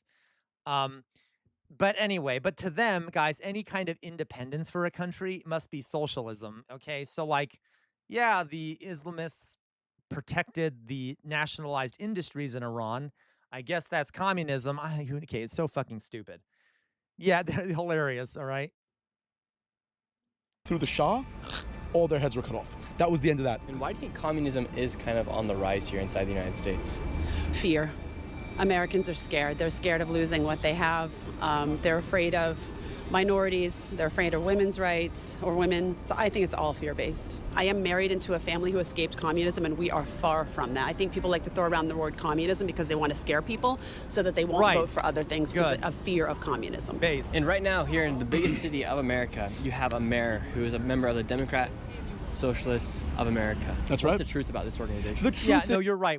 is that if you actually look in Africa or Southeast Asia, you'll find some of the most. Dion, no, we already had this discussion here in Germany recently. There was an Islamist that drove a car into the masses, and the right started shouting, not realizing that Islamists are pretty similar to fascists. Yeah, most Islamists, and I'm talking like radical right-wing Islamists, are right-wing. If you look at their beliefs and stuff, they are right-wing. So and to be clear, right? If the right wing, this is the same thing everywhere. If the right wing in Germany and the UK and in the United States doesn't want radicalized young Muslim men, then maybe they should treat young Muslim men better and stop alienating them and depriving them of what they need and bombing the countries they're coming from and killing their family members and being openly racist and exclusionary.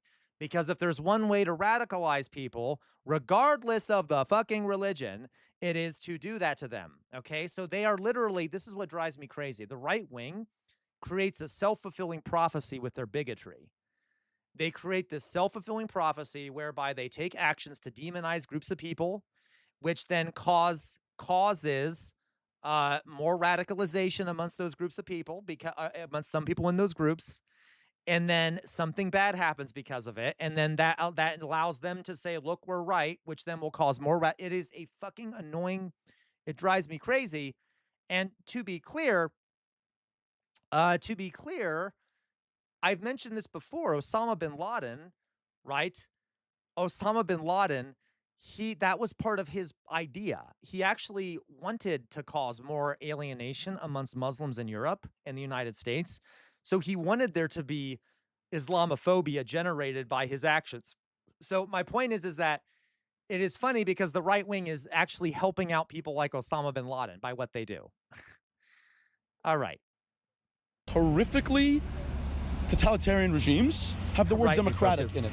It turns out that putting the word democratic into something doesn't actually make it democratic. In fact, if it was democratic, you probably wouldn't have to call it that in the first place, right?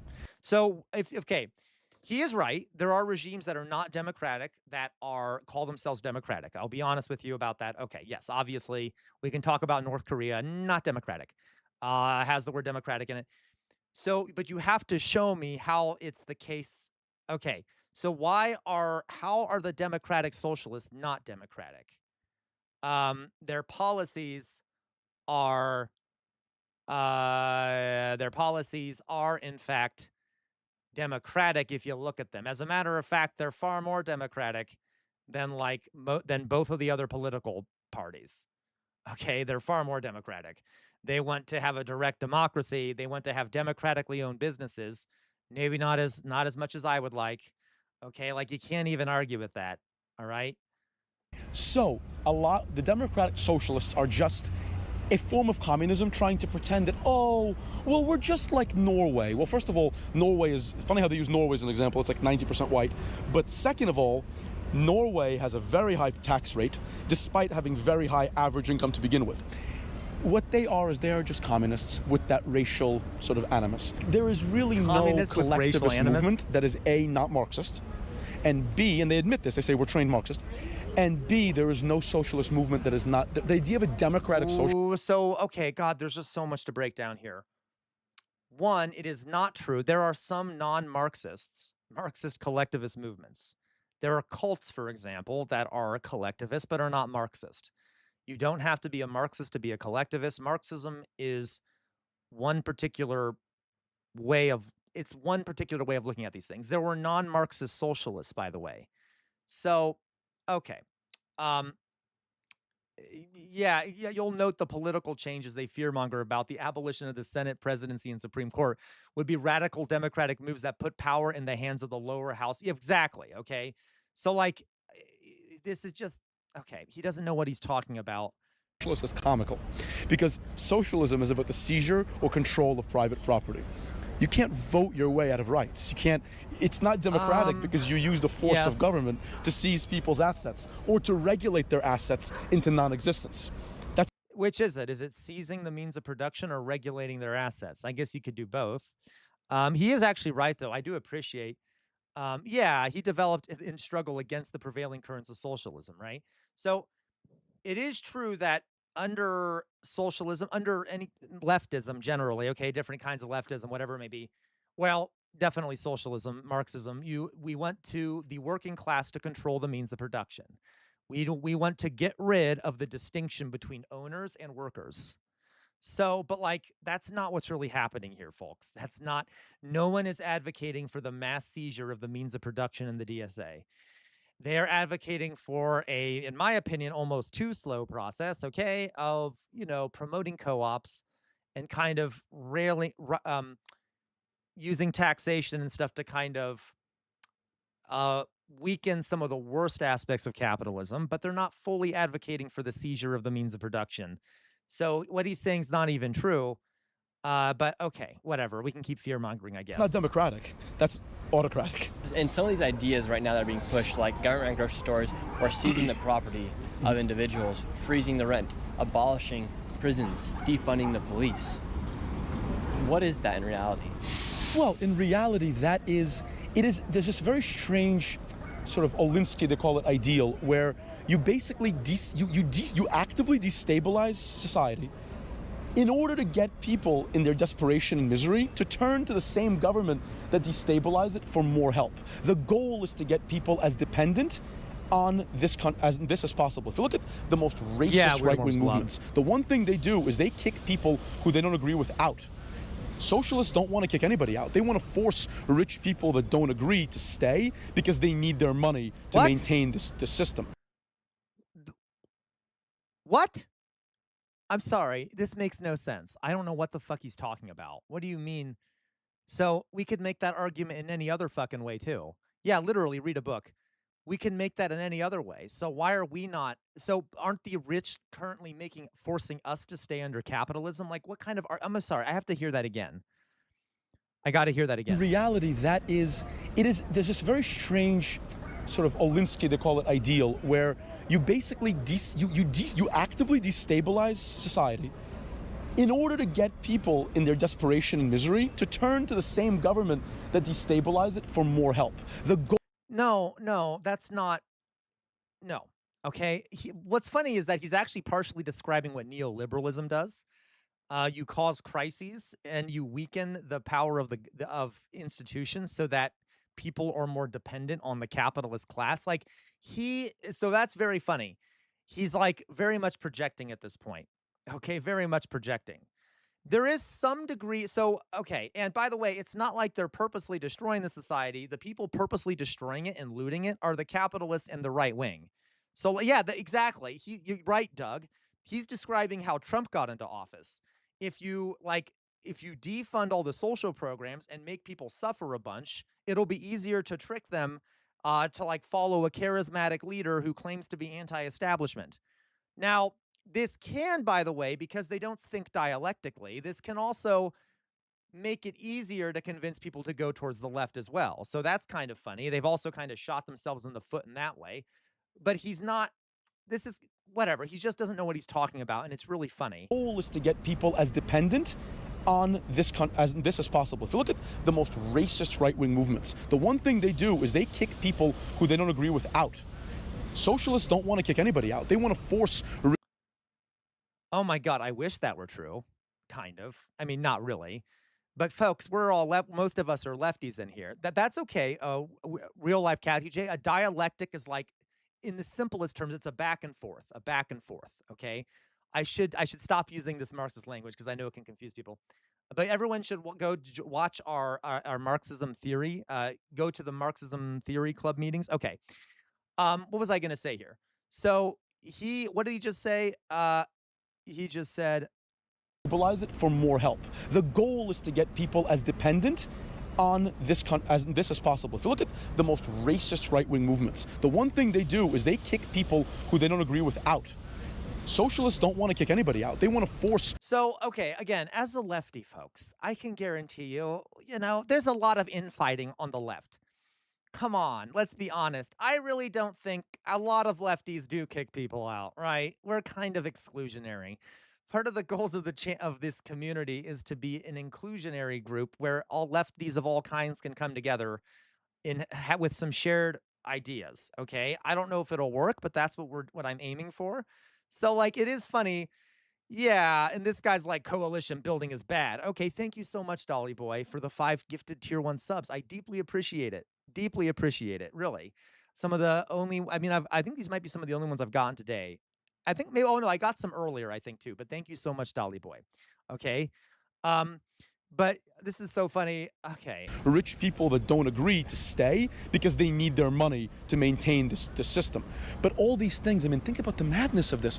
If what that's run by government, go to your DMV. Does that run well? Now imagine everything run like the DMV. Are these states any better? Is it better to live like this? We've talked to a lot of college-age students and people that work at colleges today. Everything run by the way, the DMV is massively successful. It is really good. It provides service for everyone. But there's also there's issues with it. It's partially defunded, and the fact that it's a bureaucratic nightmare is another issue. But he's just dumb. Okay, let's put it this way. He's just dumb. What'd you just say to me, Dion? You said eat the boy? That sounds horrific, Dion. I do not eat people, okay? Really a rise of communism. They say it's not without their consent. More like left-leaning ideas.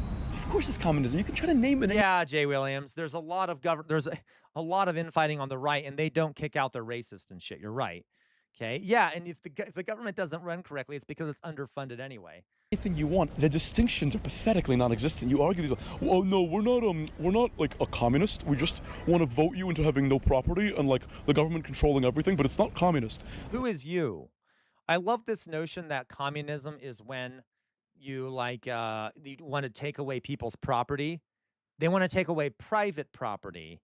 They want to take away property that is being used for private gains. It's not like, guys, there's a difference between personal property and private property, okay? Guess what? You'll still be able to have things under communism or socialism, right? Socialism is not where they come and take your toothbrush, okay? You can have shit. You can have personal property. You can have food that's yours that you can eat. You can have toothpaste. You can have a computer. You can own shit.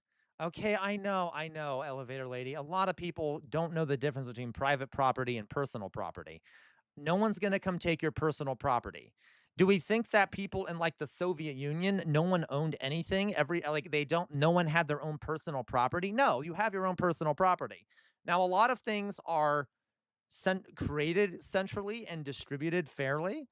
It depends on where you are, but it is not, there's a difference between personal property and private property, okay? You can't own property where you make a private profit off of it, where you use property to make a profit on the labor of other people, but you can own shit, okay? You can own shit, all right? Yeah, there you go, elevator lady. Cuba has virtually no homeless people, and same with China. But you own shit. You have shit. It's just that, okay. We need to talk. Maybe we'll do a presentation sometime on private property versus personal property, because it does seem to confuse people. The name is not what matters. What matters is what it is. And what it is excessive government control over every aspect of your life. What do you guys think about capitalism? These are really good questions. Yeah, this is crazy. I would say that capitalism, in its true form, not awful, but right now we're currently in late stage capitalism, and that's affecting everybody. The cost of people in China own their fucking homes, okay? And guys, they're early, so 1 second here. Early socialist experiments tried to do collectivization in some ways. Now, not all collectivization didn't work, but there was some collectivization that didn't work that well for a number of reasons, but they quickly adapted, okay? So a lot of collectivization that happened in China early on failed. There were some issues with it. And same thing in Vietnam, but those governments adapted and kind of changed things a bit. In Vietnam, for example, they saw a decrease in efficiency of production and things like that. So they changed things around, and they still did socialism, but they did allow farmers to own their own plots, okay, and then produce from those plots. But there was people still owned shit. people still owned houses. People still owned shit. Now, you're not allowed to go crazy with it or to use it for like, there's certain things you can't use it for, but you still own shit. All Bagel right? should not be $7. The cost of a matcha should not be $10. And currently, you know, so much of America is living paycheck to paycheck on minimum wage, and minimum wage is no longer even covering the cost of life, like necessities like rent and groceries. Yeah. And that's clear that capitalism isn't effective in our daily lives anymore. I love And her. what Oh would my be god, I your love solution? that. Based. Look at her friend. Her friend's like, "You are cooking. You are cooking." I think, you know, what Mom Donnie is doing right now is really great, like trying to make things more accessible, trying to encourage like rent stabilization, even making like, I know it hasn't happened yet, but like the bus fare is free. Little things like that, trying to control the price of groceries. Like those are the things that we can do that are small but have a huge impact on people's daily lives. How come we're starting to see this Oh, rise thank you, Dolly boy. That was very nice. Thank you. of Democrat socialism? Or some people even say it's like the rise of communism. Like, why are we seeing it? Yeah, why do you think it's becoming a popular issue? Oh, I mean, I think it's because people are finally like realizing that capitalism isn't working anymore, especially late stage capitalism. Like, people know that they're paying most of their paycheck on their rent and their groceries, and then they're no longer She is so fucking smart. able to have a fun bagel or go out and get a drink with their friends because a beer is $12. Like, people see it in their daily lives and they're realizing that this is no longer working for them. And I also think that Right. with the rise of the internet, people are able to see how this is working for countries in Europe, where they do have free healthcare and they do have, you know, low grocery prices, low cost of living prices, and they're still able to afford being a human being. Would you rather have capitalism or communism? Well, communism as it is in the Marx Engels communist. God, she knows exactly what. I love this woman. We need to get her on the show. Great kiss there, Peck on Bad. This woman is a genius, okay? I love her friend is being like, oh my God, she is cooking. Her friend keeps making this facial expression. She's like, you go, keep going, okay? Manifesto has never been implemented in society. You know, they say in the Communist Manifesto that communism is primed. She knows theory, folks. She knows theory. For countries like England, America, and I think the Netherlands as it was, you know, when they wrote it in the 1800s.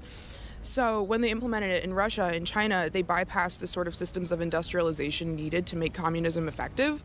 And so I think that we've never seen communism work. We've never been able to see it work in systems where it's applicable. And so I listen, I'm not critiquing her.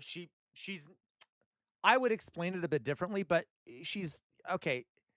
Yeah. I don't She's think on I the can right answer track. that question correctly without like fully seeing a system of communism in effect. What happened, guys? Would you like to see a fully communist America?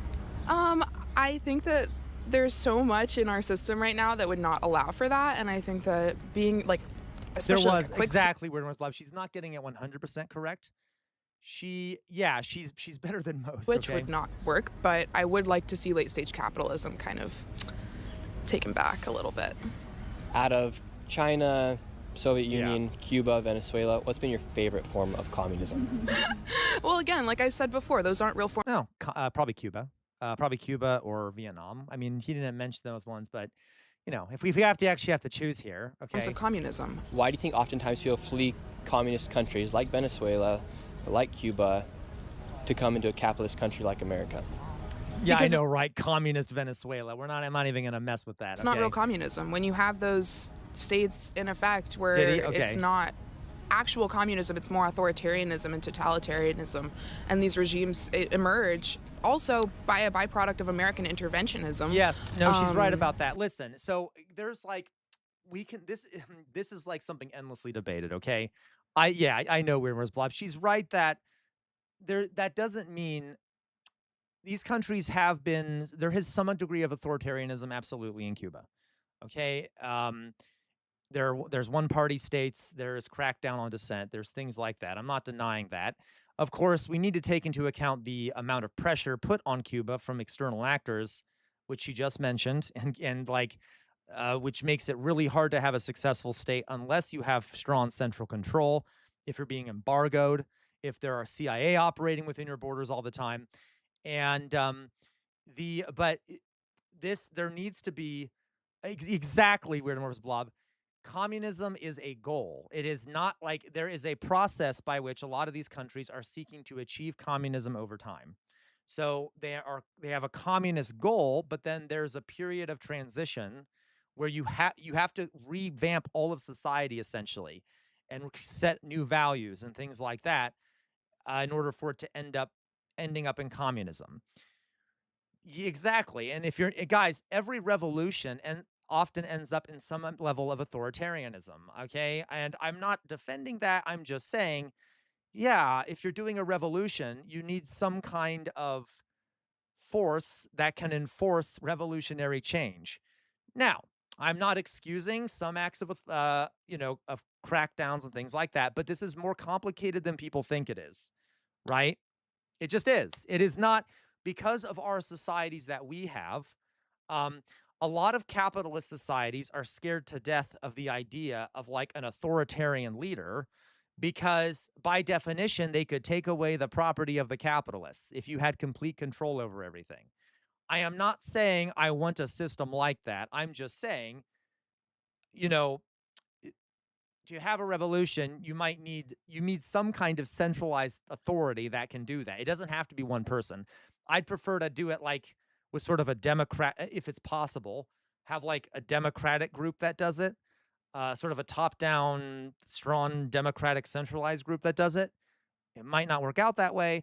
I'm just saying this is complicated, and obviously, as soon as possible, you better make it more democratic and more bottom up. We could talk about this more. This is complicated. People aren't happy because there's clear inequalities that exist. People are unable to live. And that's why they flee these countries. Again, not real communism. So I don't think it's fair to say that like people are fleeing these communist countries when in reality it's a totally different state of affairs. We've talked to a lot of these younger folks over by NYU, and some of them said that they don't. Oh God, here we go. Think there's such a thing as a rise in communism.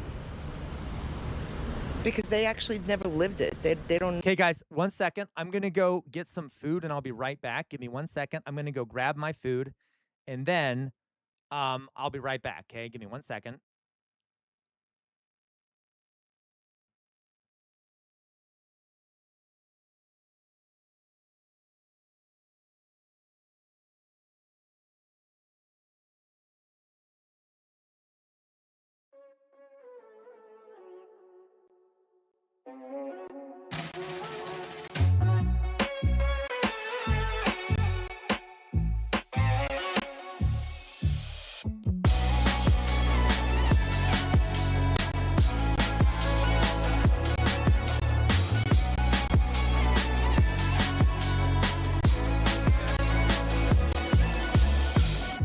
I'm walking on a tightrope, and I wish I could touch the ground.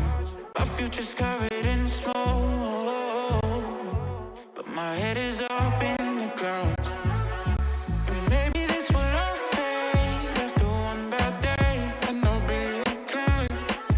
But my life is in the worst place, and I can't wait for heartbreak from my mistakes.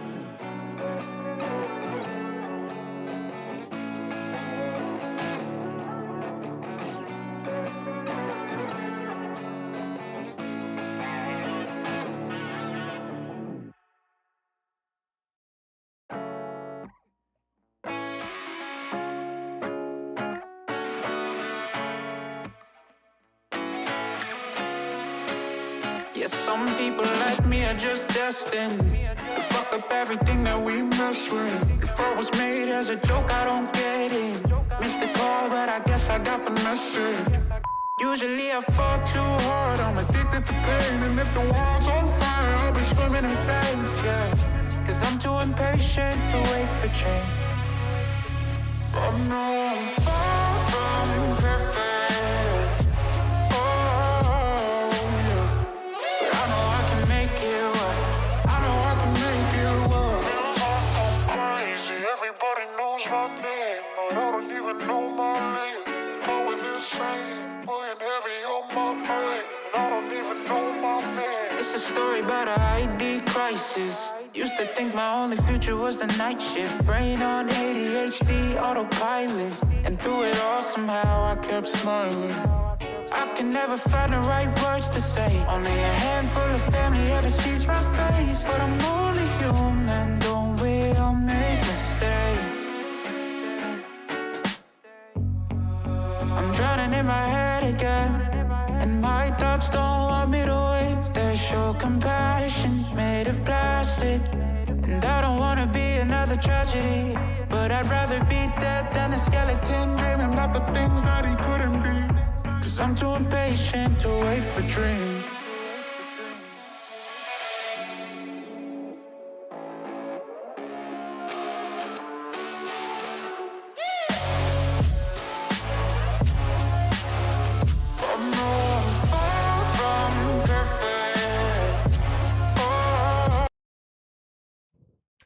All right, guys, I'm back. Let's finish this video. All right, forgive me, I got some food. I got spaghetti with a slow-cooked meat sauce that I made this morning. And it's been slow cooking. And it's delicious, and with, you know, a little bit of bread on the side. All right.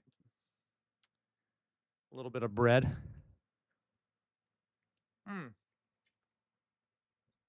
Okay. So, let the horror continue. Good night, Louise. Sir Bart loves this. This is Sir Bart's favorite video we've watched so far. Okay. I'm going to get out of some of this, get out of that. All right, let's continue this. Know what it's like. They're not. Nope, can't see it. I'm not saying they're not educated. They're book educated. Yeah, they don't think communism is even rising here. Yet the mayor of New York City has said that he's actively freezing the rents. He wants to have government-run grocery stores. That's something you'd see in Cuba or Venezuela. Not something you'd see here inside the United States. We already have food stamps. Well, he already said he was going to do free groceries. Now they're not free anymore. Now they're discounted. So. Also, he said about free MTA, mass transit. Can't do that either. They also want to start taxing the rich even more. Do you think we should tax the rich more, or should we eliminate the fraud that's happening here inside the United States? Should eliminate the fraud in a lot of the programs that are not hitting who needs it. You know, people, shut up. The rich people have carried, and I'm only going to say New York, carried this state for a long time. Now it's just starting to see people are moving out. Companies, you got Chase that went down to Texas. You got half of the stock market. So many of these boomers are like such bootlickers. I swear to God, they're like love the rich and they love the elites. Like the elites are who carry this society. You know, the rich have carried this city. They're like, I don't know if these guys are rich. Maybe they are, but like, they're just, it's just, I don't know. I just don't get it. I don't get it. I don't get how you can be such a cuck. Okay. Yeah, he is funded by frauds. Yeah.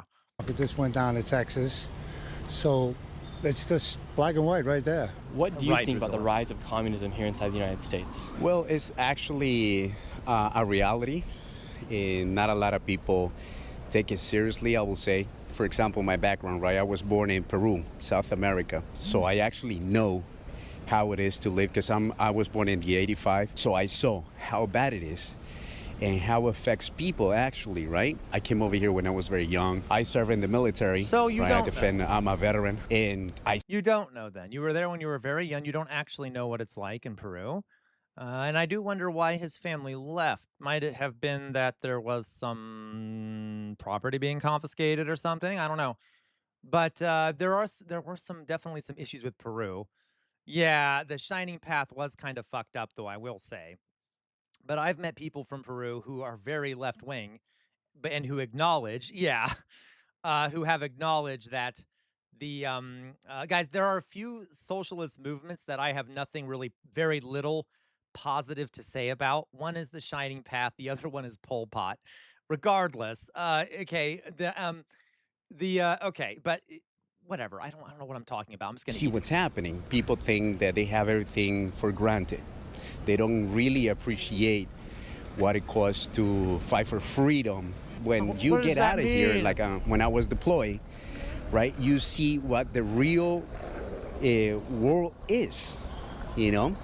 People fighting in different countries just for a piece of food or water. So would you say to those people that don't think what's going on is a rise of communism, would you say they're being misled? Oh, absolutely. It's just that they don't care. And actually, when they see people like, I don't know if I'm going to get in trouble for this, but the mayor we have, right? All the promises, he's telling people free buses, free this, free that. Again, where's the money coming from?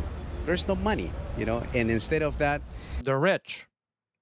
Like, a lot of people just don't even know what's going on. A lot of these people don't even know what's going on, okay? Like, he literally is taxing the rich, okay? Now you're... Or properties, pied de terre tax, right? Raising taxes, right? And all the people, wealthy people, that actually creates jobs to make more money. Folks, to be clear, I've said this before, I need to make a glossary of propaganda terms. When you hear the phrase job creators, it means profits. Okay, so whenever a right-winger says you're going to hurt the job creators, remove the word job creators and replace it with profits. And I can guarantee you almost always you're going to it's going to make perfect sense, okay? So, oh my God, he's going to hurt profits. That's what that means. By the way, that is literally how it works in capitalism, right? You can hire more workers if it will increase your profits. So, if it'll somehow increase your profits or whatever. So yeah, if you're trying, so they don't care about companies don't care about hiring because they like hiring. They like hiring so they can generate more fucking profits. You understand what I'm saying? We make it seem like these people created this corporation so that they could provide jobs to you. No, they fucking didn't. All right. I totally agree, Dion. If the rich didn't have so much power in politics, okay, you know what creates more jobs? 4-day work week. Yeah, it does actually. It literally does. It also stimulates the economy because then people have time to start small businesses if they want to. Anyway, it's just really annoying. I can't. Making taxes. Yeah, we're fine with that coming out of taxes. Conservatives hate that they have to pay for other people getting something they might not use. Yeah. Okay, yeah. Money going somewhere else. Now where you get the money from? Why do you think communism is on the rise, and what do you think about communism? Having a 4-day work week makes you more productive. Look at Spain, okay? Or the French work much less than a lot of other people in the world, but they're much more productive workers because, you're happier. You have more time to do things for yourself, to take care of yourself, etc. I think communism sells. It's such a simple idea and message. It obviously doesn't work at all, but it's something that you could so easily say to a young, naive college person or young person in general. You can say everything should be free, and healthcare should be free, and universal, and education should be free, but people don't really understand the ramifications behind that statement. So, I mean, this is nothing new. People have been trying to sell the idea of socialism and communism for years and years. Literally, guys, everything she's saying is meaningless. There's no evidence here. There's no facts. There's no deep analysis. It's just, well, these things are bad. Okay. So would you mind elaborating? Like, why are they bad? What do you mean? Because it's just, I don't even want to go into it. You guys get my point? You all should know because you've been in these streams at the very least, right? You know how to analyze evidence. There's no fucking evidence here. Okay. Years. I mean, obviously, in pre-Soviet Russia, you had communism. That's where a lot of it started. You had the Mensheviks and the Bolsheviks. And the Mensheviks were kind of like your mainstream, run-of-the-mill Democrat. And then you had the Bolsheviks. This is the Mensheviks were mainstream Democrats? What the fuck is she talking about? Literally, like, the worst history. Okay, this is so fucking funny. No, yeah, that didn't even make sense. Pre was not fucking pro-Soviet Russia. Yeah, they hated each other, and like they were not whatever. Okay, the pre-Soviet Russia was not communist. All right, this is just really stupid. Way back in like the 1800s, 1900s, and the Bolsheviks came in. They were kind of like the DSA activists of today, and they said, well, the Mensheviks and the Democrats aren't being radical guys, enough. And can I? Side note, it's just something that bothers me, and it's not that big of an issue. Okay, it really isn't that big of an issue. But when this is just, again, if anyone has done this, I'm not critiquing you. It's just, it's a common way, guys, to frame this. So if you say 1900s, all right, that means, for most historians, guys, 1900s means like 1910 or 1901 to 1910. All right? Or I'm sorry, 1900. I'm sorry. 19 it means 1900 to 1909. So that would be 1900 to 1909 generally, okay? So 1900s is like saying 1910s or 1920s, except it's the first decade, okay? Or if it's 1800s, that would be 1800 to 1809, all right? So do you guys see what I mean? So a lot of people, when they use the phrase 1900s, I know, the people will think that that means any time during the 20th century. So 1900 to 1999, that's not what it means. It means the first decade of a century. You guys see what I mean? So there's the 1900s, the 1910s, the 1920s, the 1930s. So if you want to refer to a era from like 1900 to 1999, that would be the 20th century. All right? So if she's referring to that century, it is 20th century. It's one less than whatever the number is. So let me give you an example. So if you wanted to talk about 1700 to 1799, what would you say? What century is that? 1700 to 1799. What century is that? Anyone? The 18th century, right? It's the 18th century. It's one number above, okay? So just be aware. It's okay. Like, I understand it, but a lot of times I've noticed in like colloquial speak or in how people speak to each other, they think that like saying hundreds means a century. No, it only means the first 10 years. So when she's like, it was in the 1800s or 1900s, she thinks that means two different centuries, but those are 100 years apart. Okay. Anyway, I'm sorry. Just a side note there. I've heard a lot of people do that, and I don't normally say anything, but a little lesson. And they aren't promising you all the things that we're promising you. We can give you free education and universal health care and all of these great things. There you go. And then they never deliver. So that happened back in the day. It's just like a recurring ideology. History is a big fat circle. And it's happening again because it's such an easy thing to sell, but it's never worked. Didn't work in Russia or the Soviet Union or China or Venezuela. Communism never works, but it's such an... Right. China, one of the most powerful nations in the world right now. It hasn't worked. Okay, whatever. It's fine. Easy idea to try to convince people to vote others in with. No problem, so I hope that people read because those who know history do not repeat it. So we just have to teach kids why it doesn't work. What does it mean to be a part of a DSA and be a Democrat socialist? What's that actually mean? Yeah. So DSA... Real life Kathy J, I can guarantee you, probably almost no one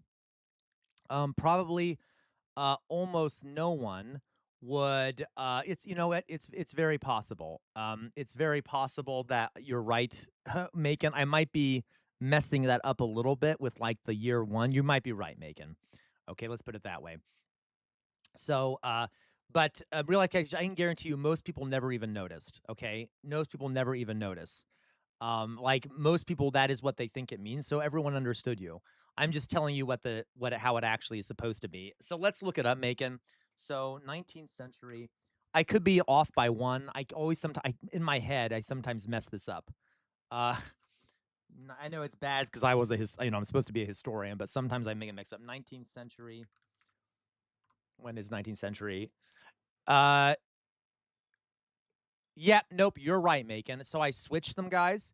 It's so like the 19th century would be 1801 to 1900, not 1800 to 1899. All right, so I should do it this way. I was off by one.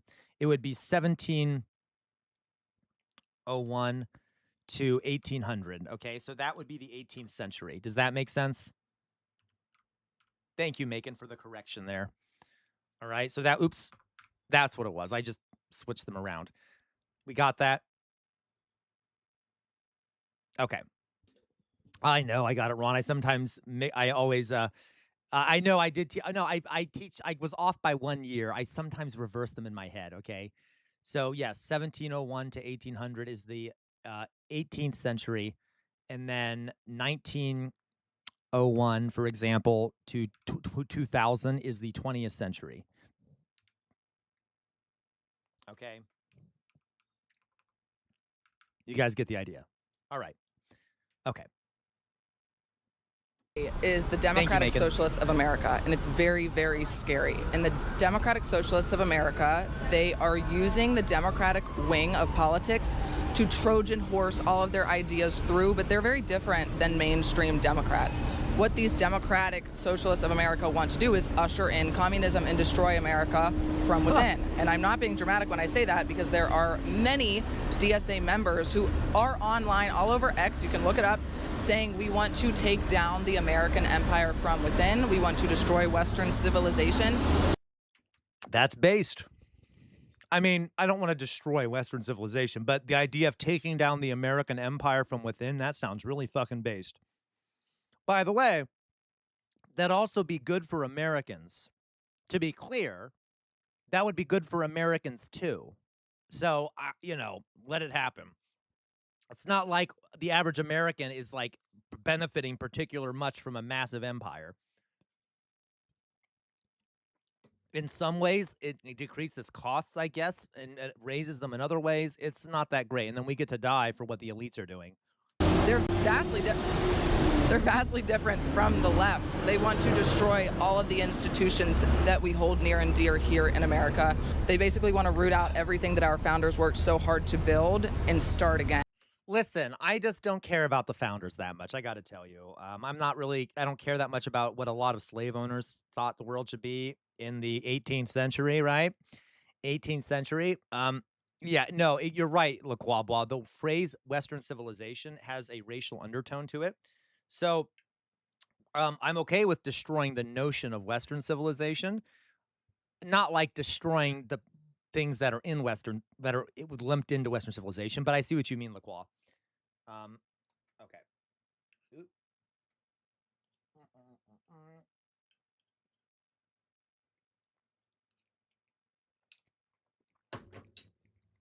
Okay. And just like the Bolsheviks did way back in the day. Repeating cycle, it's terrible. Interesting fact came out that Zohran Mamdani actually makes more than the vice president and people like Pete Hegseth. This is what's most hilarious to me, because he is an immigrant from Uganda. Right? He came here and is experiencing one of the greatest American dream success stories. So his parents were not from here. He also says America was built on white supremacy. He said that? Of course he did. I mean, that is true. I don't know what to tell you. That's just a fact. That's just a fucking historical fact. Is that like, America was built on white supremacy. I mean, I don't know what else to tell you. I mean, do I really need to provide evidence of this? Like, it is literally just right. Like, it was literally white settler colonists dominating, using, displacing, and using as slave labor non-white peoples, and sometimes even some white peoples early on. There was some indentured servitude. creating essentially an apartheid state in the southern United States. I don't know what to tell you. It was literally built on white supremacy. Okay, whatever. It's okay. By the way, I should also not use the past tense. Although there have been some dismantling of some white supremacist things, we are still a white supremacist society. It is so fundamental that, it is such an ingrained part of our system that we are still white supremacist in many different ways. Whether on purpose or not, we are definitely still white supremacists most of the time on purpose. All right. I don't know what that's just okay. They all say that, but it's not. So he's an immigrant from Uganda, came here and is making. Great. So she can she can defy all historians basically by saying, well, that's what he says, but it's not. And your argument is what for that? All right. What is your argument for that? More money than the vice president of the United States as the mayor of New York City, and he wants to tax you more money. But they never look inward. So the thing with these champagne socialists is they're always going to be looking to grab money from anybody but themselves, and they're going to enrich themselves in the process. So I'm not surprised at all that he's making more money than our vice president and many other high-ranking political officials. And what is Mamdani doing? He's the I got to tell you something. We do there a lot of arguments could be made for certain public figures to not be paid that much. Okay? Yes. Police should be paid less than they're being paid. A lot of them should be. Okay? Certain public figures should be paid less. I will say this though. In the system as it's set up now, it is good to have high-paid public officials. And now not all of them, but that helps reduce corruption in some ways, in some instances. If you have a high-paid mayor who doesn't need, it makes it so that they're less likely to exploit their position to make money otherwise. It doesn't work perfectly, but like if you have a well-paid judge, they're might be less likely to take a bribe because they're already well-paid, and the risk of losing that pay is worse than the reward of taking the bribe. So we can debate this, all right? And I'm not saying, like in a communist society, that wouldn't necessarily happen. There wouldn't necessarily be this unequal pay. I'm just saying, it's more simple than being like they should be paid less, they should be paid more. All right? The vice president has very little power in the American system. So yeah, there's not really a reason to pay the vice president much because there's like very few people who are going to try and bribe them. But a mayor, yeah, especially in New York, which has a history of corruption, you might want to pay some more. You're right, LaCroix. When it comes to police, though, they are way overpaid. Okay, police are way overpaid for a number of reasons. Need to reduce that shit. But like when it comes to mayors, judges, and things like that, it actually might be better to have them paid pretty well. We could talk about this some other time. Mayor of New York City, he's basically in charge of the subway systems, the trash cans, and keeping the streets clean. Somehow he's still managing to mess all of it up. But his role is not that intrusive, yet he's making so much money. And before this, his only other job was that he was a rapper. We need to bring back merit, and we need to kick these socialists out of the country. What'd you just say? Bring back merit? I'm sorry, what? Interesting fact came out that Zohran Mamdani actually makes more than the vice president and people like Pete Hegseth. Right, literally. This is what's most hilarious to me because he is an immigrant from Uganda. He came here and is experiencing one of the greatest American dream success stories. So his parents were not from here. He also says America was built on white supremacy. He said that? Yes. Of course I just missed that last they all part. Say that, but it's not. So he's an immigrant from Uganda, came here and is making more money than the vice president of the United States as the mayor of New York City, and he wants to tax you more money. But they never look inward. So the thing with these champagne socialists is they're always going to be looking to grab money from. Listen, I love this. By the way, no, he's not a champagne socialist. He actually is doing shit in New York. It's not like he's just sitting back and being like, oh, he's literally doing stuff. It's okay. Anybody but themselves, and they're going to enrich themselves in the process. So I'm not surprised at all that he's making more money than our vice president and many other. Right. Because guys, don't worry. J.D. Vance and Donald Trump aren't enriching themselves. It's Mamdani that's enriching himself. High-ranking political officials. And what is Mamdani doing? He's the mayor of New York City. He's basically in charge of the subway systems, the trash cans, and keeping the streets clean. Somehow he's still managing to mess all of it up. But his role is not that intrusive, yet he's making so much money. And before this, his only other job was that he was a rapper. We need to bring back merit, and we need to kick these socialists out of the country. Okay, so she's a fascist piece of shit. Also, Mamdani has done a lot. Oh, Mamdani has done so much, and he's done it while looking very sexy. Okay, so anyway, he's done a lot of shit. I love Mayor Mamdani. Is he as radical as I would like to be? No, but he's very good, and he is inspiring lefties all across the country to run, and it's been great, and I deeply support him. And yeah, okay, he's doing very well. Yeah, it started weirdly enough, guys. The video did start pretty good. He did a pretty well. He started actually interviewing people that were giving good opinions, and by the end, of course, he had to do pure propaganda. Okay. Anyway, there's a lot I could talk about in that video. That was a good video. Thank you, Laquabwa, for sending that.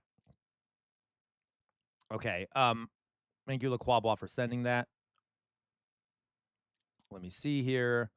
What else we got? All right. Whoops. I don't want that over there. Okay. Let me see what else we have here, folks. There was another video that I had pulled up for us to watch together.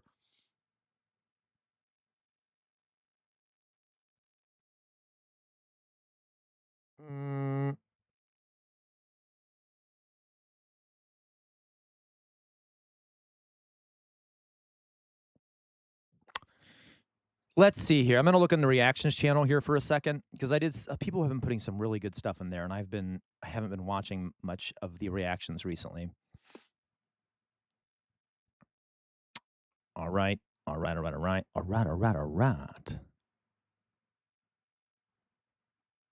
This was sent to us by Gwen. You know. Oh.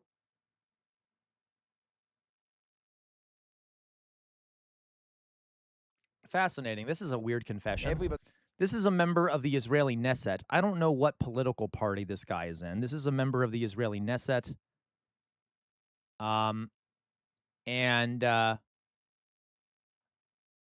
This is no, we're not going to listen to Mom yet. This is a member of the Israeli Knesset, I guess. I don't know. Again, I don't know what party he's in. Openly saying that the what is it called? Violence against Palestinians in the West Bank is state terrorism. You should understand, it's not terrorism of settlers. The settlers are the proxies of the government and the occupation forces. This is a clear state terrorism. They finance that, they support it, and they encourage it. This is something. So I've been today to Melchir, to Tuba, where the people, very poor people, their houses were set in fire by settlers last Wednesday. People were almost burned to death there.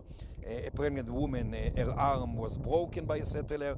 Everything is accompanied by the occupation forces and by the encouraged, as I said, and financed by the government. And same here in the area of Taibe. Those Palestinian communities, good people, people who just want to live normal lives. In really freedom, real life, Kathy J. Equality, just life. That's it. They don't expect and they don't seek to harm anyone, just to live. This is a part of the extermination project, of the ethnic cleansing. And that's the reason why it is so difficult to stop, because the government doesn't want to stop it. Okay, who is this guy? That was kind of based, but I want to know more about him first. Ofar Kasif. Kasif. Thank you, Gwen. Are you here, Gwen? Or did you leave, Gwen? Ofar Kasif.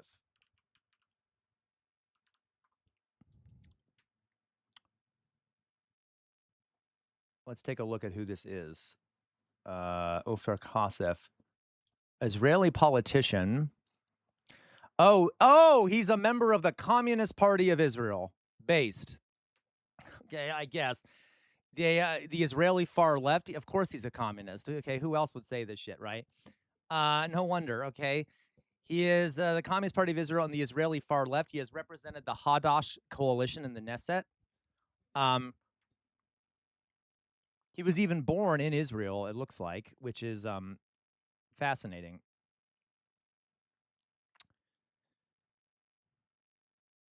He attended the Shalom Elementary School, all right.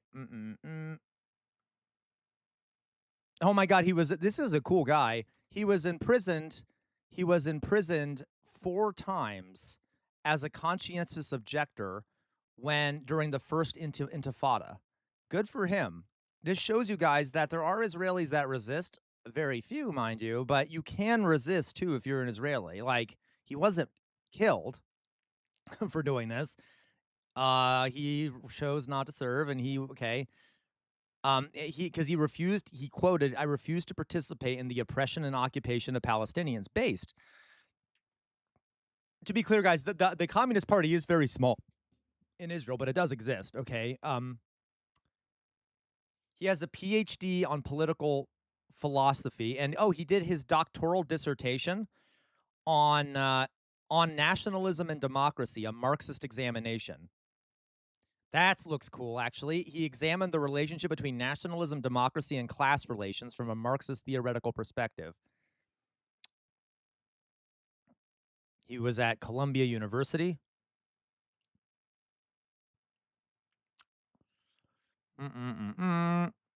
Okay, he has described himself explicitly as an anti-Zionist. Anti-Zionist. Oh my God, I love this guy. In interviews and opinion pieces, he has argued that Zionism, as both an ideology and a political practice, undermines democratic equality by privileging one ethnic group or national group over others. Well, of course. Okay. Oh, interesting. So weird numbers, blah. Most of them are Palestinians. Well, that makes sense. Okay. He has stated that meaningful democracy in Israel requires full civic and national equality for all citizens, regardless of ethnicity or religion, and has rejected defining the state along ethnic lines based.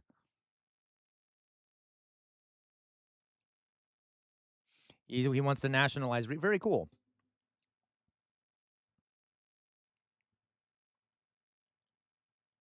So is he? I just want to see here his biography.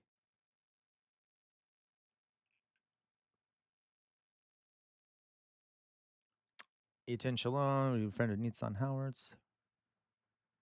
Mapai supported household. Oh, interesting. Okay. Interesting. So he is Jewish, which is interesting. Anyway, okay. Very cool. Anyway, that's fun. He sounds cool. I like him. That's dangerous for him to do, by the way. That's very brave to do inside of Israel. I bet he gets a lot of social pressure.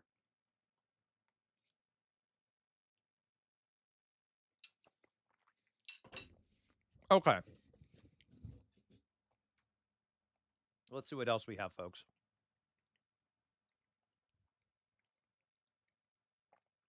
Oh.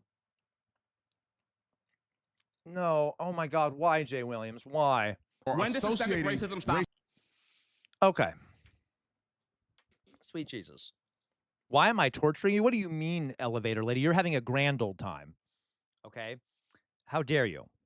All right? So this is... Oh, my God. This was sent to us by Jay Williams. I'm going to lose my mind. Okay. I am not a fan of Officer Tatum. I don't know if you guys know that. I hate Officer Tatum. All right? So, yeah. Is this a palate? This wasn't going to be a palate cleanser, but this is just going to be fun. I guess. I like torturing you. That's why. So are you even here, elevator lady? You say that I'm torturing you and then you leave. How dare you? So this is Officer Tatum. Officer Tatum is a moron. Like, I don't know how else to frame it. He's kind of like, he's not that bright. Okay. He is a police officer. He's kind of like the guy we just watched. Okay, good, damn right, elevator lady. I like you suffering.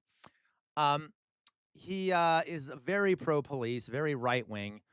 He's kind of like Nick Shirley and being not the brightest bulb in the bunch, okay? And he is also very racist, okay? He's black and very racist. So let's see what he has to say. This is called Officer Tatum Gets Destroyed by 20 Black Liberals. Oh my God, he's going to be crushed. All right. In America. When does systemic racism stop in America? I don't think there was real systemic racism. Ever? Really? Really? I can't. What? Are you kidding me? Are you fucking kidding me? I can't all right. Jonas, you said he also believes that the Antichrist will be Muslim. Yeah, I'm sure he does. He's not that bright. Okay, I got to tell you. Not bright. All right. That is Uncle Tatum, who so gracious. Uncle Tatum, that's really fucking funny. Okay. Decided to humiliate himself for our entertainment. Officer Tatum went on the Jubilee program to do one of these stupid surrounded debates, and it was just a bloodbath. The entire time, the other participants were bringing up facts. I just want to hear what Tatum was apparently unaware of. Like, things you should probably know if you're going to talk about the plight of the black community. Listen, and this how guy has to pause because it's a Jubilee video, and you can't really react to Jubilee videos unless you pause a whole bunch. So Republicans are supposedly better for said community. Okay. And it's funny because Uncle Tatum loves to talk about black on black crime. And, this debate was a great example of that, but brain-wise. I'm going to go through a few examples of the other participants taking Uncle Tatum to school. Then I want to point out one of the contradictions in Tatum's main argument that he doesn't seem to be aware of. So in this first clip, one of the debaters... Guys, I don't actually know much about Officer Tatum. I rarely have seen him. Who is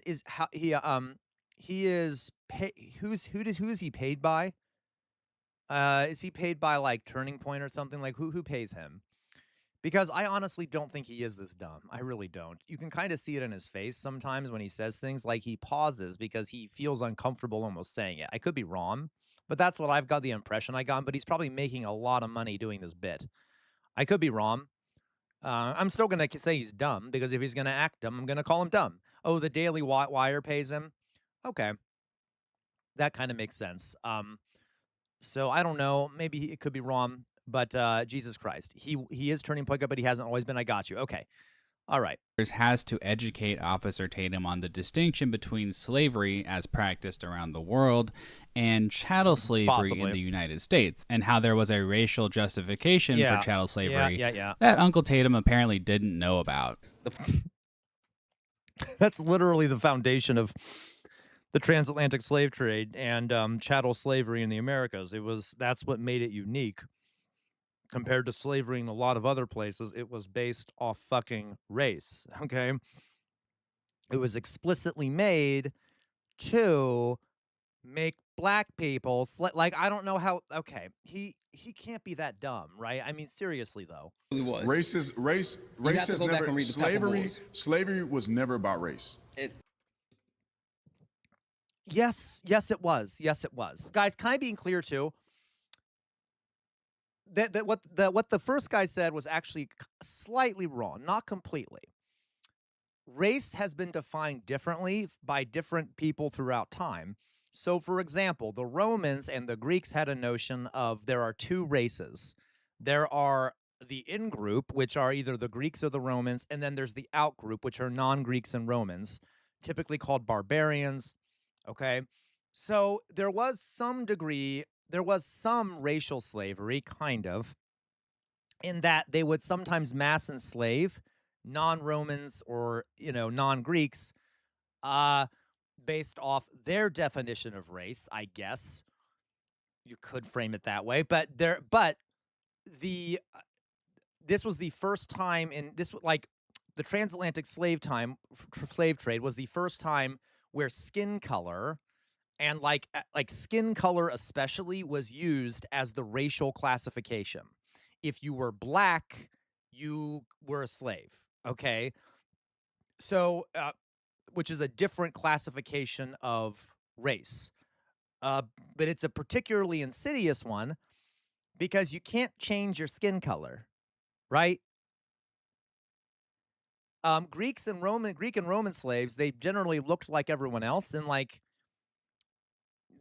which gave you, this is complicated, but we'll keep listening. All right. Yeah, Jonas, yet he complains that DEI screws over Asians and whites. So, listen, I'm sorry to keep pausing this. I know I'm nitpicking a little bit here. He said that sorry, what did he say there? One second. He said something that was slightly off, I believe. Chattel slavery. Now that rolls forward to where we are today. How? There's a holistic, they were the lower hemisphere, and they needed to be civilized, and they could civilize them vis-a-vis chattel. So early on, there really wasn't a sense of civilizing anyone. Okay, literally, it was just, which is worse. I mean, it's not worse, but there was a sense of we have these people are not Christian, and we have defeated them in fair war, which it wasn't fair war. It was basically just ethnic cleansing type stuff. So they are ours, and there wasn't really a care to quote unquote civilize them. As a matter of fact, the view of civilizing would be to make them Christian, and they did a lot of the time, which caused a problem because then that destroyed the justification for slavery. If you have enslaved people and you've Christianized them, and your excuse for slavery is, well, they're not Christian and we defeated them in war, that can cause a problem. So they kind of later changed it to race-based, okay? Skin color based, because then it doesn't matter if you're Christian or not, you still have to be a slave, which is great economically for the people that own slaves. That doesn't mean that from the beginning there wasn't a sort of a implied racial component here, because there was, all right? But the explicit justification changed to race later. Does this make sense? Actually was. I don't know what to tell you. Again, I just factually was. The early America's economy was literally based on chattel slavery, even in the North. A lot of the stuff produced for a number of reasons, even a lot of North mercantile stuff in the North was based off slavery too. And all that labor that was put into the production of this wealth was never granted to the people who did the labor, and the people who did the labor were enslaved black people. So yeah, we're talking trillions of dollars of wealth produced by people who never saw a penny of that wealth. That is just a fact. And that is a lot of labor that is uncompensated, and that's where reparations comes in. All right? Because money wasn't stolen, opportunities were not there. Thank you, because Doug. black people were slaves. It's not a fair comparison. So I'm honestly not sure That what doesn't- Uncle okay. Tatum's point is here. His big-brained argument is that money was not physically stolen from slaves. So what? Why does that matter? Yeah. If I hire someone to paint my house and when they're finished, I say, nope, I'm not going to pay you. Did I steal from them? Yes, obviously. And they have recourse to get compensation if they so choose. Jesus. Also, this is something Trump did a lot to his contractors. He would screw them over. So I guess it makes sense that Tatum, who is a huge Trump ball licker, would make this argument. Oh, and I guess because slavery was legal at the time, technically nothing was stolen from enslaved black people. That seems to be his point, I guess, which is absurd. Of course, uncompensated labor, regardless if it's legal or not, is immoral and should have been repaired economically, which it was not. Okay, Guys, so honestly, the morality is important, obviously. I think it's immoral, but it's just a fact that all that unpaid labor has a demonstrable effect on the economic position of black people in American society. Whether you think it's moral or not that they weren't paid, which obviously it is immoral, that doesn't change the fact that it has caused a big fucking problem for black people, because they, for generations upon generations, weren't getting paid anything for all the work they were doing, had nothing to pass on to their children, and they are, which has, even while white folks have had generations to be able to produce wealth and pass it on, none of that in the black community, or very little of that in the black community. So it's almost beside the point for Tatum to be like, well, it doesn't matter. That was the system at the time. It doesn't fucking matter whether you want to excuse it that way or not. That doesn't mean it doesn't have a definitive effect on the modern position of black people in American society. Okay, so all right. Tatum's claims is that Republican policies are better for the black community, which is just laughably absurd on its face. And Naima argues that Trump and the Republicans actually implement racist policies. Tatum asks for an example, and when she gives one, his response is basically, I don't know what that is. Also, I know Trump personally, and he's nice to me, a black, so he can't be racist. I like how she said that, because, guys, it's simply a fact that if you have structured a racial supremacist society, you can even accidentally reproduce that racial inequality and that white supremacy if you're not careful about the policies you enact, right? Like, even if you don't mean to, if you're building on a system that was founded in racial supremacy, you can reproduce that with new policies if you base those policies off the existing system. Okay. So, the argument here that Republicans make that are like, well, they think everything they do is racist. We're not being racist. You know what? It's possible that some of the policies passed are not purposely racist. It doesn't mean they're not racist, though. You see what I mean? Because they still reproduce racist structures. And most of them are done on purpose, by the way, to be racist. But like, it doesn't. That's another point that bothers me is when, this isn't actually like requiring IDs at voting stations isn't meant to be racist. It doesn't matter. Okay, it still is a racist law because it has a negative impact, especially on black people. Okay, but of course they are doing it on purpose. But you get my point, right? There's so I don't know when he called Mexican migrants, what is it, rapists and drug dealers, when he made comments about Haitian migrants eating cats and dogs, when he, there's been other comments he's made, and I'm having trouble thinking of some of them. Oh, he said shithole countries in reference to global South countries, especially African countries. He's called them shithole countries. There's a lot of other things too he's done. For example, when I think, was it from Nigeria? I can't remember. He was meeting, maybe it was someone from Ghana. I think it was it someone from Ghana? He was meeting with he called Somalis low IQ and worthless. What was that? What is that thing that happened with the Trump? This was so embarrassing, so embarrassing. Trump meets with African leader, English. He made, oh my God, he's an idiot. Yeah, oh my God, Liberian. Okay. So he met with the president of Liberia. This is so embarrassing, so fucking humiliating. Yeah, he said, you're right, immigrants are poisoning the blood of our nation, called those garbage. He literally was this is so embarrassing, in Liberia, okay? Or either that or the president of Liberia came to him, which is an English-speaking country that was founded by former American slaves, by the way. All right.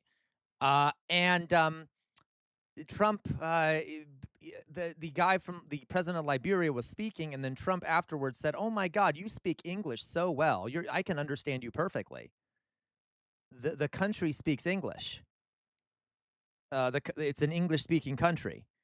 So yeah. Also, we want to encourage American involvement in the investment in Liberia.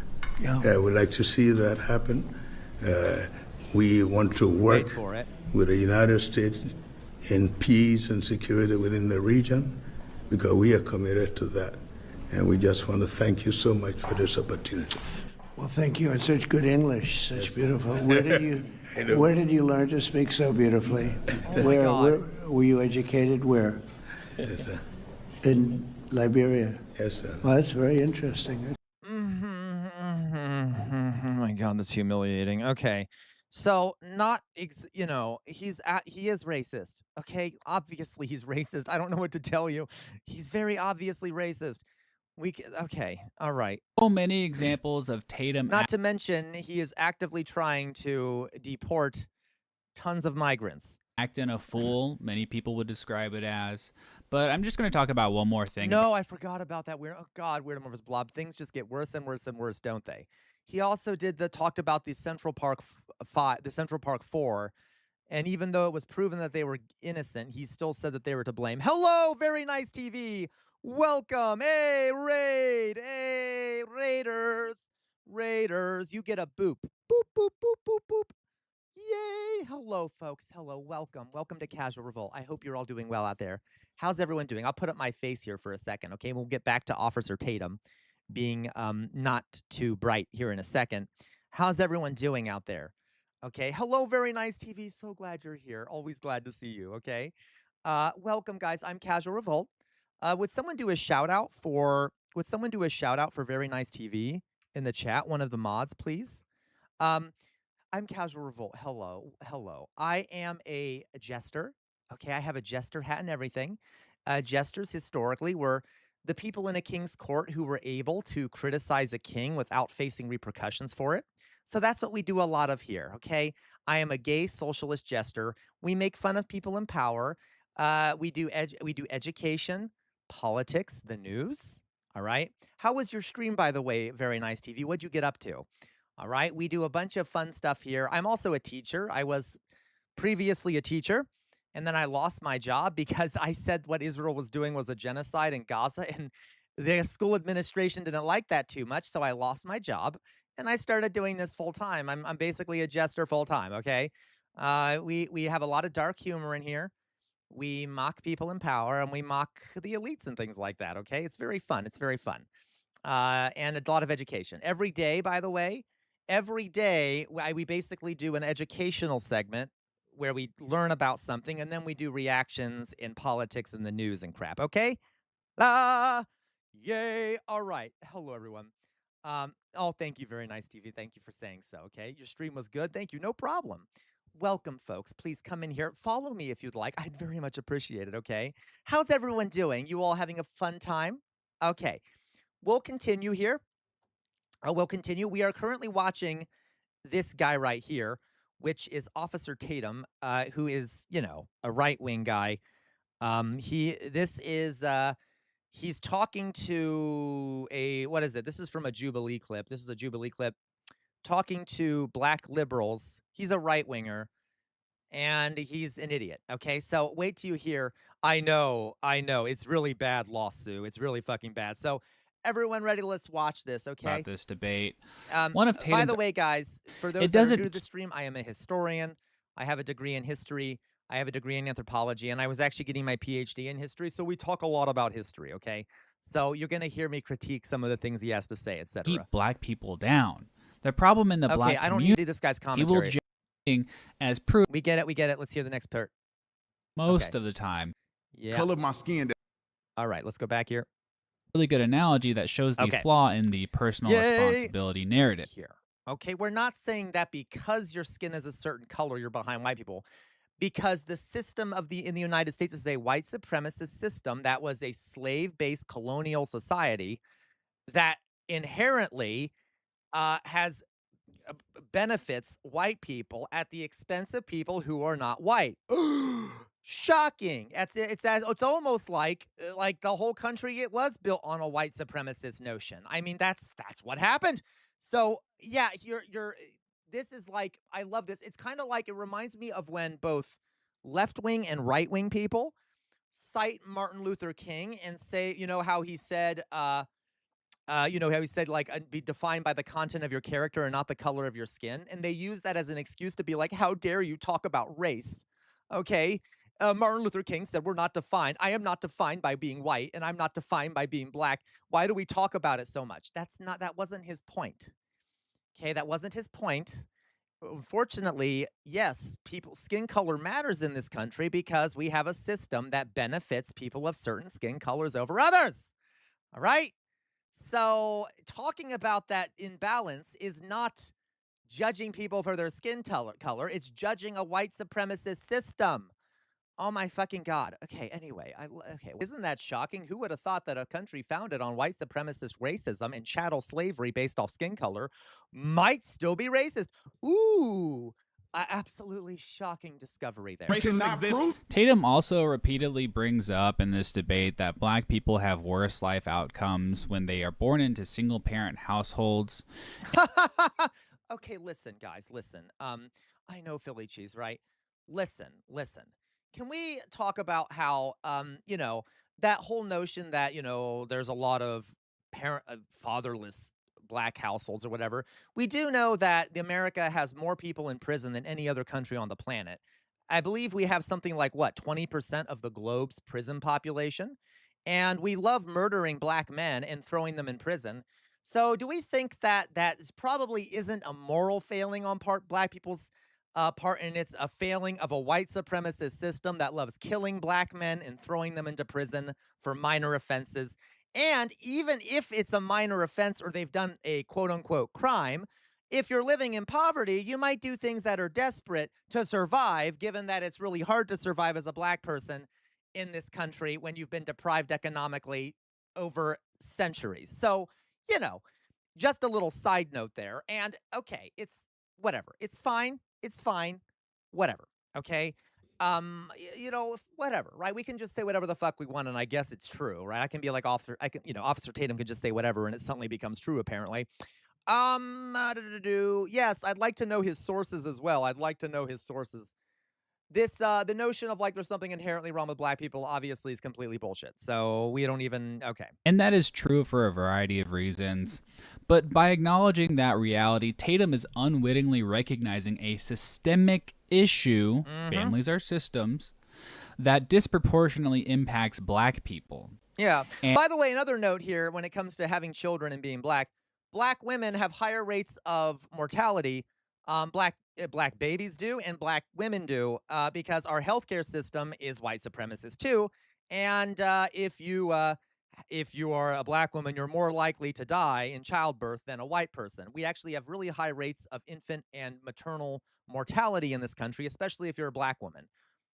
So maybe that's something else that we should address, okay? Instead of being like, why are there so many single household black families? Well, if the mother dies in childbirth because of a racist health system, and then the father gets murdered by a police officer or sent to prison after stealing a loaf of bread because they're hungry, that you might have fewer households who have parents in them. Just a note there. Okay, I don't know about you. And how can you tell little kids that they need to be responsible for their parents' actions, which have a massive impact on their life trajectory? Yes. On the one hand, he recognizes the environmental impact on black kids when it comes to the household. But when it comes to employment, housing, banking, education, basically everything else, well, just bootstrap your way through all that, I guess. All right, one more clip because I think it's a really good one that Tatum, again, has trouble responding to because it explicitly shows the racism of Republicans that he loves. That's how that works. That's not how that works, folks. That's not how that works. We've talked before, guys, about material conditions, right? And you guys know I don't believe in free will. I know. People don't agree with me. It's fine. I don't believe in free will. Do you really have choices? Do your circumstances create certain behaviors? Okay. A lot of young black people, right? Fuck systemic analysis, apparently, right? Weird amorphous blob, I guess just fuck it. Everyone, making bad decisions is not material analysis, it's not systemic analysis. Like you might do things that are more that cause problems for whatever, okay? If you're desperate, there's okay. The point is that there's material conditions here that affect this shit. Several things. One, trauma. Trauma can make people's behavior less socially, make people behave in certain ways socially that they otherwise wouldn't, okay? I've experienced this many times when I was a teacher. Some kids have experienced massive trauma in their lives. And if you live in poverty or you've come from a family that's been broken up by the legal system or whatever the case may be, there's going to be trauma that you're going to have trauma as a child, okay? And you might that trauma can get passed down from generation to generation. So that'll affect your behavior. Poverty, economic conditions will affect your behavior, okay? Your safety will affect your behavior. If you're in a scenario where you don't feel safe where you're living a lot of the time, you might be more defensive, more on edge, more anxious. Okay, Laquabwa, 40% of the prison population is black people. Race commit, and people of different races commit about equally the same amount of crime. And yet, so why are so many more black people in prison? I wonder why. Can we also look at the part of the origins of the police forces in the United States are slave catchers? Literally, they were roving bands of armed white men who formed these militias in the South to find groups of runaway slaves and to either kill them or bring them back to the plantations they were from. It was a combination of that, union breakers, union breaking or private police and sheriffs that formed the modern police force. Is it any coincidence that a lot of black folks are still targeted by the police?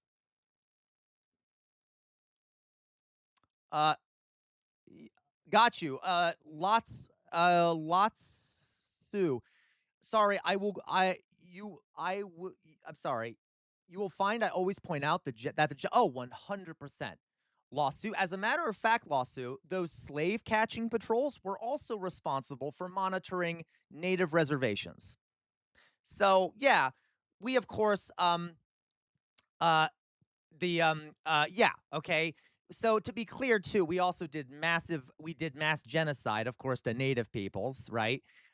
Which has yeah, exactly, lawsuit. So like many of these folks were mainly focused on were Indian hunters, absolutely. Okay. So yeah, to be clear, you're absolutely right. Of course, in the context of what these folks are talking about, that's why I didn't mention it, but you're absolutely right. We actually talk about that quite a lot, the genocide of the native peoples, who, by the way, folks, still exist. And maybe we should remember that they still exist and that we're still not allowing them to have what we took from them. Okay, just a side note there. Okay, they literally did it explicitly, folks. So when the law was passed, yeah, she is brilliant. Okay, she's brilliant. Can I also point out, guys, that when the law that ended the amendment to the Constitution that ended slavery, the 13th Amendment, we've talked about this. There was an exception in there. It said chattel slavery will be illegal except when used as punishment for a crime. So what you see immediately after the passing of the 13th Amendment is an effort, especially in the southern United States, but also in the North, all over the place in the United States, up until recently, to criminalize blackness so that they can still keep people in enslaved conditions, okay, despite that, despite there in theory being a law that prevents it. So clearly it wasn't actually the end of slavery. Now, you could say it was technically an end to chattel slavery, a particular kind of slavery, but it was still slavery. So might that also partially explain this push to criminalize black folks and get as many in prison as possible? All right. So, okay. You see my point? I'm not familiar with that quote, Oh, really? but Shocking. I can go and read it later, but that's still You not should getting, really it's read it not- later. That's not getting to the point of saying The entire time, Uncle Tatum was doing his little tap dance to appease his conservative white audience. He would rarely address significant challenges to his Remember, claim. guys, he's being paid. I know. I sometimes I don't think he's as dumb as he sounds. I think he's being paid by what'd you guys tell me again? The Daily Wire. Okay. The Daily Wire, right? Okay. And would attack strawmen instead. He also didn't know 90% of the facts and history brought up by his opponents. TPUSA, Still, I thank don't quite think he did as bad as Dave Rubin because I think it's scientifically impossible to be dumber than him. But Uncle Tatum definitely earned a strong I don't know. Nick Shirley might beat him in that department. second place for most humiliated person on the Okay, that was good. Oh my God, he doesn't know what he's talking about. It's humiliating. Okay, anyway, so there's Officer Tatum, folks, making a fool out of himself like normal. Okay, that's good. Doesn't know much about anything. How's everyone doing, by the way? Guys, please join our Discord. It is linked in the Twitch channel, at the top of the Twitch chat, and the bottom of the YouTube chat. And then if you do, we have a reactions channel. You can post videos in there that I can react to on stream, okay? So please do that. I would love that. I would love that so much. Thank you, guys. You're all angels. You're all fucking angels. All right? Not fucking angels. You are fucking angels. Anyway, okay, let's go on. So let's see what other reactions we can do here. This is Druzilla. I hope we can see some of this on stream. If not, I can find one clip that is best to watch because I thought it was all good. I might be biased since I love the creator, though. Ooh. Christianity has a white supremacy problem. Oh, that sounds lovely. Let's do it. We can do that. Or we could do the cult of MAGA. There's so many good options. Oh my God. All right. Let's do this instead. I don't know where to start, though, Weirdum. Where should I start here, Druzilla? Where should I start here? This is a very long video. I can't watch the whole thing. So you say maybe, okay, 53. We'll start at 53. That's what Druzilla asked me to do. We'll start there then. 53:12.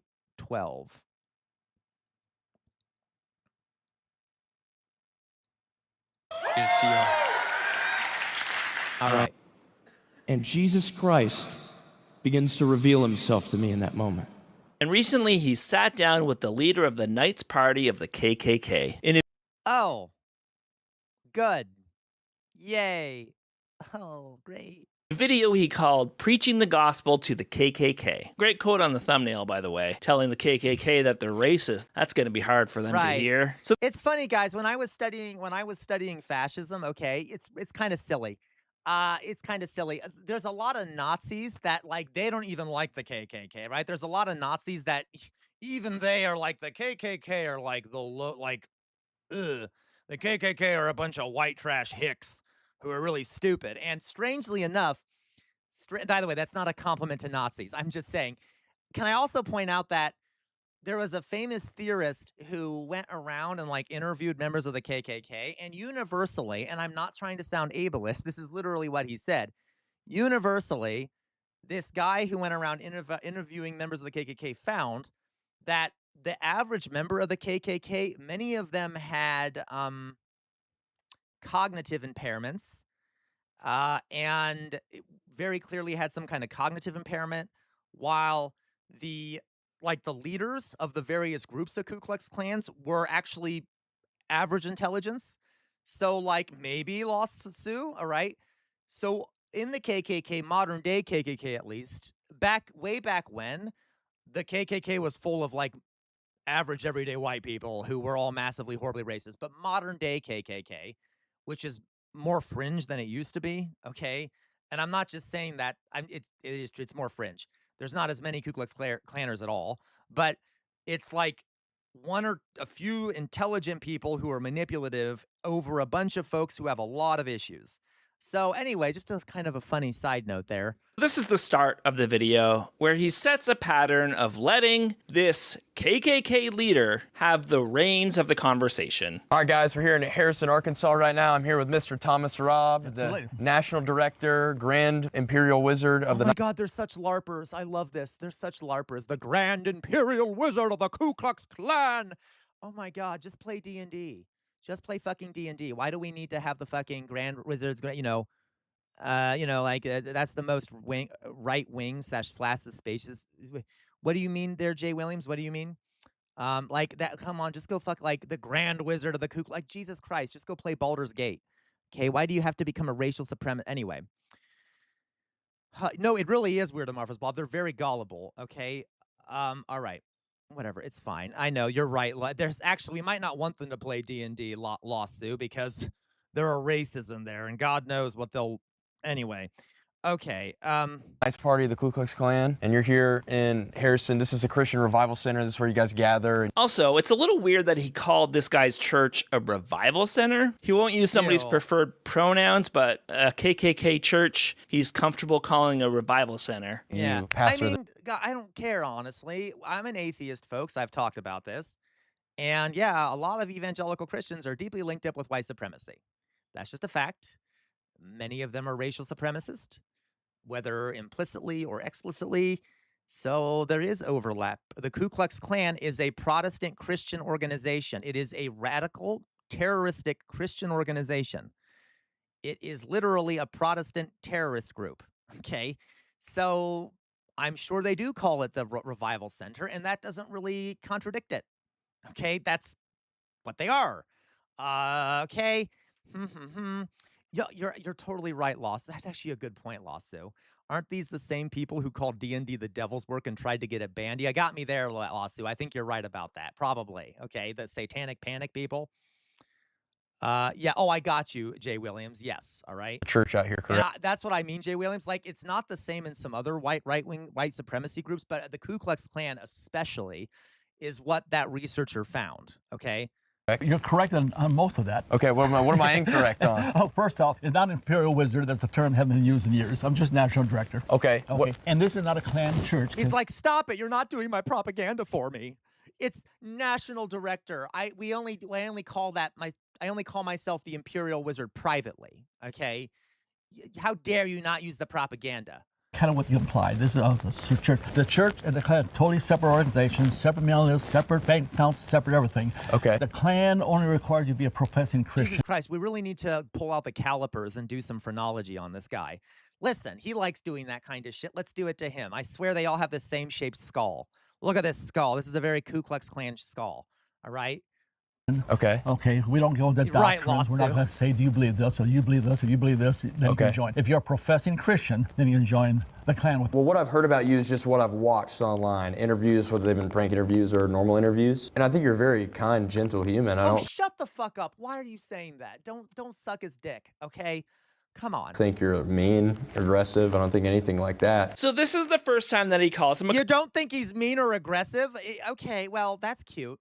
Easy for you to say that because you look like Casper the fucking ghost. kind person, but definitely not the last time. You're the Grand Wizard of the Knights Party of the KKK.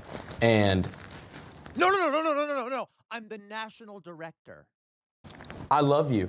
I think you're a kind, gentle human being, and I've had a God. Thank you for my kind, respectful conversation with Pastor Thomas Robb and Being kind isn't about being soft-spoken and saying polite words. It's also the words that you say. Hate preachers used to be people like Steven Anderson. No homos will ever be allowed on this church as long as I'm the pastor here.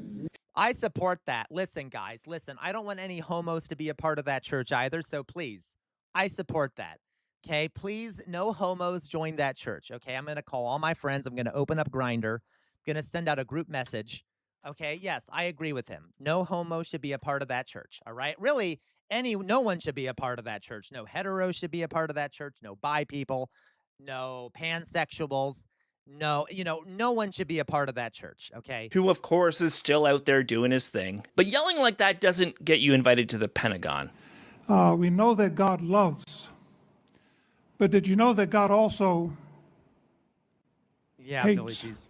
And this is the game that Christians have been playing for so long What that about they get the super so straights? Sure, LaQuavois, whatever. The super straights can do it too. Whatever, it's fine. Okay, no, I get it. Those are gays. I got you. Okay. used to it. They tell people that, no, I don't hate you. You can tell by the fact that I'm using my gentle voice. I just want what's best for you. Oh my God, I hate that, guys. Trust me, as a gay person, I think I can speak to this. For the queer folks in the community, of which I know there's a ton of you in there, can you tell me, has anyone ever spoken to you in that tone of voice? Where they're like, no. I don't hate, I hate the sin, but I love the sinner. Hate the sin, love the sinner. No, I don't hate you for being gay, right? I just wish you didn't fuck men. Or like, they don't say it like that. You get what I mean? Or that kind of sense like, oh, bless your soul.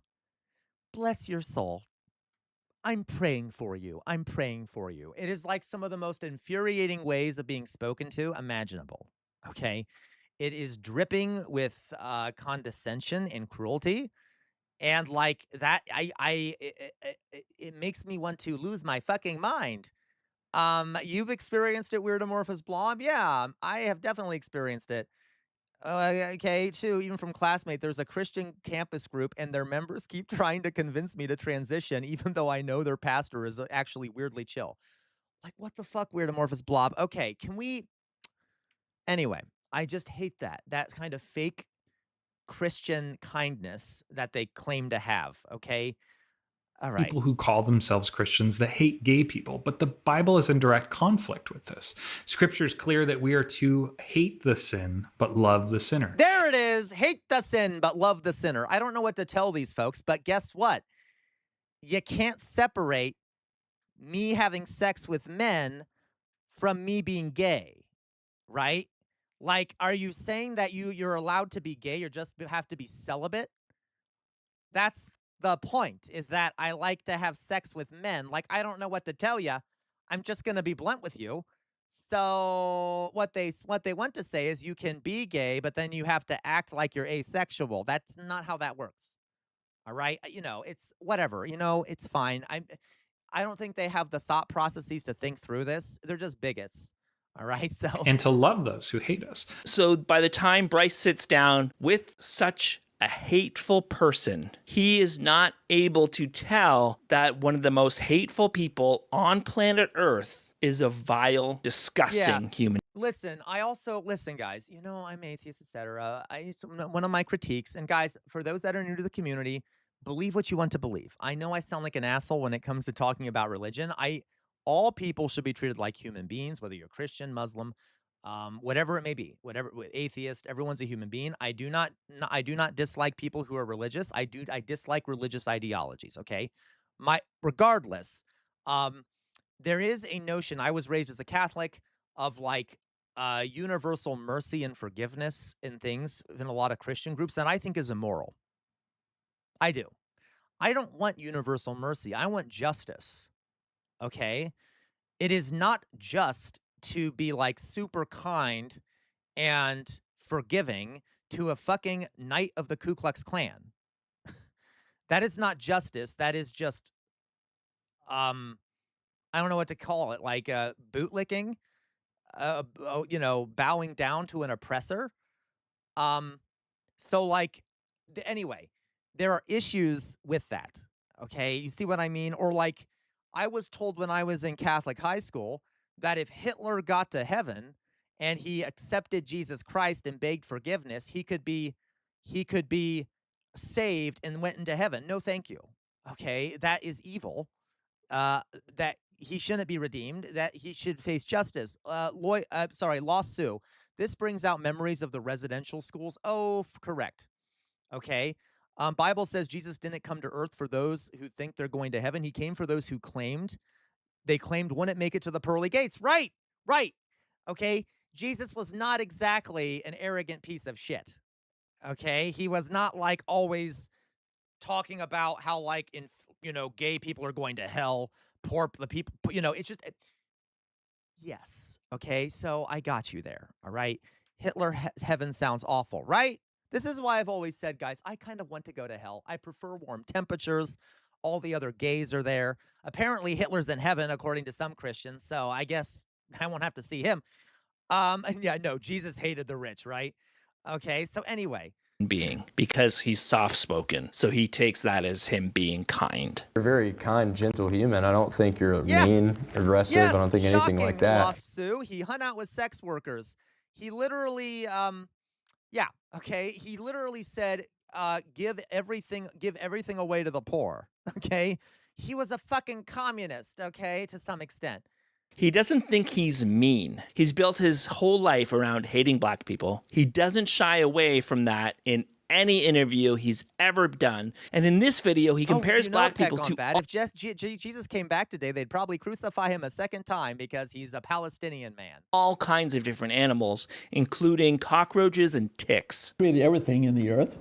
Every creature, every little cockroach, he created everything.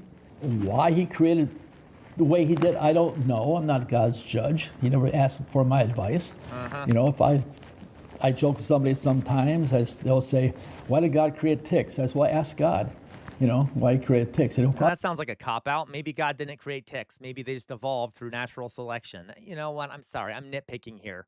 But I got to tell you, I'm not trying to do the atheist thing here, but I will a little bit. So why did God create like Ebola virus or something? Or like, why'd they do that? Okay, like why? Like he's just an asshole? I guess so. I guess God is just a dick because he wants people to suffer terribly. And by the way, why does he choose for people in poverty to be the ones that are more likely to die from these painful diseases? I guess he doesn't like the poor and he's an asshole because he set it up that way. So anyway, I'm just saying, I think God must be a dick if he's real. Anyway, I know you shouldn't be asking that question. Scardoof, that is not a serious question. So no, we're not going to answer that. Okay. Have a lovely day. You can feel free to watch and hang out. I'll tell you none of your business. Yeah, that was his response to why black people exist if God doesn't want them to be saved. Oh, that's racist. Heaven is so racist. But no, he's not mean. Yeah. He's kind. He's a nice leader of the KKK. Wait, did you see that? Was that a burning swastika in the background? Jesus Christ. Why he created... All right. Maybe he I didn't joke to create them. somebody Did you think of sometimes. that? You They'll think God say, maybe didn't create them, that they evolved? why did God create ticks? That's why I ask God. Yeah, Why he created ticks. And he'll probably tell you none of your business. All right, let's go on here. That was his response to why black people exist if God doesn't want them to be saved. Oh, I get it. He's dehumanizing black people. Okay, that makes more sense. That's more in line with what I would expect, okay? He's trying to claim that black people are not human. Well, that was predictable. But don't worry, guys. He's a nice guy, right? That's what the other guy said, right? You're such a nice guy. You're so kind. Okay, right. Great. That makes sense. Saved. Oh, that's racist. Heaven is so racist. But no, Yes. he's not mean. He's kind. He's a nice leader of the KKK. And then he puts in the work to humanize this man and make him seem relatable. I feel like if you and I got breakfast food at Waffle House, Yeah, okay, listen. I don't like engaging with trolls, but Scardoof, what the fuck is wrong with you? Okay, I mean, you poor child. Poor child. What the fuck is wrong with you? Okay, seriously. Come on now.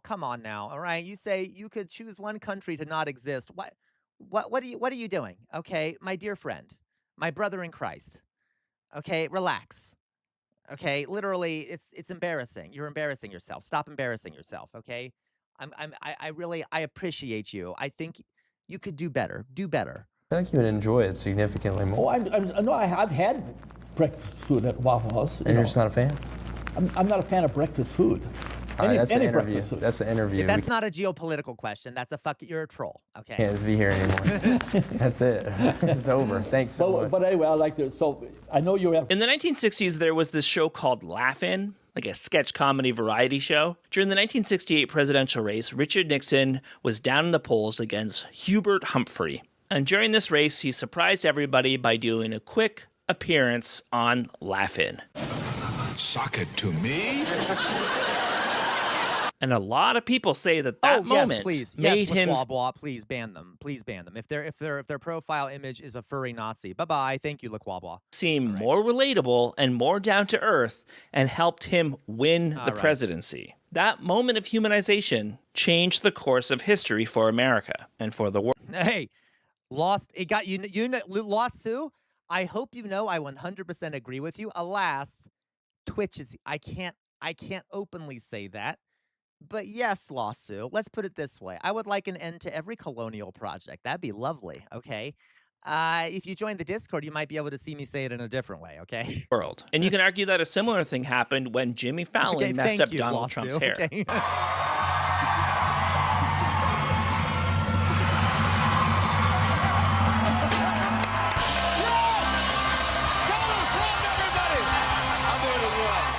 Are you serious, Weirdomorphous Blob? So that person's profile said 126,000 Bolsheviks was not enough, is what their furry...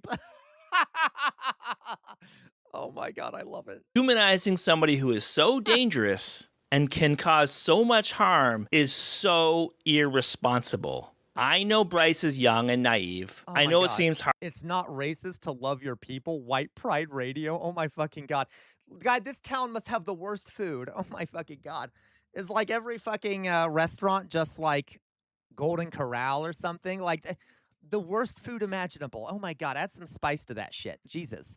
Okay. Harmless. They're just talking about Waffle House. But he's setting this man up as a relatable person. But the problem is that when you have the leader of one of the largest divisions of the Ku Klux Klan agree to all sit plain and boiled shit. Yeah. down with you Here, have some boiled chicken breast. for an interview, you have a responsibility to your audience. And Bryce's Real life caddy did just a Cracker Barrel with a Klan hood. Yeah, okay. audience is very young and very impressionable. All right. And then he just gives over his platform of millions of people. Oh my God, that is child abuse. That is child abuse. If we lived in a better society, I would say that any parent that does that to a child should be arrested.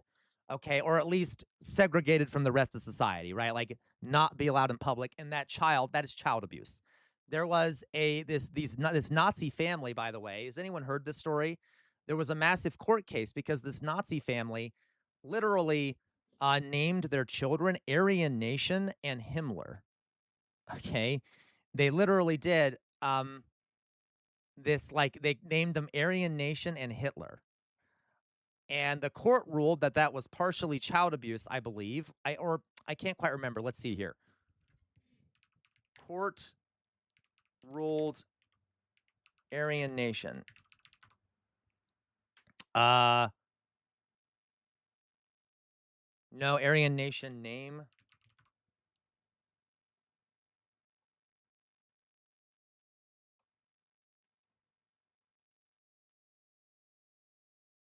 Here we go. Oh my God. Okay. The court literally took away. Oh, of course not. Of course not, lawsuit. Of course not. They're too busy taking away black and brown children, of course, to do this. But I guess in this one rare case, they decided to go after white kids. So, though I guess they do. They go after poor white kids. Let's put it that way. They do go after poor white folks a lot. So here we have Adolf Hitler Campbell and his sisters, Joyce Lynn Aryan Nation, and Hans Lynn Hindler Genie. Those are the name of the kids. They were taken away from their parents for the abuse of naming them that. Okay. So that's great. Okay, that's great. That's okay. I'm glad that they did that. Okay. People to this man to share his hateful beliefs. I don't know. I know my thoughts about just the KKK in general. Right. And I've heard people say the same things to you. Oh, this is what the KKK is like, and you say it's different. So I'm honestly here just to kind of ask questions and share a little bit of my perspective and kind of pick your brain and things like that. He just let God, fucking idiot. Jesus Christ, just punch him in the fucking face. That's the way to deal with the guy. Punch him in the fucking face. him talk and talk and talk and talk without interruption, without challenging him. He gets to spew out his hateful look at him. and He's just vile sitting there. rhetoric uncut to Bryce. Guys, this is literally like the written example of white privilege. Okay, now listen. Like, if being able to just sit there calmly while a grand dragon of the Ku Klux Klan rattles off his insane beliefs and be like, oh, oh, yeah, right. Oh, like that is pretty fucking privileged position to be on and deeply inconsiderate. This is okay? young audience.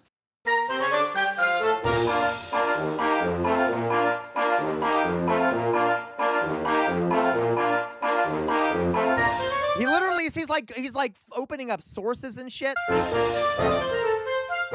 Watch, pretty soon they're gonna be walking around a burning fucking cross and he's gonna be walking with him. Oh my God. Our culture or our faith. And so we have a nation today what the fuck? that welcomes This is brilliant, Drusilla. I deeply appreciate this. trans, welcomes sodomy, promotes Oh, that sounds good to me. By the way, guys, trans people are superior to the rest of us. Trans people are supporting the rest of us. Okay. Okay, so, I mean, they're better than the rest of us. Oh my God, guys, why the fuck do we have Nazis coming in here? Why are we being surrounded by fucking Nazis? I mean, I know why, because we're watching something about the Ku Klux Klan guy. So, Janusz something, whatever the fuck, I don't know what your name is. I'm having trouble reading it from this distance. Bro, what are you smoking? Listen, yeah, thank you. Whatever. Okay, I guess I won't read it. Oh, bro, what are you smoking? Thank you for banning this person. That's a Polish soldier, and the number 126K refers to the number of casualties in the Battle of Warsaw, the city I live in, where the Bolsheviks literally started the war. What are you talking about, Mr. American? Oh, you fucking idiot. Okay, anyway, let's continue. pornography, which was a Jewish institution, which if you question me on that, I can show you why. Promote all kinds of values. He's just We've had fun today, folks. We've had fun today, haven't we? nodding along here because he agrees with this part. And you should really be careful totally when you agree with that much of what the KKK is saying. Yeah, that's he a red completely flag. agrees with him about the Jews starting pornography. Fully agrees. Make sure we don't surround ourselves with Jews. Well, I think we should surround Well, I ourselves mean, with they're all founders people. of the pornography industry, right? I mean, yes, they do. Yeah, they did no, start no. pornography. No, well, hold on, but that's claiming the founders. that's of the pornography. claiming that's claiming that all Jews are bad people. That's like Yeah, he just fully agrees with. Okay, I don't even know what to say about that. I just, you know it's stupid. This okay? classic anti-Semitic conspiracy theory Yeah, that the we know. Jews started pornography to corrupt white America. Well, guys, don't you know the Jews did everything? That's what all Nazis believe, that the Jews, like we talked about this, we did a whole presentation on this. The Jews are responsible for the state. They're responsible for communism. They're responsible for capitalism. They're responsible for what? They're responsible for science. They're responsible for, diversity. They're responsible for migration. Like to Nazis, everything is the fault of the Jews. Like literally everything they don't like. They stub their toe and they start screaming about how the Jews are to blame. Like that's, All right. So obviously, Youth. That's It what is they a do. well-known racist conspiracy. Yeah, yep, that's what they say, LaQuad. They will often say that pornography and liberal sexual norms are Jewish because it undermines the masculinity and the reproductive capacity of Aryans and white people. Because if you're jacking it to porn, you're not seeding a woman, if you know what I mean. Okay, That that's what has been the idea debunked. is. People have always liked sex. It's kind like of Daddy J. what has kept our species going. People have always liked seeing naked people. And people have a long history of blaming Jewish people for things. And Oh, listen, lawsuit. You say, laughing my ass off. I'm sorry to break it, but us natives are responsible for communism. Yeah, of course. Literally, like the hunter-gatherer societies of native groups, these kind of communal, often nomadic societies, or hell, even you could even say democracy. Lawsuit. If you look at the um, oh my God, I think a mind blank. Haudenosaunee, the Haudenosaunee Confederacy. Okay, like we could literally say that the natives came up with a lot of this shit. Definitely native peoples were much more communal. Yeah, the Great Law of Peace, created by the Haudenosaunee Confederacy. Like, anyway, so yes, all right, absolutely. Okay, now Here is- obviously, just to be, just to nitpick a little bit, there are all over the world, there have been different strains of thoughts about communal living, socialism, and communism and stuff. So like it developed independently in a lot of places, but you're right. If you want to look like in the Americas, definitely the natives were the first to have those ideas. Yes. Okay. Bryce just nodding and agreeing with the leader of the KKK on a racist, anti-Semitic conspiracy theory. Now, you and I, right, me being a white American from the state of Georgia, I have now been given the right to become a child of Abraham. I've been grafted into the branch, right? Okay. So now I have the right to be called a child of Abraham through faith in Jesus Christ, And so me as someone that's not ethnically Jewish, Is that his accent, or did he just say ethnically Jewish? Ethnically. I am here to learn about ethnics.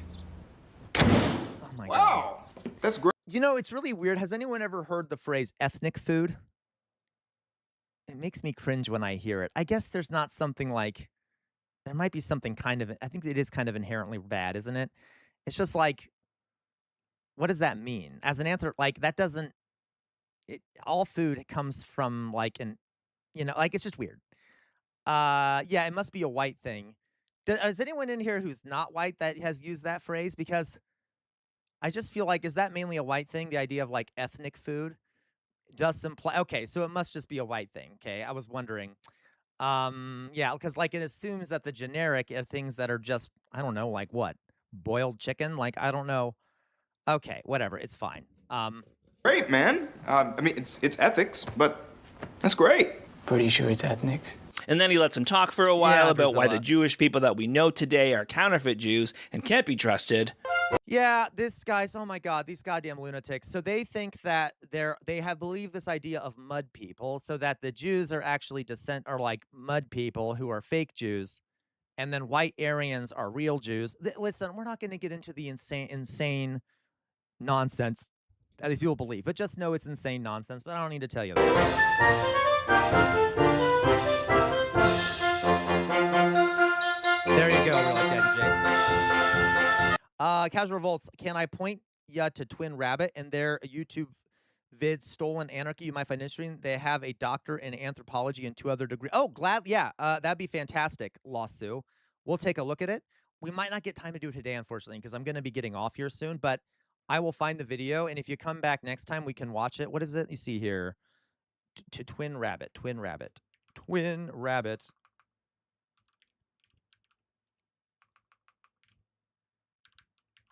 Twin Rabbit. All right. Stolen Anarchy. Oh, that is amazing. Okay. Stolen Anarchy, Planning Indian, and the Roots. Oh, that looks amazing. Gladly. All right. Save to playlist. So we'll watch that. All right. Where did I just put this in? Oh, my God. Damn it, Sam. Sam, you fucking piece of shit. Okay. Fuck you, Sam. All right. Garbage person. I'm just kidding. I don't know why I'm yelling at myself in such a cruel way. There we go. Okay. Thank you very much for telling me about that. Okay. We'll finish watching this here. Yeah, you should join the Discord, Lawsu, and you can put videos into the reaction section. It's linked at the top of the Twitch chat.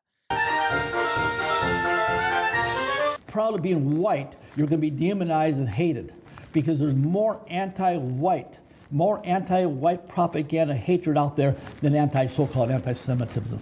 But do you think Right. Okay. That's okay, Lawsuit. That's okay. What the fuck? Okay. No, that's just not true about white people. Okay, but we know that, all right? that justifies you? Yeah, Hold on, says I the don't Grand want to say Wizard. anything that I haven't heard you say yet. I know you said that you don't believe that black people are made in the image of God. Do you believe that Asian people are made in the image of God? No challenge, because once again, Bryce is a conservative Christian. Also, I don't really know the value of asking him these questions when we already know the answers. Okay, it's just giving him. It is definitely. Thank you, Lawsu. Okay, it's definitely giving him an opportunity to spew his vile racist nonsense. To be like, well, what do you think about Asian people? What do you think about? Oh, I don't know, Indians. What do you think about black? It's like we know what he's gonna say, right? Why are we going through the whole catalog of hatred of his? In America, and he agrees with this man on a lot of things, that there is more discrimination against white people than any other Hilarious. group. Guys, I don't know about you. I feel discriminated against every day for being white, okay? I go outside and immediately I see that, I am marginalized. I'm so afraid everywhere I go. Whenever I go into a grocery store, people call the cops on me. The security guards follow me around, think I'm going to steal something. The police are constantly harassing me. That's amazing, Lawsu. I love that. Okay, I didn't know that's cool. He's queer and a Tino native. Love that. Okay, I am so victimized as a white person. Okay, I just want you all to know that. Of course, not true. This is just something that happens whenever a group that has traditionally had more power starts to have to share some of that power, starts to see efforts for equality. I'm so held down by black people. There you go, Jay Williams, right? I'm so oppressed. So other people can also have that power. So they stupid. begin to see that as... Yes, it's quite a burden, Peck on Bad. Quite a burden. Don't you dare clip that, Jay Williams, okay? How dare you, all right? Attack on them. And to be fair, he does challenge him on a few things. Screw you, Jonas, and screw you, Jay Williams.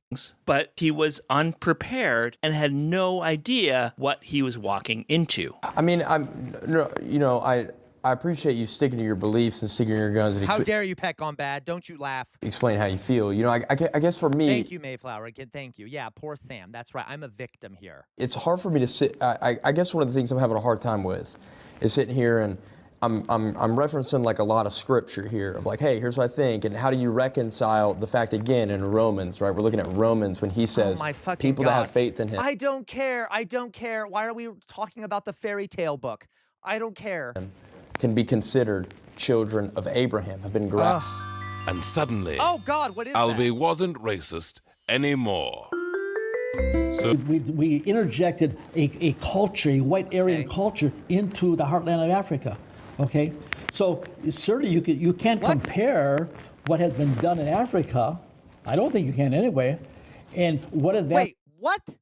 I'm sorry, I was having trouble processing that. What?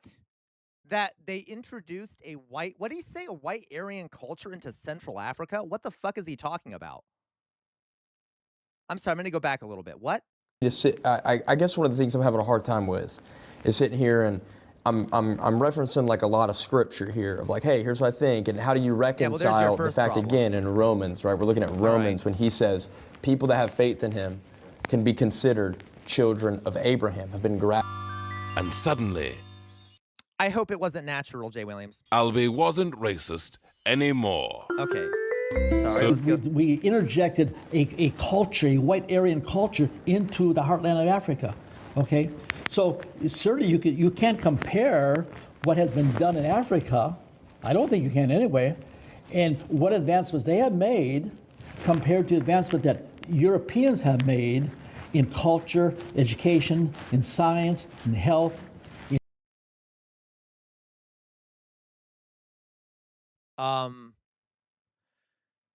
So, okay, a few problems here, okay? A few big fucking problems here, okay? Very big problems. it is, first of all, not true that all of that came from Europe. A lot of it came from Egypt. A lot of it came from the Islamic world, including North Africa and the Middle East. So it's simply false to say that all that stuff came from Europe. As a matter of fact, some of the stuff that came from the Greeks were influenced by Egypt and were literally only preserved because of Muslim empires preserving them. Okay, regardless, there was also the Islamic Golden Age in the Middle East and North Africa, which spawned tons of research into science, medicine, things like that. So that's bullshit. Second of all, ancient Egypt was an African civilization that did amazing things like math and science and architecture and great building projects and other shit like that. We could also talk about Mali, right? The kingdom of Mali, which Mansa Musa was the king of and was the wealthiest man in all the world at the time. So can we just like chill the fuck down, okay, and stop being bigoted pieces of shit, okay?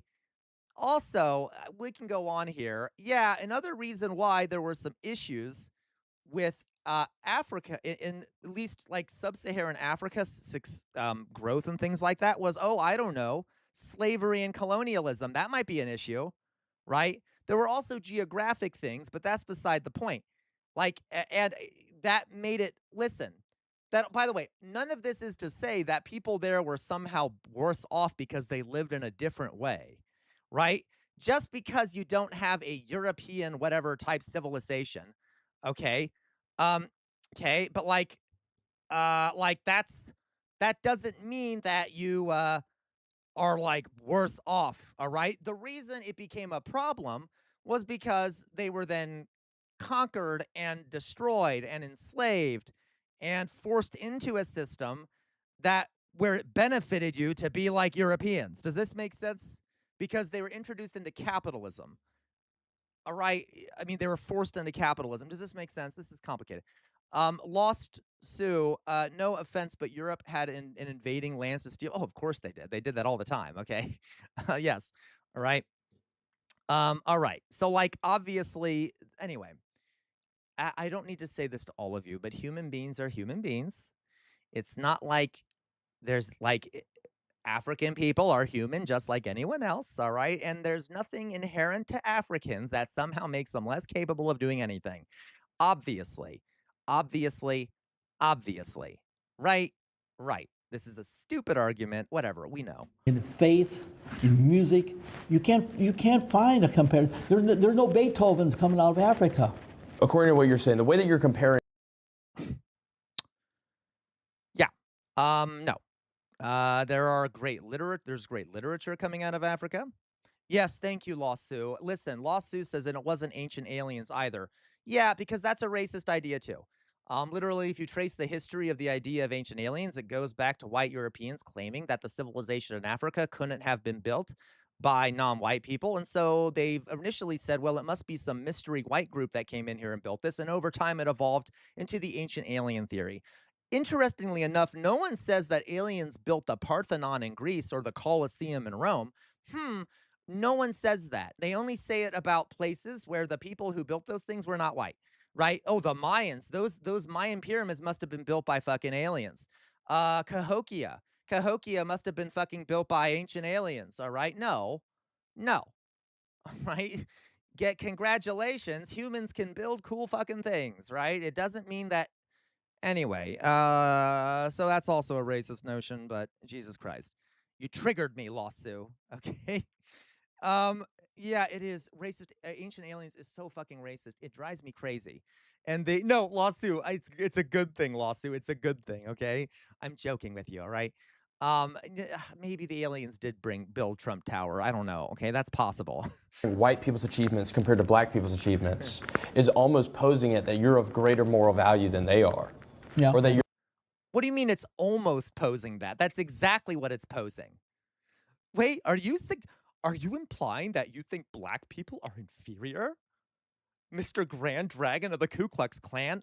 Yeah, He's the Grand Dragon of the Ku Klux Klan, you moron. Of course he is. Again, not true. But Bryce doesn't know how to fact check him, so he just agrees with him. He just agrees with another racist talking point. Oh my God. We've all heard about Atlantis, right? The lost city of Atlantis. Do you know why that myth got popular? Originally, it was just an allegory or a thought experiment by Plato, but eventually it became something else. As more and more of the world was discovered, evidence of past civilizations and amazing engineering was found all over the world. Yes. Many of these civilizations, Because humans are pretty cool. and many of these feats of the human mind were in places where white people had never been. So, Exactly. Okay. instead of He knows that he's about to say what I just said. acknowledging that non-white people could be skilled engineers, could be you. capable of starting a great civilization, some people began to theorize that the lost city of Atlantis was real. Oh, absolutely. The Mayan people get hit with it. I live in Ohio where there's a lot of Indian mounds or like Native American mounds. Okay. And there are people here who claim those were built by aliens. No, they fucking weren't. Was inhabited by the ancestors of the Aryan race, and that So these fucking people stupid. had floated around the world creating these things. Because that was easier for them to believe than non-white people could be good at things. Of course. Himmler Yep. and the Nazis were obsessed with this idea of yep, Atlantis. yep. And it was a driving force of the Holocaust. Africa has many big cities. To be honest with you guys, I don't think that was a driving force of the Holocaust. This idea of Atlantis, that was a part of the ideological justification. I'm just nitpicking, but okay.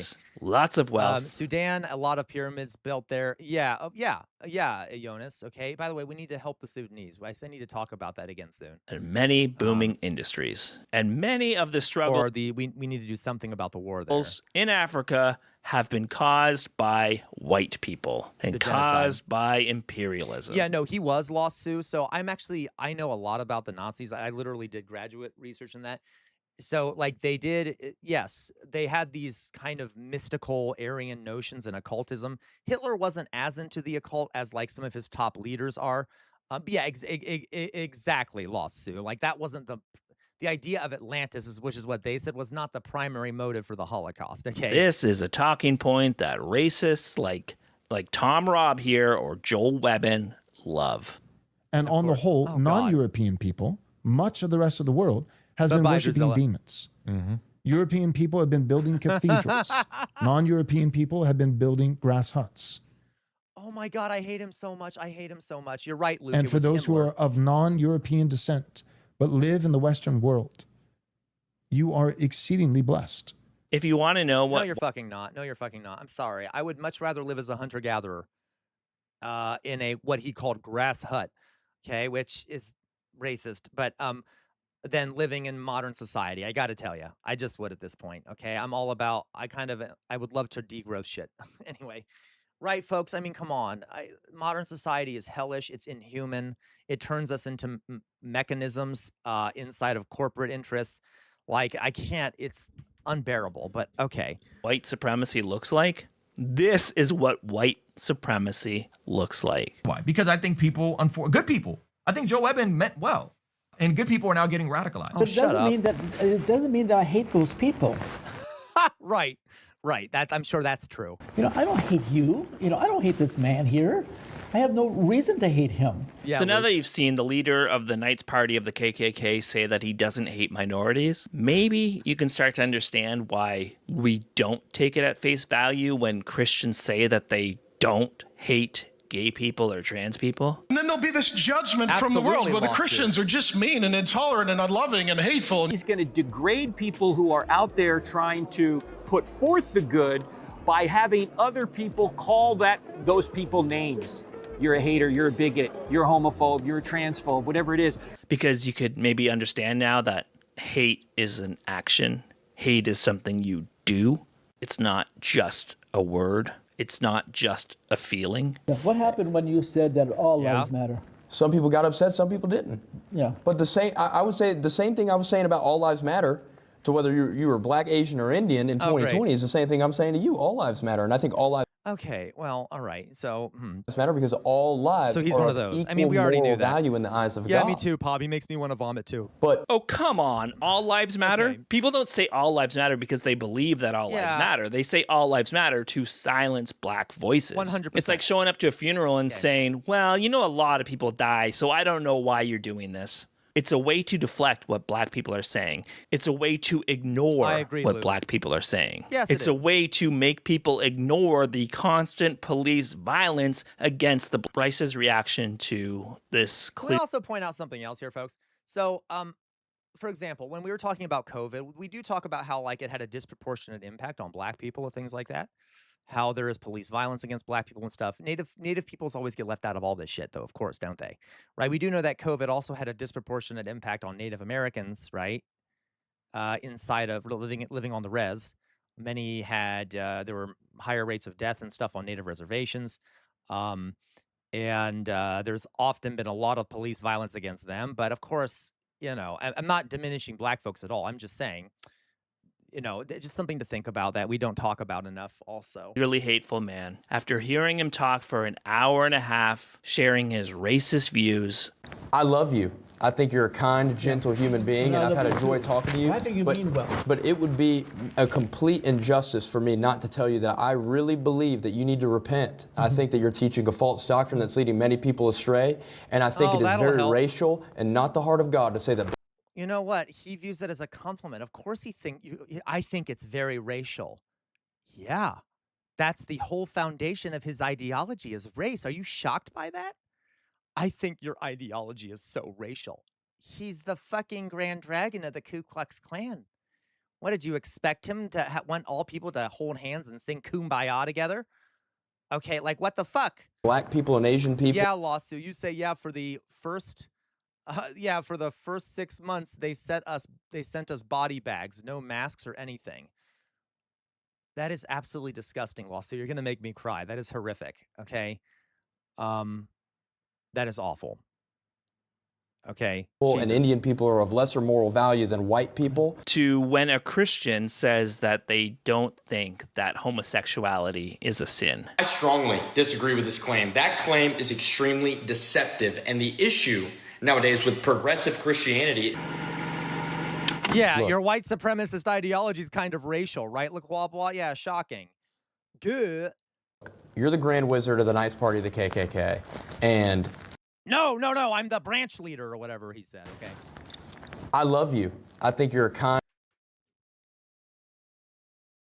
This is where one might say clipped, right?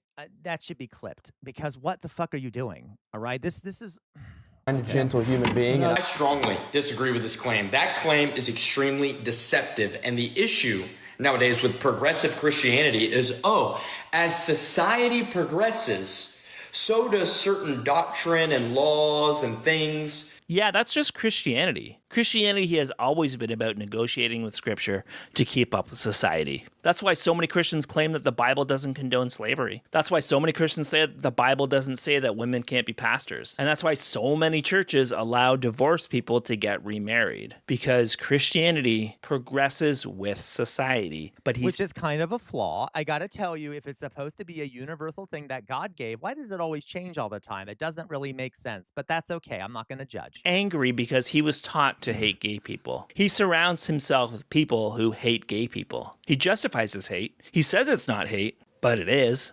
So in his mind, the progressive church is due. Thank you, lawsuit. How many fucking different Bibles have we seen? But apparently, going back to the first one, they've all been the word of God, but apparently God changes his mind all the time. Like, I don't understand. Okay, it's fine. Way more anger than the Ku Klux Klan. And I think that's way too true for far too many Christians. For far too many Christians, racism is not a deal breaker. White supremacy is not a deal breaker. Accepting gay people, yeah, that's a deal breaker. Protecting Anne Frank, immigrants, that's a deal breaker. But if you're racist, I may not agree with that racism. Or I may make excuses for that racism. Evangelical Christians really need to reflect on who they are and who they want to be going forward. They really need to think about what they view as a deal breaker. Hey, everybody, thank you so much for making it.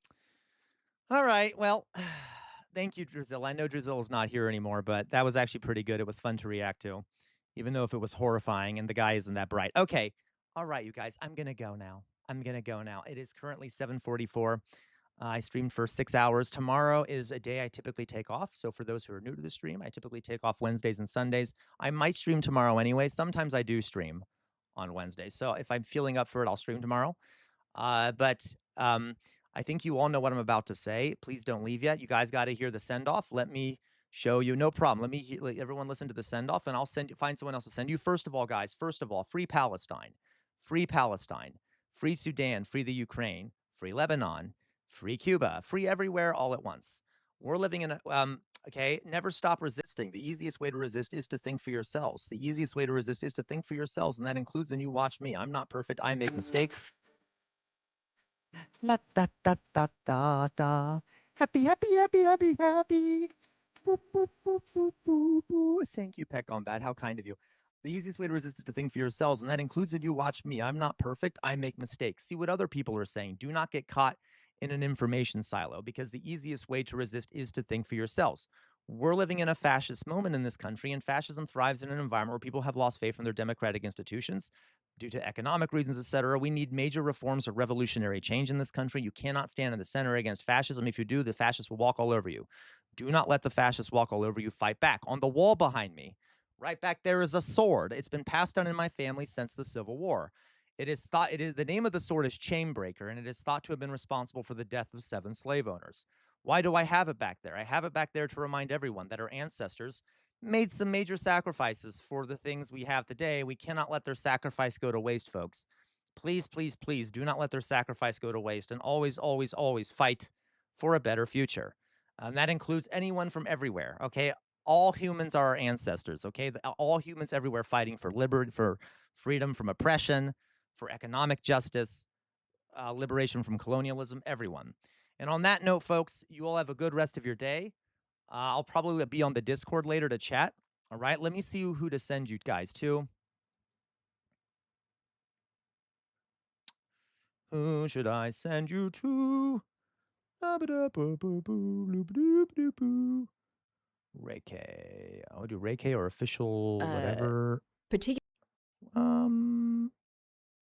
We could do official whatever. No, we'll maybe do Gust again. I like Gust. Gust is fun. No, I don't know. Maybe not Gust. Who's Lux Progressive? I don't fucking know. Let's do Ray K. We'll do Ray K. All right, we'll do Ray K. No, I'm not going to send you to fucking Hassan. Okay, fuck all of you. Not all of you. Only the ones who commented about Hassan. Okay, let's see here. Raid. Raid. Oh, we're going to raid Ray K. Our Palestinian friend, Ray K. He's looking for more viewers, though. No, he's not. He's fine. He doesn't need any more fucking. Yeah, we recently did Lux, so I'm not going to. Just this time, I'm not going to do Lux because we did her very recently, but maybe next time we will. So let's do Ray K here. Ray K. Raid Ray K. There we go. Please. Raid. All right. All right. Now they have a subscriber or follower only chat, so you may have to follow in order to talk with them. Ray K is up over here. Make sure we got this right. Channel dashboard, Ray K. All right. Okay, everyone, ready to go? Bye-bye, folks. You have a good rest of your day. I'll see you later, okay? Keep up the good fight. There we go. And for everyone else who is not going to Ray K, you all have a good rest of your days. All right. You all have a good rest of your day. Love you all very much. Bye-bye, guys.